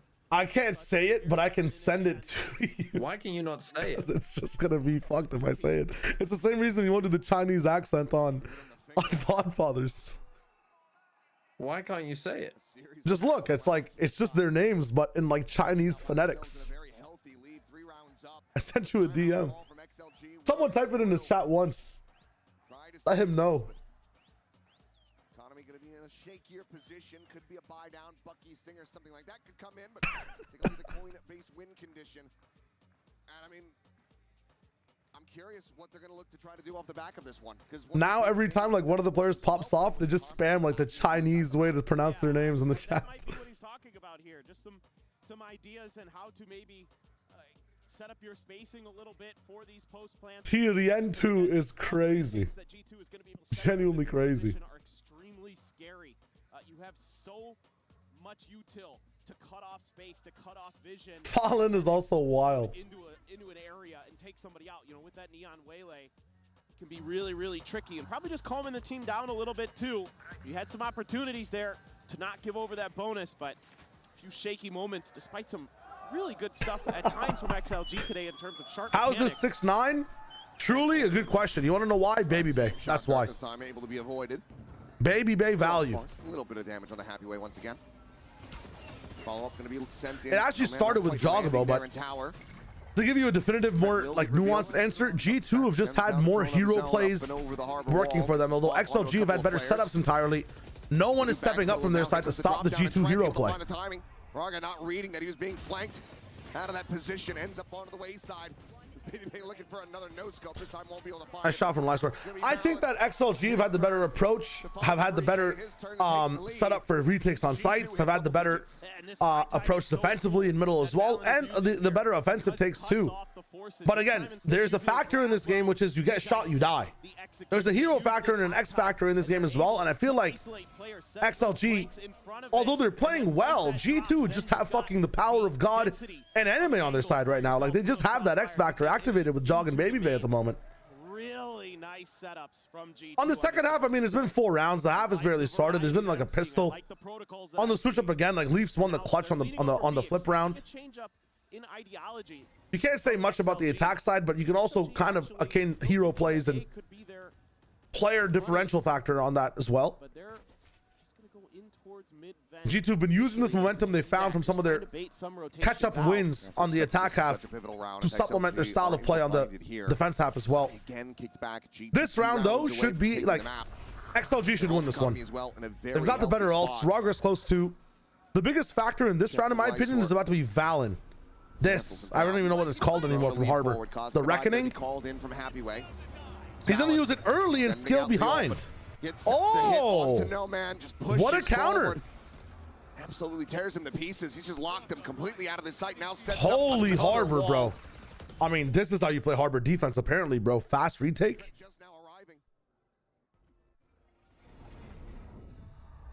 Paranoia sent through, but Valen still holding close, turns the flash, and has 2 of them lined up. Looks for that fourth, runs out of bullets. As Lysor able to hold his own. It would have to be an ace clutch to get them back into this, to stop G2 from advancing up to 11-round wins. I would hope he just saves here. I have the spike. Feels like he might have to. Not changing the GG command, no. But the time is just not there on his side. 10 All right. The coolest thing for that round specifically is that because people aren't familiar with playing against Harbor, Raga actually uses the wrong flash to execute there. So this is something that I learned actually playing a lot of Harbor and putting him in the lab as well against people like Yoru. 4K for Lysor, holy fuck. One thing you have to do with Yoru is you can't actually do smoke pop flashes like you would normally against like a Viper wall or like inside a Brimstone smoke or any orb smoke either. You can't actually bounce off the ground and go up like he did. You have to throw like long range flashes that take a little bit of time to travel, so you can actually counteract the slow from Harbor's wall. You feel me? That pop flash is way easy to dodge to get back on form. You have to be able to have a pop flash set up for yourself, but have your gun online fast as you go through that wall. It's a lot trickier to find anti-setups in pop flashing Harbor's wall. His wall's kind of designed to help your team dodge that flash and have enough time to actually be online on the angle, which is really cool. And I've never really seen it happen in pro play where it's that obvious that it's been a benefit, but in that specific circumstance, that bounce flash from Yoru is slowed by the Harbor fucking water, man. The peak is slowed, which is really, really cool. Very, very, very cool. You never really see that as a benefit for Harbor. Obviously, we know that Harbor wall slows, and sometimes with, like, you know, Viper Molly on the ground or just people holding a crossfire, there's a problem.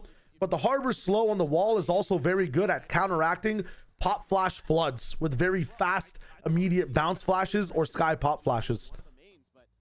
You have to like do like you almost have to break someone's crosshair twice. It's really awkward to flash through these things, man.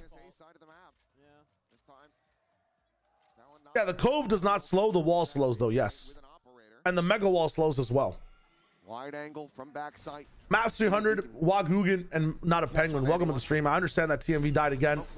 All good. Here we are. I hope his Wi-Fi gets better. It's one of the most frustrating things to deal with, man. I do not envy him whatsoever. Cuts across into mid. Look what they're doing. They're completely fanning out away from the A site because they're scared of that util that's been hitting them when they've made those executes. This is rough though, man, because they had a very good plan. Valen, again, we're talking about individual players with hero rounds. That was a huge one from him. And we talk about player form today as well from EDG not playing together enough.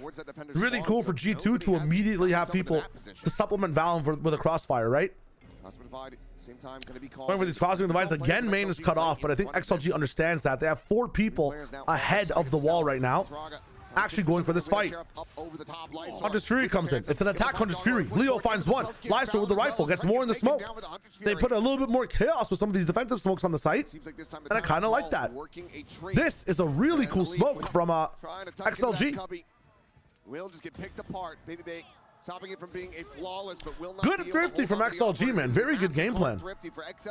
They didn't put it in ultimate to be able to supplement the loss of yes, you can see the answers to supplement the lower economy. So it does come at a big cost, but yo, you're down like what, 7 to 11? You're probably getting another Sova ult soon. Without the Sova ult, it's not possible. It's a very, very good. Is that an attack smoke or a defense smoke, actually? I wonder whose smoke that was. It's a very good smoke. We have those extra angles that we can have a little bit of a safer post plant, so they're going to commit some extra resources to that early. High guards permanently shutting down? We need to see what kind of what? Harbor ult is called the Reckoning. Is considering. Hold on, we'll talk about that in a second. That is fucking crazy. It's been less than a month. Little stock standard other than it's literally been like 35 days. Baby, how's that refract? Sees the dash, and he's right there in front of No Man. Has him outdone. That's funny. Than enough to get the kill. Looks like XLG with that kill, and still not going to be leaning fully into A. They want to explore into mid once again. Valen just around the corner. Would almost certainly be dead to rights with the Stinger at this range, but then again, if anybody can work a miracle with that gun, it would be him. But this fight right here from Valen. Getting taken down. Drift going to be invested. The knowledge. Valen is such a fucking good player, man. I can't believe it. Jaw gets one? The value each player provides in G2 is insane. The trigger discipline, knowing what fight to go for, and playing for the position. Valen, man. The Stinger. Forcing them to conversion pads on this one as well is insane. Oh my god, and he still bests you. Hello, Leo? Sees another trying to hit the stun. Oh my god, hello?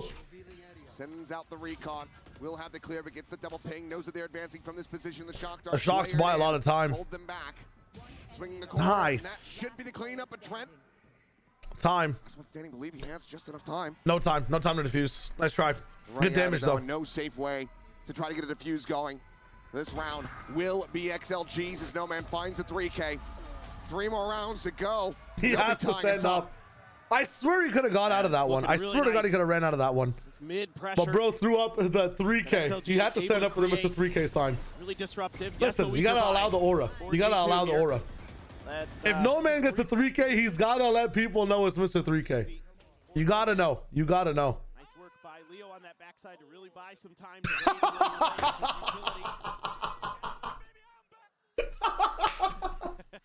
That's so funny.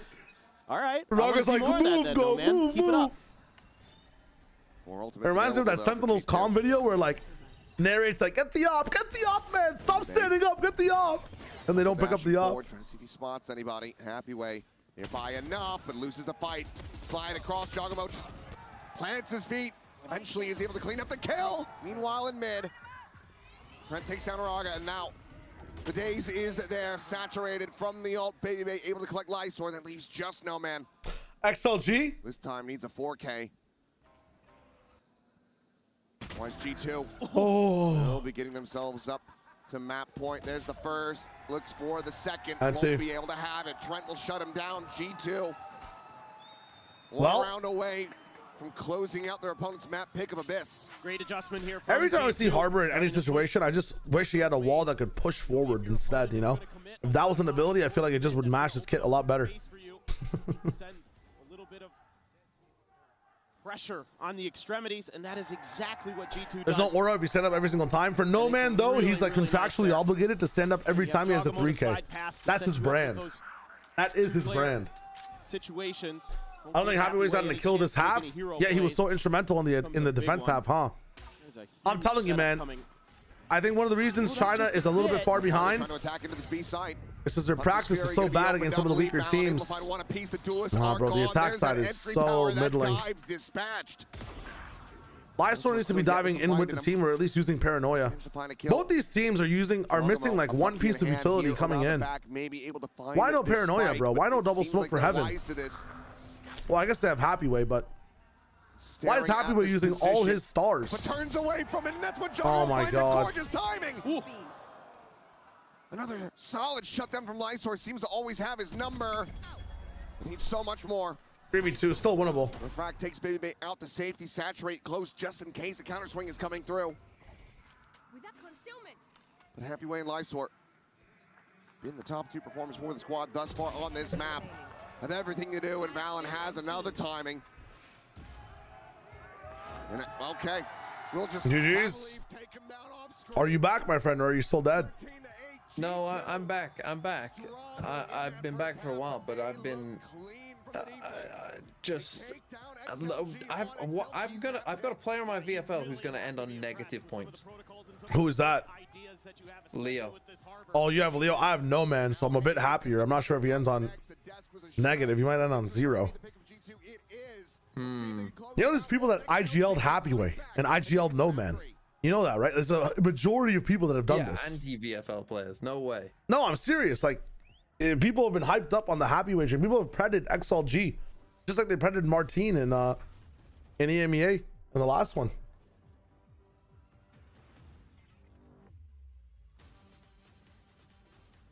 There's no way. There's no shot on Earth. I mean, honestly, just go straight into map 2 and just end this.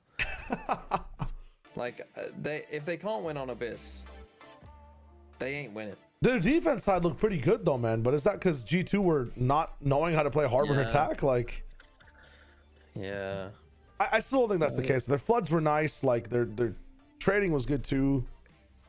I don't know.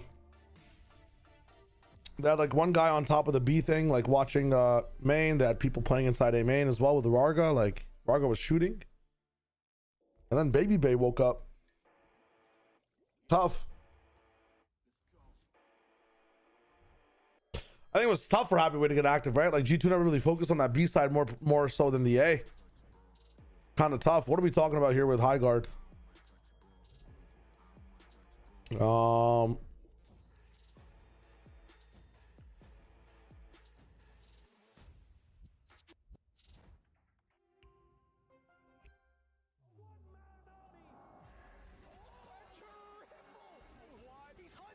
What? I'm trying to follow this stuff right here. Look, Shio allowed made it to Santiago. Lamau. Jeff set up High Guard dev so bad by making it the final announcement at the Game Awards. Genuinely? You know what? Yeah, I think so. I also think that, like, I think Jeff Keighley does deserve a little bit of slander. My biggest thing with High Guard is that, and sorry, by the way, I do have to run some ads just so we're good on not having pre-roll within the games. I apologize for that if you hate watching ads. I do too, but just give me a second. We'll be right back. I think Concord genuinely did last longer. It's kind of crazy. And High Guard actually tried a lot of different waves, but I feel like after you tried it for the first time, it's just, it's over. I've got a marker for each of you, and the way this is going to work, and we'll start with Raga, is that I'm going to give you a prompt. You're going to draw it on this canvas, and no man, you have a minute to try to guess what he's drawing, and then we'll swap around, and then you'll... The issue with High Guard is that, like, Tencent runs a lot of the stuff, like they're the head of one of the head sponsors of the Game Awards, right? And Tencent apparently was one of the people that helped really hardcore and funding and making High Guard as well. So it's kind of disingenuous to have them in the business. What is this? I think it looks like... Wait, I already forget how it looks like. Is this the trophy? 25 seconds remaining. Killjoy ult. No. You understand now. Champs trophy. Yes. Wait. Masters trophy. Santiago trophy. Okay, there you go. Nice. 30 seconds, I think. Not too bad, not too bad. No, I wish they did more public beta testing. But okay, so I played High Guard. My biggest issue for High Guard, also Lovesick. Hello, how's it going? We need a blank canvas. My biggest issue for High Guard is that it just tried to be 17 different games at once. I wish it was a bit more battle royale. I wish it either just focused the base defense shit, like the Rainbow Six shit for the game, made no sense to me. I wish it was just like grand, you know, like really large arena battles. That would have been so good. I don't know if But that's just hero shooters need a few things. A good gameplay loop, which Highguard didn't have. And then B, likable characters and a likable story. I'm sorry. You cannot make a hero shooter nowadays without likable characters, very good game design, personable characters, and somewhat of a lore and story. I'm looking at a game like Apex Legends. Apex Legends had some of the most interesting characters that were also intertwined with each other. The characters had voice lines, the characters spoke, the characters had a specific personality, and the game loop was also good. So as a result, the game was very successful. Now, Shy Wager, yes, I understand this. Apex did come out at a time that was different. Hold What up. happened to Baby Bay? Because he's back in form. And 2, why Neon instead of the Yoru? I mean, Andre, Baby Bay assured me that that first match was a one-off. He just had to get it out of his system. Just a lot of throws. It is what it is. But it's a nice game for him to bounce back on. And 2, Neon over Yoru. I mean, I kind of gave Alex his choice of like what duels do you want, because right now it's a duelist meta, and like we just want to have different flares and something that's like really hard to like deal with. So he picked Neon? I mean, it's Neon or Yoru, and we thought Neon's not bad. Actually, we got inspiration from another team and thought like I think it'll work for us. G2. Oh, thank you so much. And Oh good my luck. god. This team is actually just, we take everything else from everyone else. But I gotta say, that was like the most Baby Bay thing for him to say. I Jokes. imagine it. No, Josh, bro, no, dude, that was a one-off. It's all good, and next time I got you. That's like literally how it probably happened. But hey, he had him, and it was a great Siva, how are you doing? Hello, hello. Waylay, Does Valorant have a good gameplay loop? I would think so, absolutely. But Apex won because of the Titanfall stuff. Titanfall, as big as it is, Night Runner, like to how big Apex got, it's not just because of Titanfall. I know but I'm also admitting, yes, like the gameplay loop is one of the things, right? The gameplay loop is, I'm giving shout outs to Titanfall on that wave. Supervive is interesting because I think the gameplay loop is okay. They have likable characters. I feel like for Supervive, they were halfway with both. Like, I like the Battle Royale aspect of Supervive, but I think the reason a game like Supervive was popular in the past was because of, what's it called? The reason that a game like Supervive was good in the past was it was very good at just being an arena battler. It wasn't really a, what's it called? It wasn't really a Battle Royale.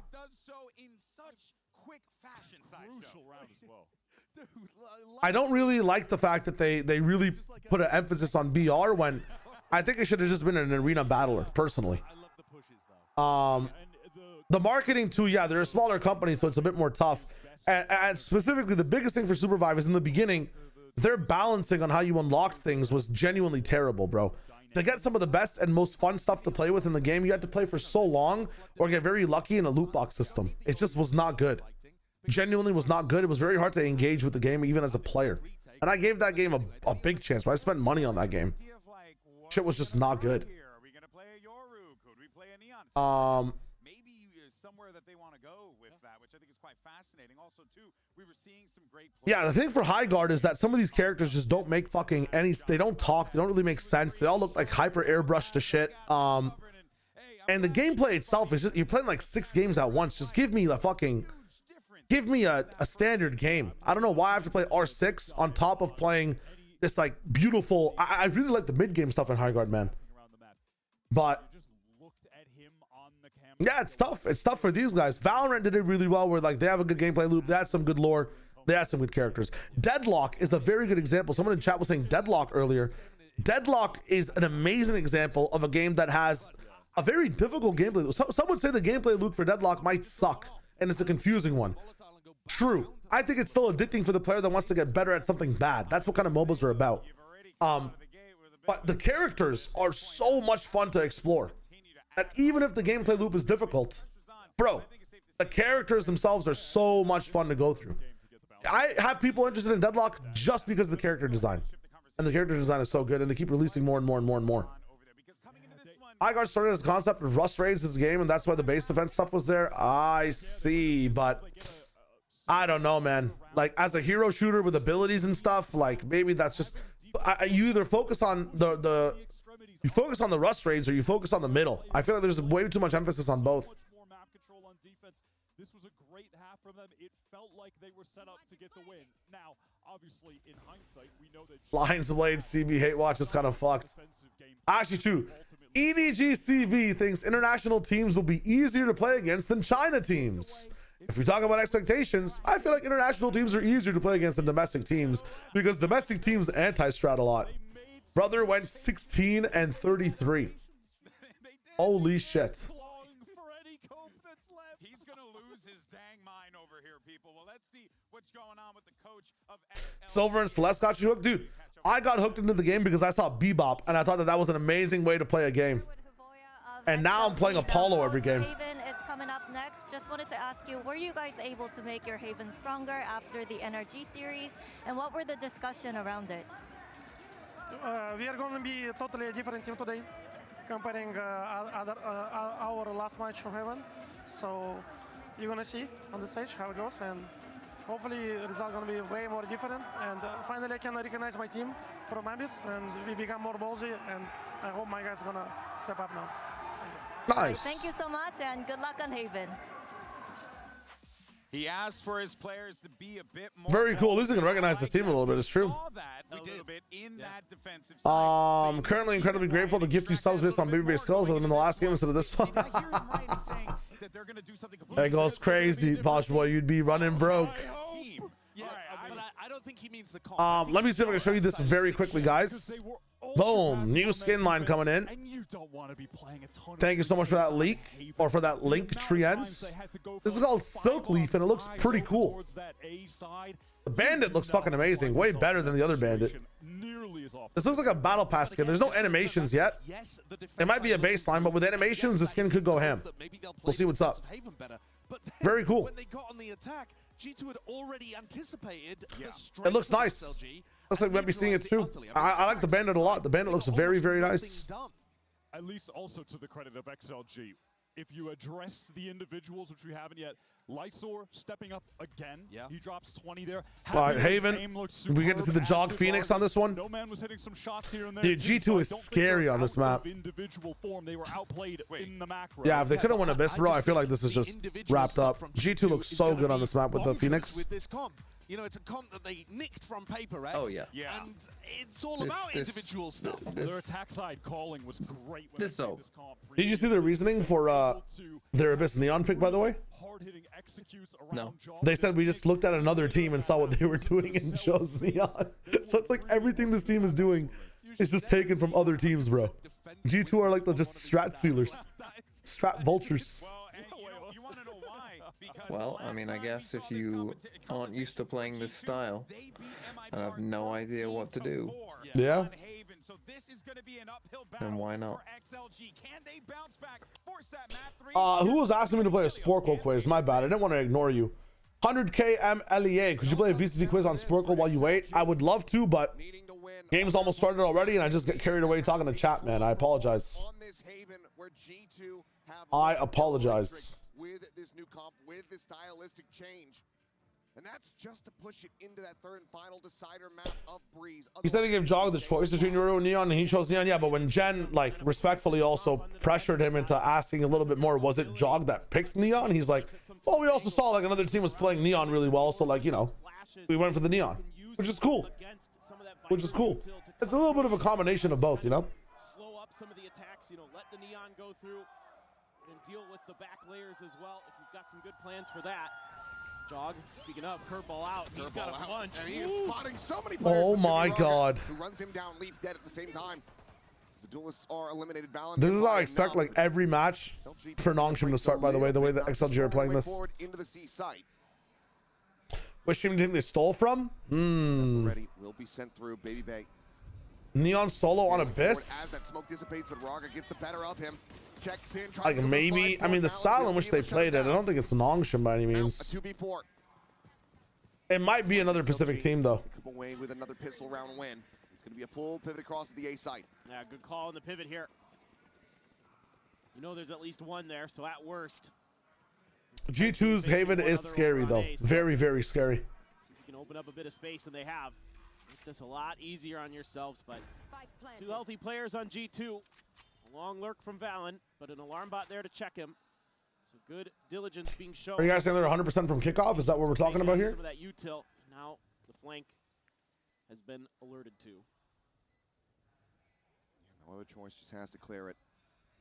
Works his way down through sewers. Now the turret set up as well. See, but I can see him, but the more I call out 1-bit donations, the more they get spammed 24/7, my friend. I appreciate the bits. Will be able to play elusively. Valen going to be good for one, but no man has But I've been in the nice block from XLG, by the way, winning that one. I've been in the system of Yeah, just keeping it a little bit simple here for XLG. getting that spam started, you feel me? Any damage from, you know, a pretty nice curveball. It's because you're just a step ahead of it as Rarga. Yeah, they've only ever played, I mean, it's 100% mirrored with one map. Only played against MIBR. And before that, they actually lost Haven twice in the international invitational. Once against PRX, once against Gen G. And they were playing some Sentinel comps back then. So KJ Yoru, some Vise Yoru with Fade.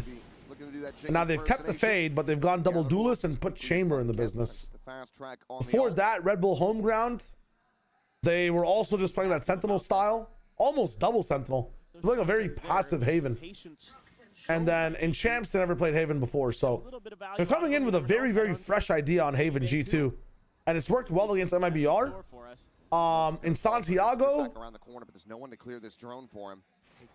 my fucking thing's lagging out. In Santiago, I'm not sure if they played it against now they have it confirmed. PRX. I forget. I know one of the matches. But it looks like XLG don't Or I can just really fucking try to challenge it too heavily. double check while going back. Well, I'm not missing the game. Take him down to 25. Same time. Now it's split Corrode versus PRX. In the hands of G2. So not in Santiago yet. Still holding at garage with that shorty. Just trying to hold tight angles. Lagas, welcome to the stream. Trying to see if they can. Well, they can hear you TP away if you want to. But Leaf hasn't moved a muscle. No shock dart here. Trying to swing out. Tries to get damage down. Wow, that recon actually helps them so much. Himself. Will find one. Swing around the back. Bulldog going to be scooped up for Jogamo. Jog just doesn't have the HP to fight this. He's down to 42 and doesn't have the util to try to heal himself back up. Yeah. We'll just be playing it out from this low health. Curveball going to be lobbed in. Quick little damn nice hands he set up. From the site. Lysor will be able to collect the kill onto the Phoenix. Imagine they push the smoke at the exact same time. Oh my god, that would be cinema. Up here inside of garage. We'll swing in. Lysor will collect all 4K for the Lysor players. Why couldn't No Man do that? Very clean one because he's dead. XLG. Rip. That's exactly what they need once again to start the map. I wish that No Man could get bonus points for the 3Ks, man. Holy shit. They're anticipating these players that are going to be around those. There goes the 100% defense. Every single layer of it very nicely. Even had a little bit of backup there for Rarga when he gets flashed by Jogamo. So loving what I'm seeing. This is really clean, efficient stuff. You know, sticking together as a team, working together as a team. The coordination seems good. Let's see if now G2 can disrupt that a bit. They can find themselves. I got my snacks with me. Monstrous for them to run their way back into this. Baby Bank tucking back. Swing onto the corner, and Rarga is able to find him before he can even TP out. Not even that much damage going to be found. Leon still at 85 health. That is a critical pick. Yeah. That creates a lot of problems for G2 now. Oh, it's Baby Bear, though. Gonna have to throw bodies to get info. So it's going to come down to some of these individual moments. The anchor will be worse, but we're past the point of getting information from Baby Bay. Information of presence. Has to re-clear sewers. And this is looking like an eventual B hit. Rarga trying to keep this attention on A. Jogamo out here in mid, gets the transfer, and massacres 4! Ow! Ow, ow, ow! Out of nowhere once again!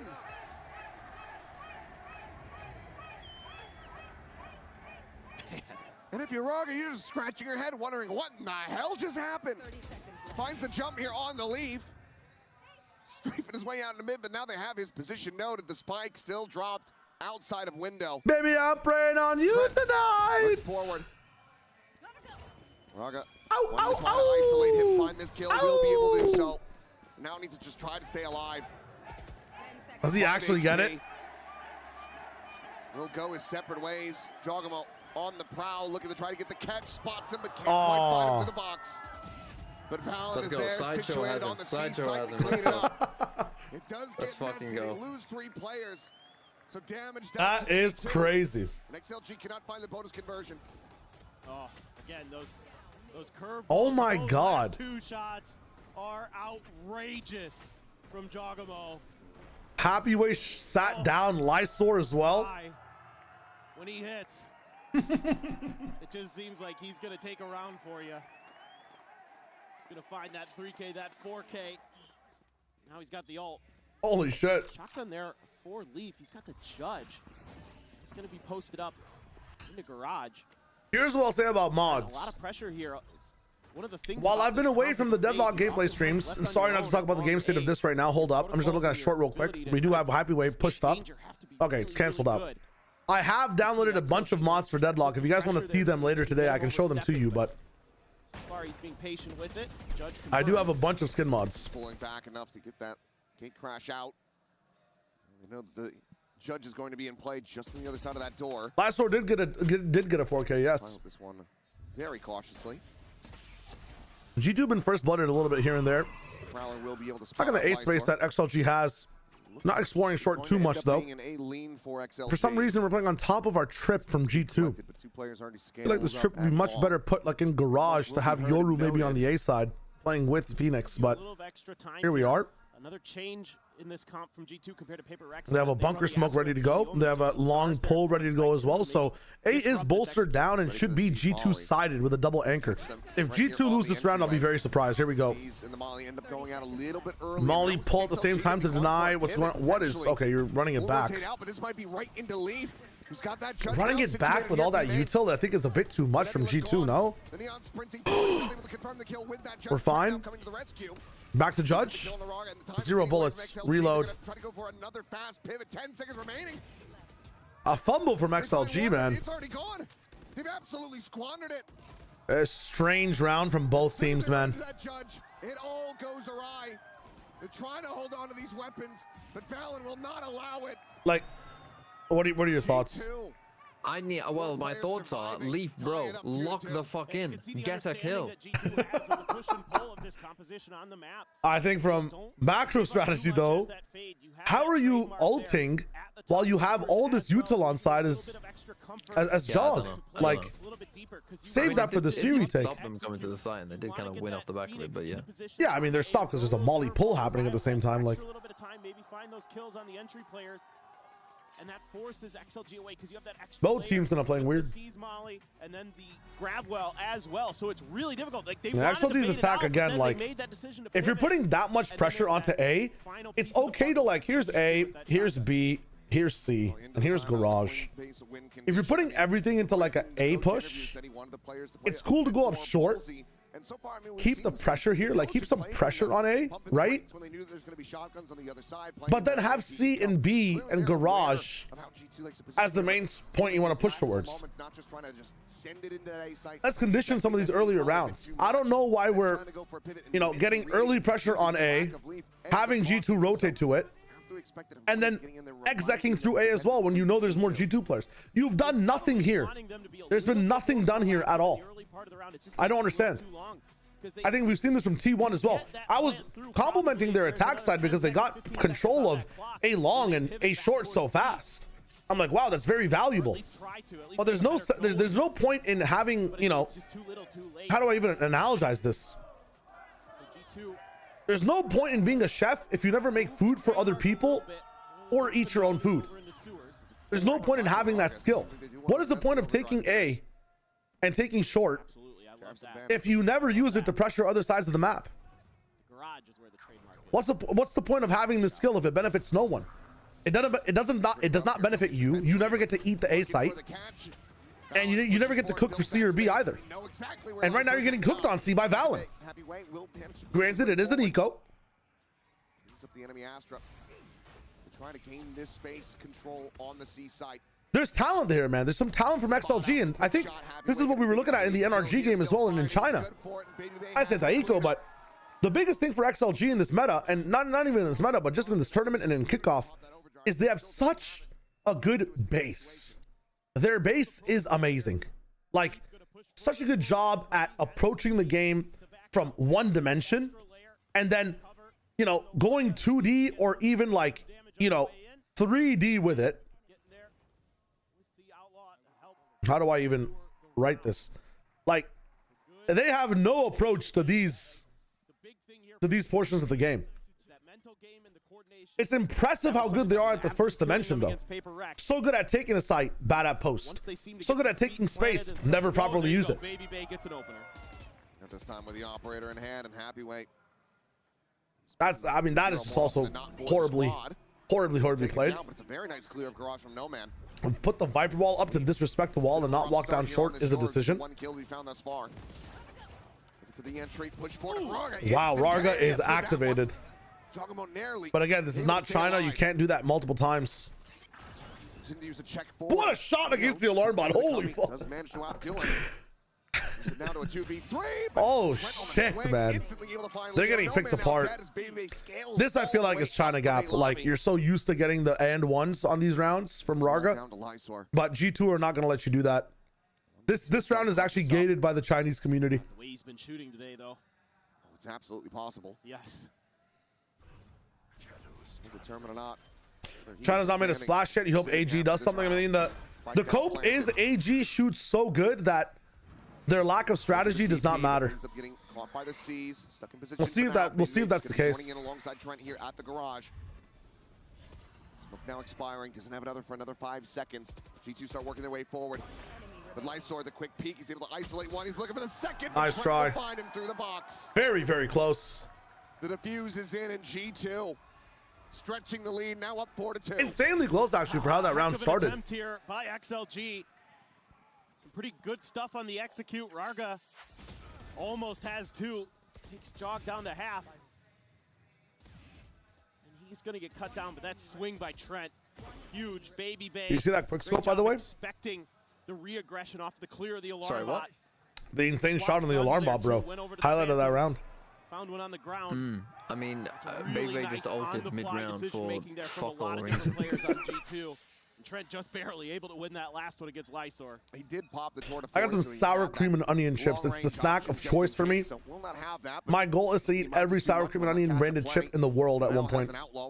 I hope I get to discover them all. That and drink every possible still water in the world as well. Going to be looking to try to utilize this overdrive. Right now, my favorite water to drink is Evian. It is so smooth, silky smooth even. It's this Nebula pop and finds Leo as well as the spike. Happy way.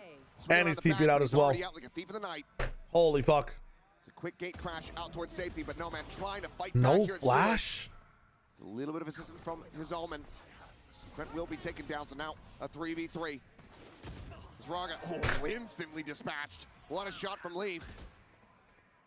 I think I might actually combust and just die instead of watching the rest of this game. On the B site.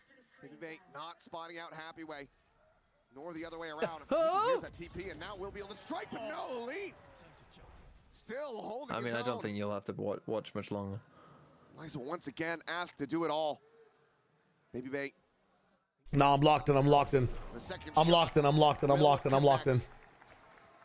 5-2. Oh, I've tried cream and onion, Pyron. The cream and onion lays are amazing. XLG just not getting into a solid position to really even start these rounds. So, like, this is a good place to start from Leaf. No flash, even though we know that all the players are here from knowing that Leaf has that position on window. Then Rarga is by himself, no scaling, pushing the bunker smoke, knowing that he's going to a disadvantageous 2v1. He loses the 1v1 anyways. And then Leaf is getting a kill on a geriatric Happy Way, man. Putting them back onto an eco.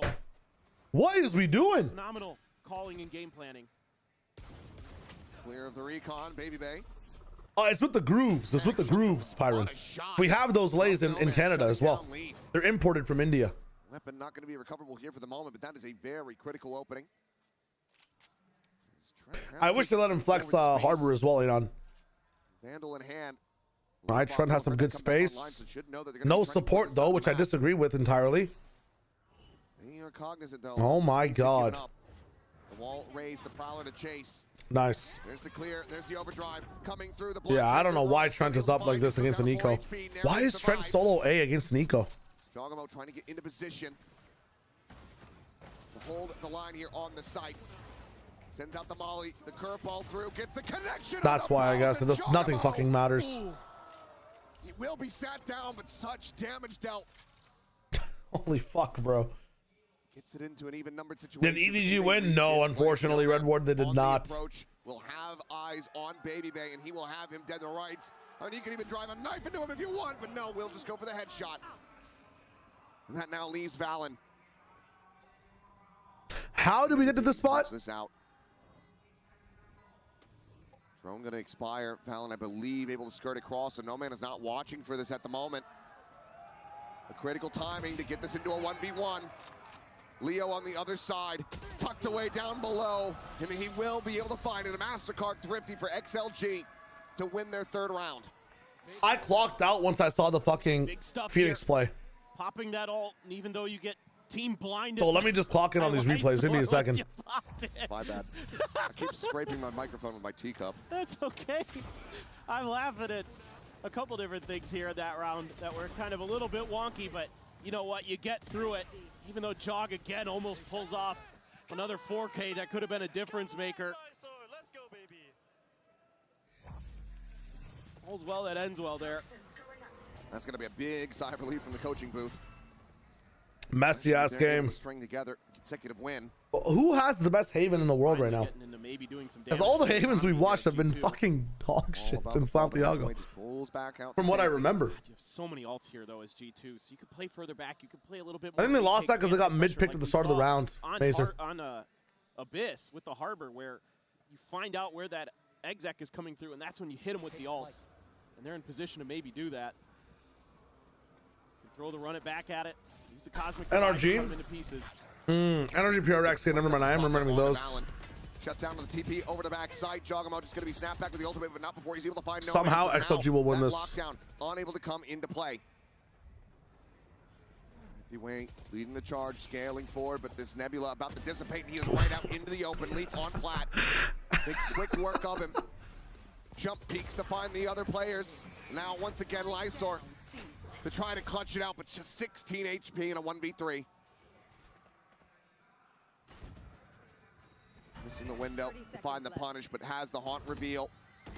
They know that they have him completely boxed in. Trent will clean it up, and G2 get up to 6. Yeah, again, it's just a good read at the beginning of the round here by Valen. Saying, I think they might go C. Let's put our heavy stack that side. We've got some of the ults that we could potentially utilize. Doesn't even need to use the Cosmic Divide there because they just cut it down to size with, you know, Jogamo's ult. So good stuff. Just great. One sec. Great planning, and yeah, and Boy is probably just wondering, how am I going to fix this? Happy Way is a shotgun there as a Viper. Bit of a spot out on that cross. Nano gets popped. Trying to clear out the corner. Now the push can continue. Lockdown going to be in play. Obviously, no Sova, but will just be that Nightfall coming through. And Jogamo, unscouted in this position, just scales forward, is able to find that kill. Now sets up the wall, tucks away into the corner. Meanwhile, Leaf is still applying pressure from A main. We'll try to keep this Phoenix protected.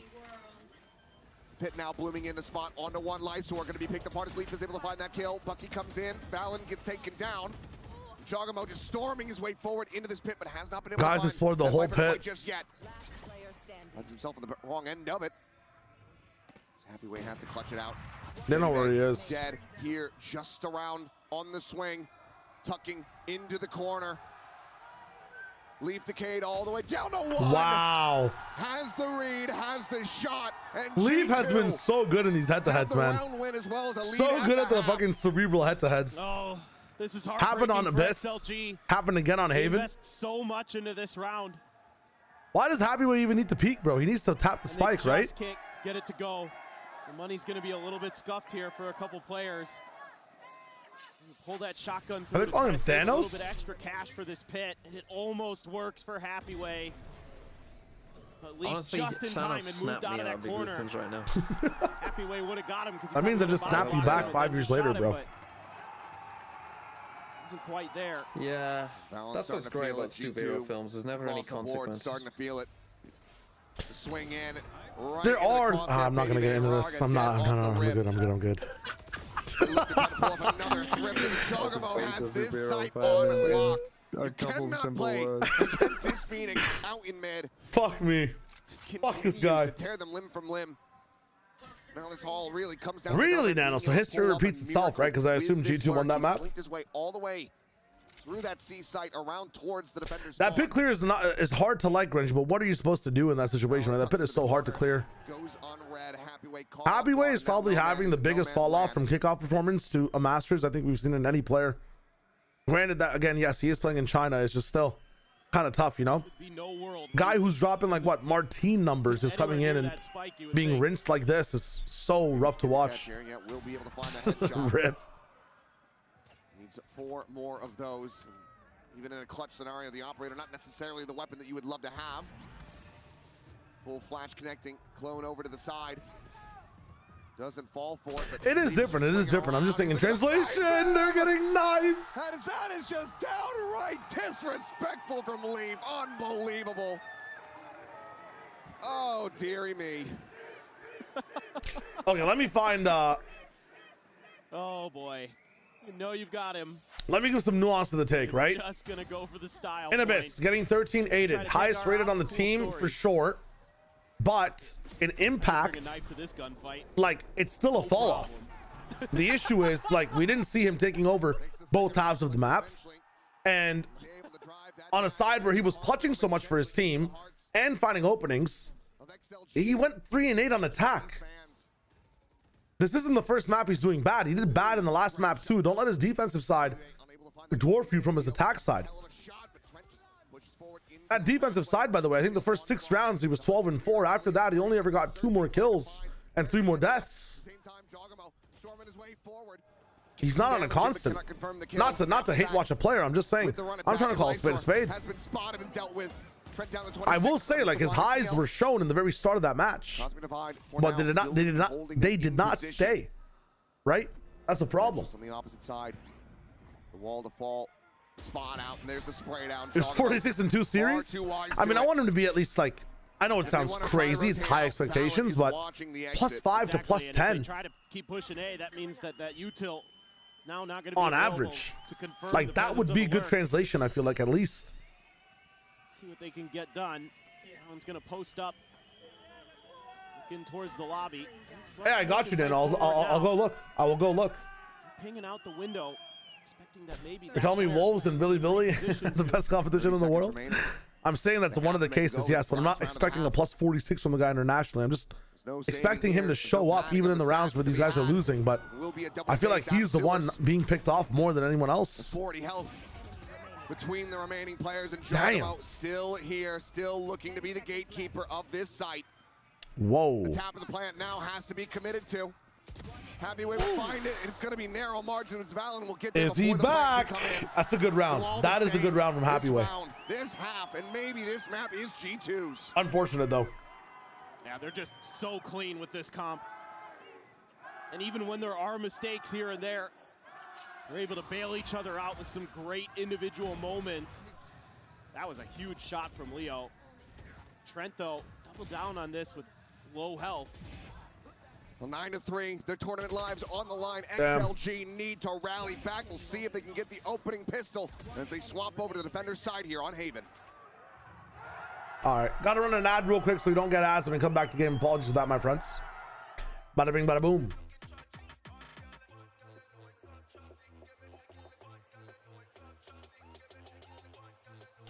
Does the W in Leo stand for worse or washed?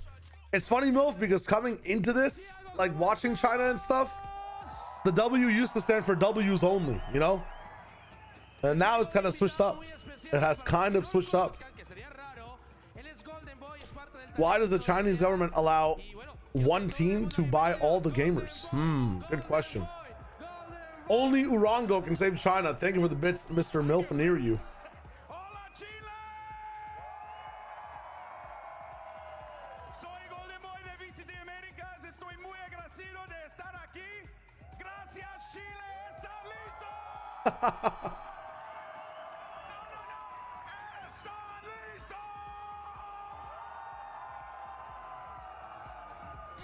Santiago going through the same issues that I think Toronto did when it came to people coming in for these games on the weekdays, man.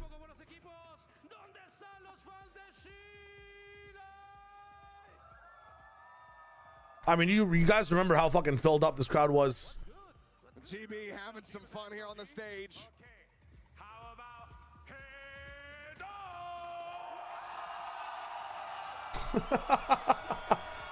Funny as hell. Absolutely loves it. I mean, he's been watching from the American side of the broadcast, the English side of the broadcast. You can tell he's been getting jealous. And also that this is such a meaningful moment for him. Dope as fuck. It's all the more meaningful now for XLG. Looking to find some success here on a global stage. Couldn't make I'm not sure what you need to do, right? Because I'm not familiar with, I mean, I am familiar with Toronto and like professional sports games, but you're never going to see like a baseball game being played at 12 p.m. You know what I'm saying? Like these baseball games start right after work at like 5 o'clock or like 6 o'clock.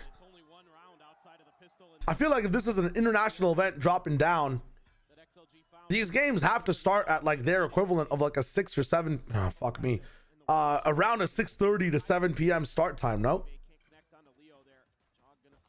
Random food for thought. I mean, this game is so one-side dominant that I'm talking about the game start times for Santiago. The mods will kill me now. Down to 45. Am I a Raptors fan? I was in 2019, but who wasn't? You know what I'm saying? Very cognizant of this, but he actually turns making plays as Speedy finds two. Baseball does play day games, Mimi? Juggernaut's still going to go pushing forward. Baby Bay gets a piece of the pie as No Man will be taken down. Also, how are you? Hello. A 2v2. I hope that your flight went well. In the hands of G2. They're trying to get this plant. The difference is there are 162 games in baseball compared to the 10 games in Swiss. Today is glue. Yeah. It's a little bit to learn about some of the better teams, though. Like, you can see that T1 has a very horrible Haven. You can see why that EDG are bad as well. Genuinely, this matchup could have been so different if Baby Bay didn't pop off on Abyss as well. And Jog. This should have been a 9-3 for XLG on Abyss, and they should have been maybe able to bring things together at like a 13-9 against G2. But unfortunately, it is XLG. That is the pistol round for G2. It might be over. In the pistol, double digits now for G2. Heartbreaking for XLG. They needed that pistol and they needed it bad. XLG potential team. It looked like maybe Rargo was going to give him the opportunity. He is 5v3. Again, Jog and Baby Bay in the business. Just not enough. Yeah, they're doing the same shit they did before. Actual potential team. Actual throw away any advantage you ever have in a round. Missed an opportunity. But again, it's Jog with another multi-kill. Okay, fine. I'll be on the side of the business of maybe China will never be good. I don't know. How many events will it take for these guys to be serious? I mean, the chips are in AG's basket. But again, is there a big difference between, and this is a question I wanted to ask a lot of people. I wanted to save it for playoffs, but is there a big difference between a first seed and a second seed team? Right? Holy. Did we not force? We're not forcing from... Why would an XLG force this round? You want to play 11-3 down? Look, they've given up, and so have I. That's tough. Indeed. Not much. Paper X's third seed, yeah, and they deserve to be the way they were playing in that tournament. Hand this kill to, and it will be Leaf to claim it in the end. Flawless on the anti-eco, 11-3. Is AG that big of a jump up between these teams? That's the question. Like BBL and Mates, I don't think there's a big of a gap between the teams, right? And then what? Team Liquid? I think there might be a gap between BBL Mates, a bigger gap between them and Team Liquid. G2, NRG, and Furia. If you told me to guess how those teams qualified first, second, and third, I would not be able to tell you what the truth was. So I don't know what the fuck is going on there. But I'm a Furia hater, so I can't be objective on this one. And then AG, XLG. And we're saying XLG's better than AG, man. That is tough. That is going to be tough. Oh, okay. Back available. Okay, No Man. We'll find Val, and that is a critical pick. Yeah, you want to push out there, and AG might win a map. back to the safety. Someone also asked me in chat, my bad, I wasn't able to respond to it. What are some of the most banger matchups coming up? I mean, the draw show's happening after this. Can someone tell me all the teams that are left at 1-1 after this win? And hopefully I can tell you the best possible matchups before we get into whatever it is. I'm kind of done analyzing this game. If you guys are here for that toughness, I'll react to it a bit more, but actually I can't even say that. They're doing a BBL strat. It's the BBL strat, guys. Push all sides of the map. You gotta go! Go! Fuck, no! You gotta go full BBL with it. They didn't enter the site. Oh my god. Finds one. NRG, G2, TL, and T1. Does get some damage through. And G2 can't face... Well, G2 can face anyone. It's TL and T1 can't face each other. So the options I'm left with is... Woo!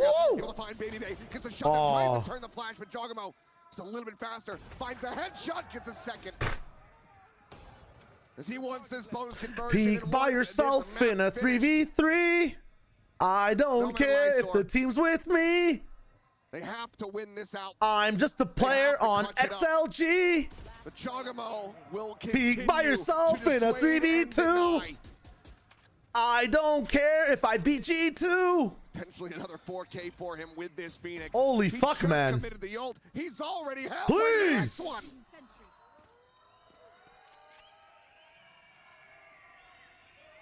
Something together, man, please. So electric on this Phoenix. Oh. Okay. Oh man does collect one at the end. Takes Leaf out. I'm actually so done. Still, that's bonus converted. And now you're at match point. TL and T1 can't play each other, so we have TL versus G2 or TL versus NRG. Okay, well, okay. Banger, absolute #1 game that needs to happen. Can everybody say it at the same time? Let's all say it at the same time, okay? 3, 2, 1. T1 versus G2. It needs to happen.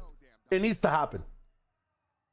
And I'm glad you guys are saying that, because that means we get TL versus NRG. So we have the rematch of Bangkok and Kiko's revenge against Team Liquid. If that's not the draw,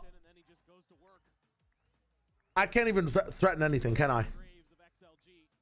If that's not the draw, we're gonna spectate. Nah, fuck it. If that's not the draw, we're gonna be sad. That has to be it. Now, what are the ramifications on that? NRG versus Team Liquid, who qualifies? G2 versus T1, who qualifies? I think the easier match to guarantee is NRG against Team Liquid. And in saying that, I already have doubts. I think both these matches are crazy 50-50. We have 2 of the bottom of the pack matches, and then 2 teams that are more slated to be towards the top.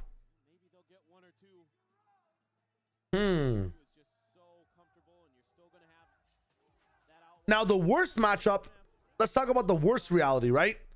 T1 versus NRG and Team Liquid versus G2. Saying it actually also makes my stomach upset. I'm not gonna lie. Saying it makes my stomach upset. Like, ugh. I feel like a T1 versus NRG would guarantee NRG a qualification. Not gonna be able to find the shot. Okay, takes a good amount of damage. Just gonna have to say tucked into the corner now. Nebula gets popped. So and TL versus G2, I feel like G2 just win that game. Same time, able to go on the chase. I think there's more mystery in the other matchups. Baby Bay minus 300. Drops down into mid. This is solid aggression from XLG, but they still would love to try to find oh. Oh boy, Baby Bay. What a shot.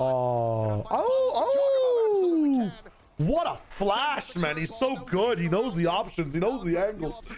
Oh, he's still landing flashes. How is it a 2v2? How? They're just pushing these guys. That's why. By the way, Spike is planted and they're 3 fighting mid. I mean, G2 do not give a fuck right now. What? Big smoke. The big smoke. Pushing though, a critical kill found. Happy way. Giving them a lifeboat back into this, but Leaf is trying to make it sink. ADS is ew, bro. Tap for the Red Bull clutch. Terrible day of Valorant. Honestly, wipe it from my memory. Well, you got the draw show coming up.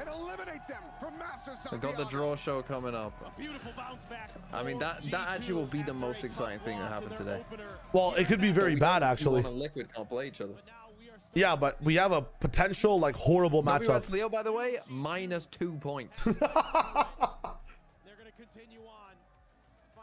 If you guys just wanted to watch the match and you're leaving now, all good. Yo, I will see you tomorrow. Please follow the stream, like and sub. It'd be nice. If not, all good. But the stream is staying live.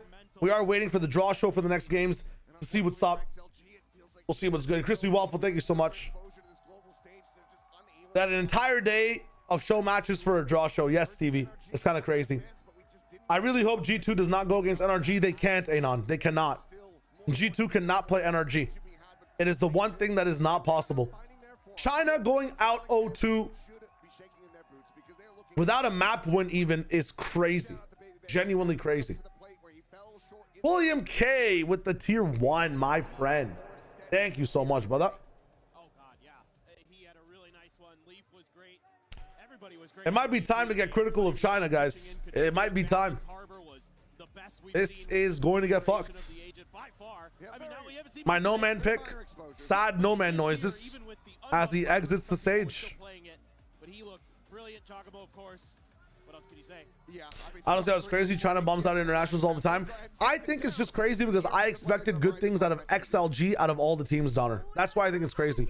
XLG being one of the teams to be the 0-2 is kind of crazy for me. EDG, whatever. AG for me, honestly, also whatever. But XLG not showing up is, I don't know, man. I saw some hope with them. I don't know. We had an interview and you promised me that you were going to speak Spanish if you qualified to Masters Santiago. Where's the Spanish? Hola. No, you can do better than that. Me llamo Andre. Okay? Give me something. You said that you were going to learn Spanish. I love you, Chile.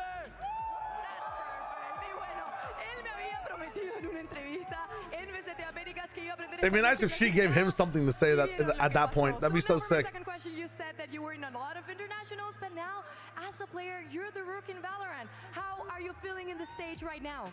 Yeah, I'm feeling pretty comfortable. I mean, we had to play like one of the strongest teams in the first match. That was kind of rough, but we knew we were going to bounce back, you know? So I'm feeling good. Most would have clutched. Let's make a run. Definitely. Y bueno, yeah, is filling this clutch like actually representative in Babybase stats? Does he get a lower KAST percentage because he wasn't able to learn Spanish in the 1v1 in the interview? Is she happy with the way I lay with her like no man has before?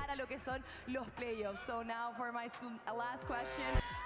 That first match was tough match, you said it, but what did you guys didn't have that you had in this stage today so you can win this match? I think we had a lot more discipline, and I think that showed today. I think we were running it down a little too hard against PRX, and they're the team that normally runs it down. They weren't running it down at all. So, you know, you live and you learn. We fixed that, and yeah, we want that run back. I want to get PRX again. That would be so cool. Y le estuve preguntando también cómo fue esa primera partida, que no hubo, que ahora sí pudieron presentar en este stage. Básicamente dice que mucha disciplina, que siguen contra Paper Rex, estaban corriendo mucho, yendo hacia el frente constantemente. Ahora eso todo lo pudieron arreglar, pero le encantaría enfrentarse a Paper Rex nuevamente. Esto es todo lo que tengo por la entrevista. Thank you very much for this interview. You can now go and take pictures with the fans.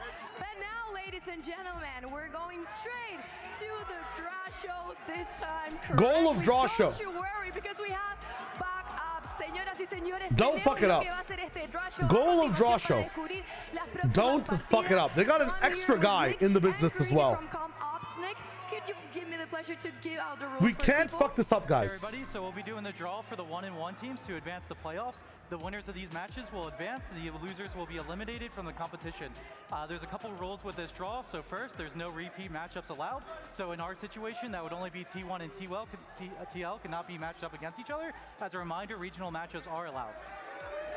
Ok, entonces las reglas para esto es que sí pueden haber matchups. It's ironic because of the no rematch rule, a regional matchup can't happen. Also, how is this gonna work? How are we gonna position positionate also the cards. Just so she knows. So the first match is going to be on the first row, and then the second drawing will be on the bottom row. Okay. Then we will move to the third slot. Which They is got a against guy to the explain it, opponent on the top row, just so we and know. then last, the fourth spot. I respect it. I respect it. Nick. Y bueno, básicamente el draw show va a ser así. Vamos a ver la primera bolita por acá. Brother is pointing.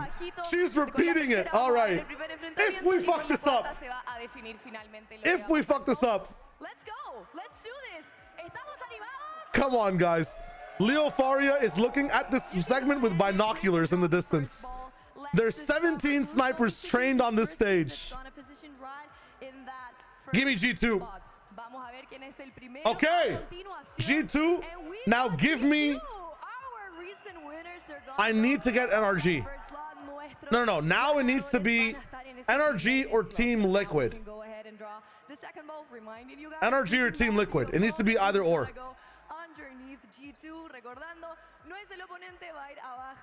NRG or Liquid. NRG or Liquid. Liquid is the best chance. Oh, Liquid is probably the best. Yeah, because if you get Liquid, then it can't be. Oh, fuck. I feel like this is going to fuck up. I think we're going to fuck up this one up. Now it's 50-50, right? If it was Team Liquid, it'd be guaranteed.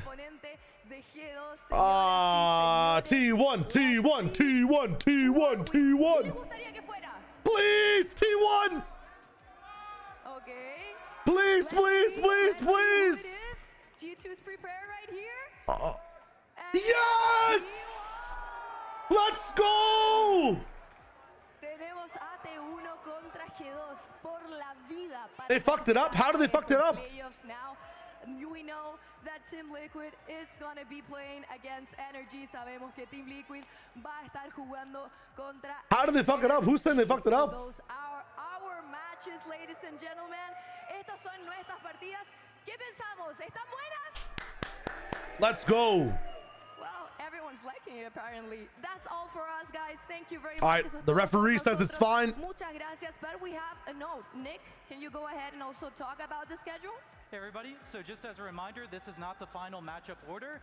In approximately 10 minutes, we'll be sharing the matchup order of if it's going to be TL and T1. In approximately 10 minutes, we're going to be doing a redraw again with the coaches in the hotel. So stay tuned on socials. We'll let you know how it goes.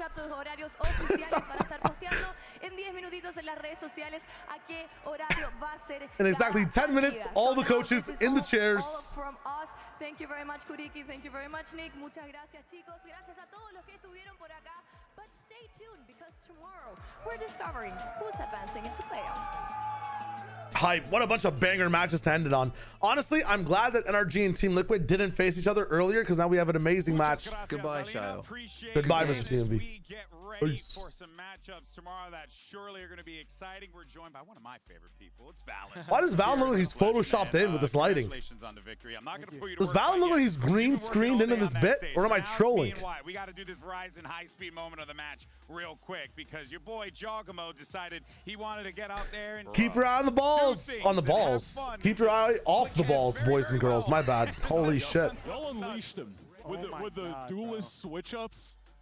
It's the green jersey. So bad because we wanted to give him the ace. Like, that's very uncharacteristic of us, but like we just wanted to give him the ace so bad. This was insane. Dude, Rarga was trying so hard to not give him the ace too. He was just dancing around. Running away. I was. Oh yeah, you had to kill him at the end. He was coming up C long. Oh, that's funny. Of course, was insane. There's your Verizon high-speed moment, but let's go ahead and talk about that match, but also Enders. Thanks for the 43 viewer raid. What happened and. You know, guys knew you were going up against a very powerful team in paper. Thank you. So was this like a frustrating thing? Was this kind of like expected? Guys, I think I'm staying on stream and either playing Valorant or Deadlock today.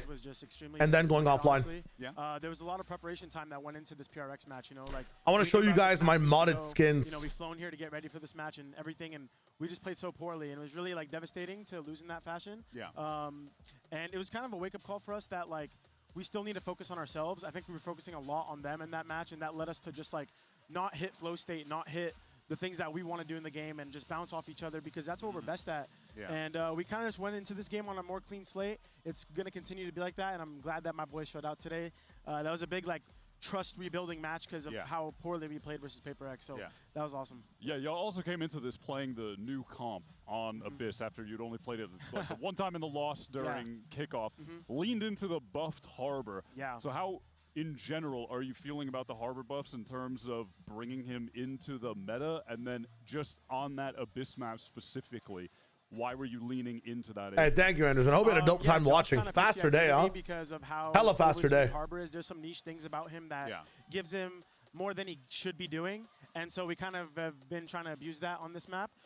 Honestly, it's the easiest map to slot in Harbor as well, I would say. So it was one of the first things we tried, and it clicked insta. So we're like, let's run it. Do you feel like it complements your playstyle too? Definitely. I think I'm kind of unique on smokes. I like to mix up my playstyle. I like to mix up my plays, and having a literal shield can just unleash you to the max. So I've been just experimenting in scrims. I've been doing some demonic stuff in scrims. I'm not gonna lie. And I'm glad that I could show it on stage too. It was a rough start for me on the attack, but dude, defense was just like it perfectly hit like what I thought was gonna happen. Dude, hey, I was also worried for G2 on map 1. Map 1 again could have easily been a 9-3 for XLG on their defensive side. 1000%. After that loss, and you guys say you were disappointed, were you? I think it could have easily been a 9-3 without the jog interruption, without the Baby Bay hindered shot. That could have easily been a 9-3. We can do this. We have. What are my early thoughts for who wins tomorrow? G2 smashes T1 for me. Come back to this. Let's see how it ages. And the NRG TL match is too tough to call. Really bad. Like 13-1 on one of the maps. And I think G2 absolutely demolishes T1. For the rest of the games, and it seems very similar to this moment as well. So I think for teams that have experience like us, we're able to just look back and say, hey, guys, we've done it before. I agree with that, Anders, and I'm very disappointed in T1's ability to adapt, and I feel like G2 always put we trust each other, we love each other. a team into a very adaptive mid-round situation. They almost like sacrifice a player for it to be able to be possible as well sometimes on their defensive side.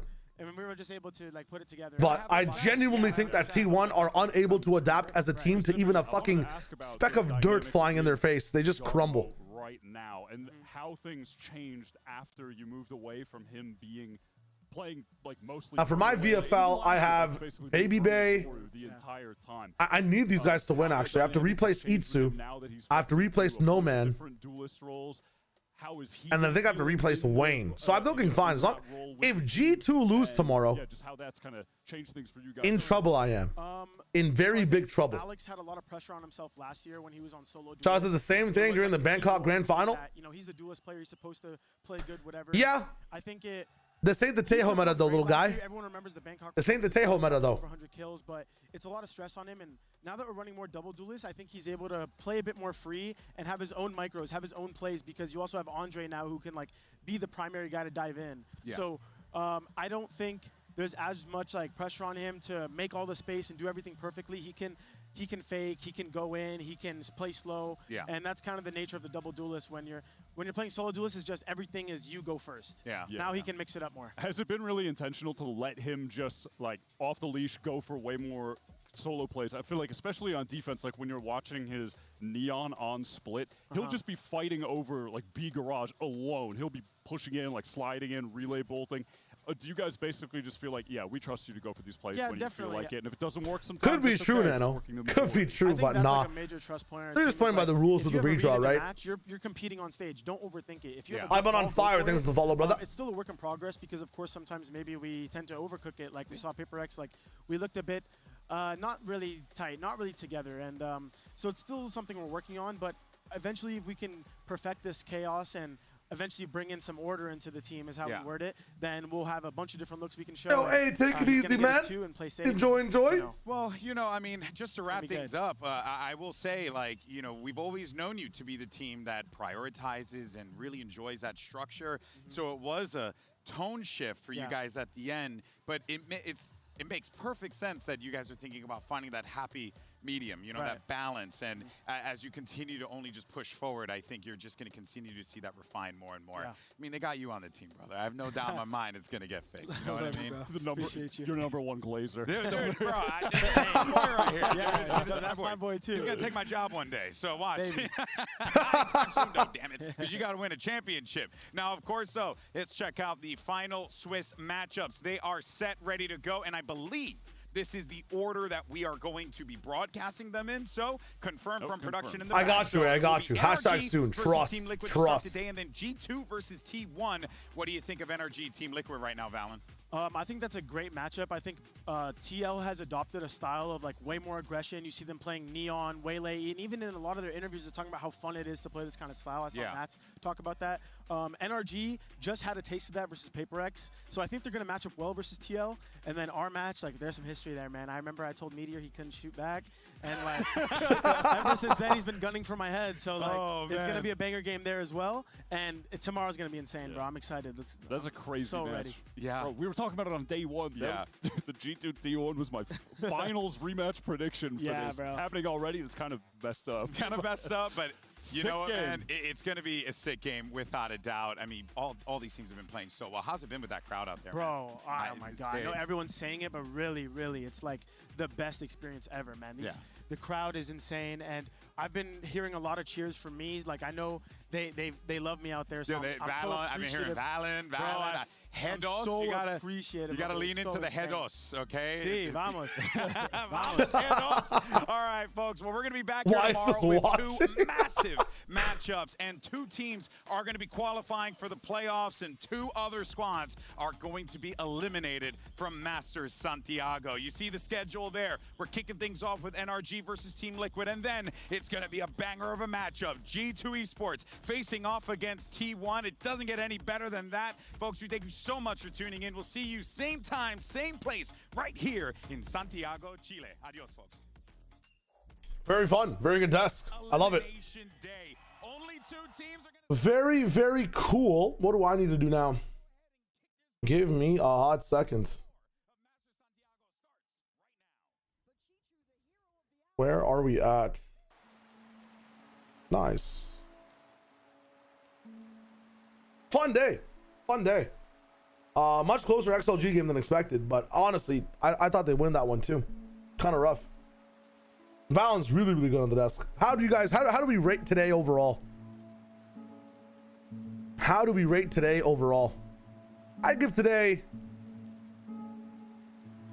6.5, 5.5 out of 10 type shit. I'll give you guys a bonus of showing you my Deadlock Locker collection, all right? 6 is too generous. I don't think a Santiago day can ever be below a 5 for me, man. I'm sorry. There's no way. Why is Arc Raiders having an update? Hell no. Pause that shit. It's funny how my friends list went from everybody on Arc Raiders to everybody on Deadlock.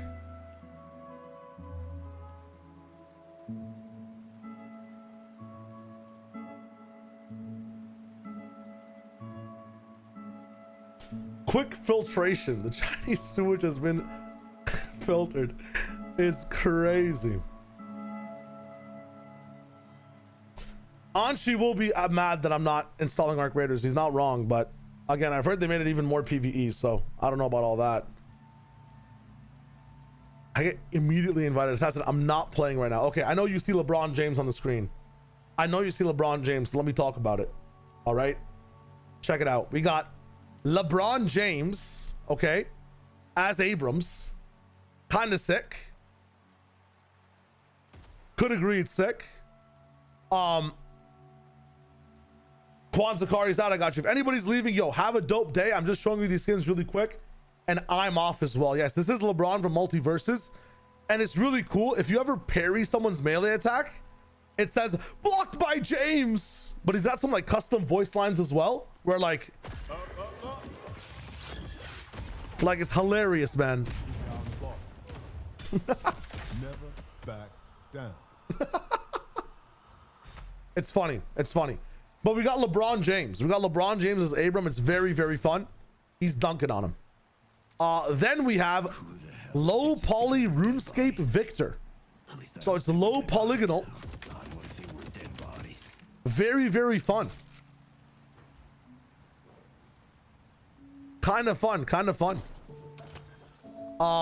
Not much to say past that one for this. We have Kylo Ren as Apollo. Kind of sick, no? He like force throws his lightsaber to reload. It's kind of nice. He has a custom voice line for his ultimate. Kind of nice, kind of nice. I take no joy in cutting down one of my own. But the rest of the voice lines are Apollo themed. We've got who else? We have this guy, I think, from Resident Evil as a I think this is one of the earlier Resident. Is this Resident Evil? I forget which game line this is. But this is Drifter. Very, very fun. I swear to God, the melee is harder for this one. It's kind of basic.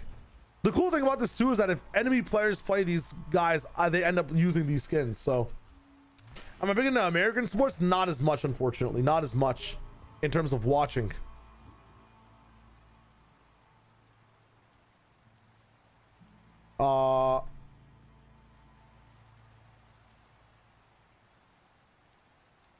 Okay. Nice. We're chilling. I'm not leaking at all.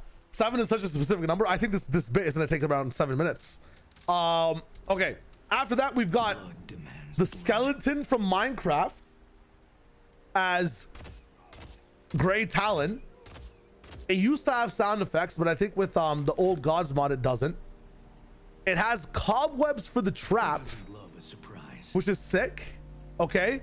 And then for the actual ult, it's a chicken with TNT, bro. And then when it hits, it has like the TNT. Let me see if I can show it this way. Oh, fuck. Hold up. When it hits, you have like the TNT explosion effects, which is kind of cool. It's really sick. It actually makes playing the game so much more fun. Is there a lava chicken? No lava chicken, unfortunately. It's so cool. I've got Master Chief low poly as Haze. I swear to God, this skin makes me feel like I'm doing more damage. And it's got the Halo gun sound effects as well. So that's really fun. No mercy. No survivors. It's fun seeing Master Chief do the 360 though. I don't have Hoglin Rider, Moore, and Crawl, unfortunately. No. I don't play a lot of these characters. I don't play, so I don't get the skins for them. Ivy low poly is also really nice. I like it a lot. I've been playing some melee Ivy now here and then. I feel like the skin's just better for it. I got these just on. If you just search up like Deadlock mods, there's an easy way to do it. I think this is from like the banana whatever place is called. I've got this is the like most. The biggest mod I have in size. No, absolutely, Trisha. I mean, the TL match tomorrow, both matches tomorrow is going to be more excited. Game Banana is what it's called. So this has custom ability icons, which is sick. We've got a baseball bat as well. That's clean. Custom Mac 10 fade. All right. And on top of all of that, you've got a custom soundtrack, which is so sick too. Forest 3, and then it is kind of the Hotline Miami chicken, yes. And then you've got like his 4 has custom exclamation marks, which is sick too. And he talks to like his tape recorder, which is really cool. This is where we start to go into banger territory. Malinaway from Hades 2 as Lady Geist, and you can actually use her staff as the gun, but I chose to have Lady Geist's gun instead with the color grading. I forget what it's called in comic books. Yeah, which is really sick. She has custom voice lines from Hades as well. Good night. Good night. I wish I could show her too better. What do you do if you set a teammate? You can shoot and use abilities during the drain, but your movies are reduced to give health to friendly heroes. Interesting. I never knew that. Yeah. Is that the critical LeBron pick? I didn't even get to see it. Oh, let me see the critical LeBron picture.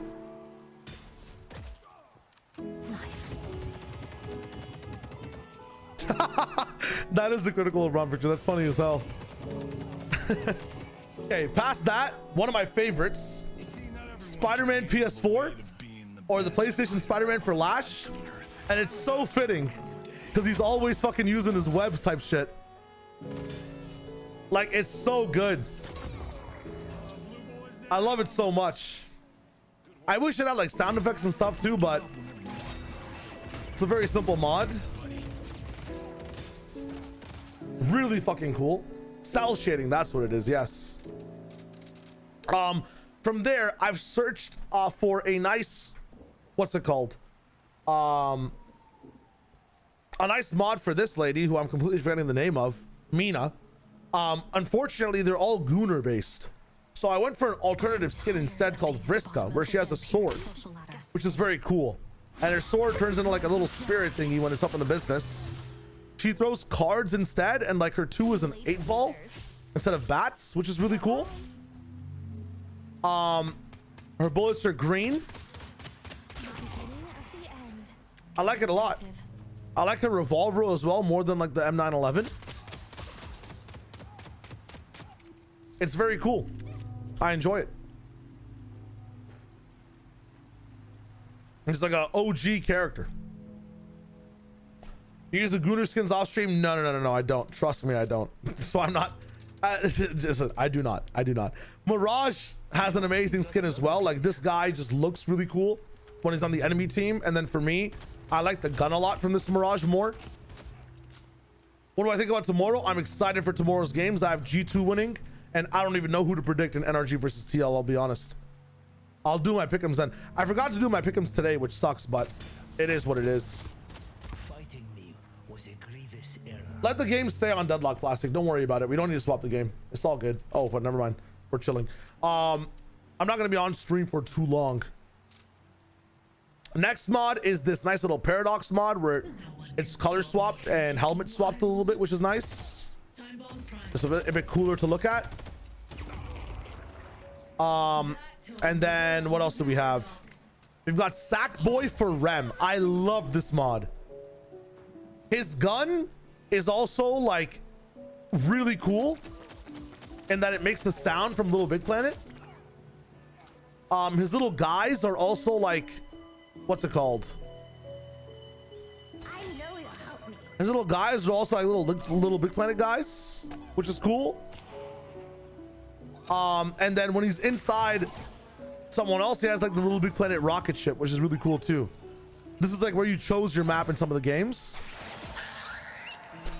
His ult is also like a unique sound from Little Big Planet, which is kind of nice.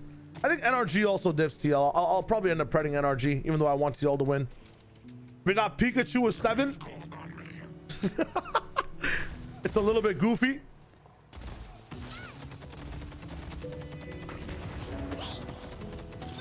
We got some Pikachu sound effects for him. It's one of my favorite mods, I'm not gonna lie. It's really fun, really cool.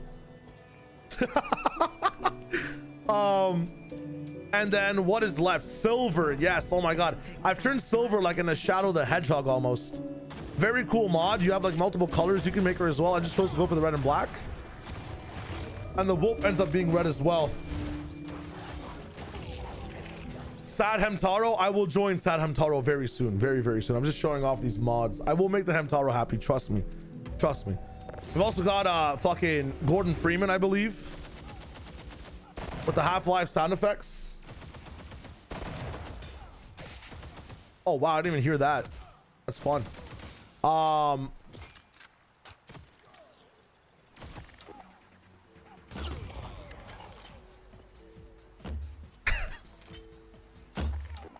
It's really fun.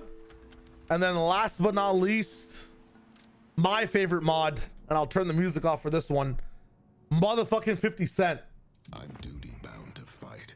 With voice lines. Eat it up, bitch. Chew on this, you piece of shit. Time to pop up, bitch.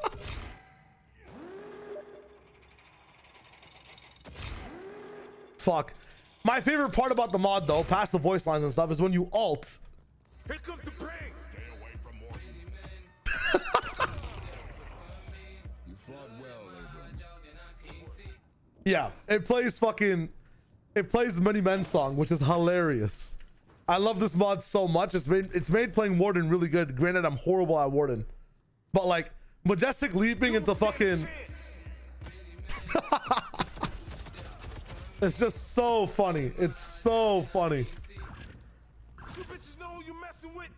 What was that, bitch? Eat this, pussy. But that's what's cooking in the Deadlock realm. I will stream more Deadlock very soon. For today, just wanted to keep it Valorant focused. I'm gonna quickly grab a bite and then play off stream with some of my friends and see what's good, and just spending some time with the wifey. But for now, thank you guys for watching the games today. If you want to watch more, we'll be live more tomorrow with another pre-show with some games we're gonna have to talk about from Santiago. We'll have a little bit more we'll have much more insight into how these guys are actually playing at the tournament. Everyone we're watching tomorrow has already played 2 games, and that's going to be super interesting to see. But for today, thank you for watching. I will be seeing you guys very soon. Enjoy, enjoy, enjoy. Where is starting 2? There it is. Woo! Goodbye, my friends. Thank you, Anon. Thank you, everybody. Peace.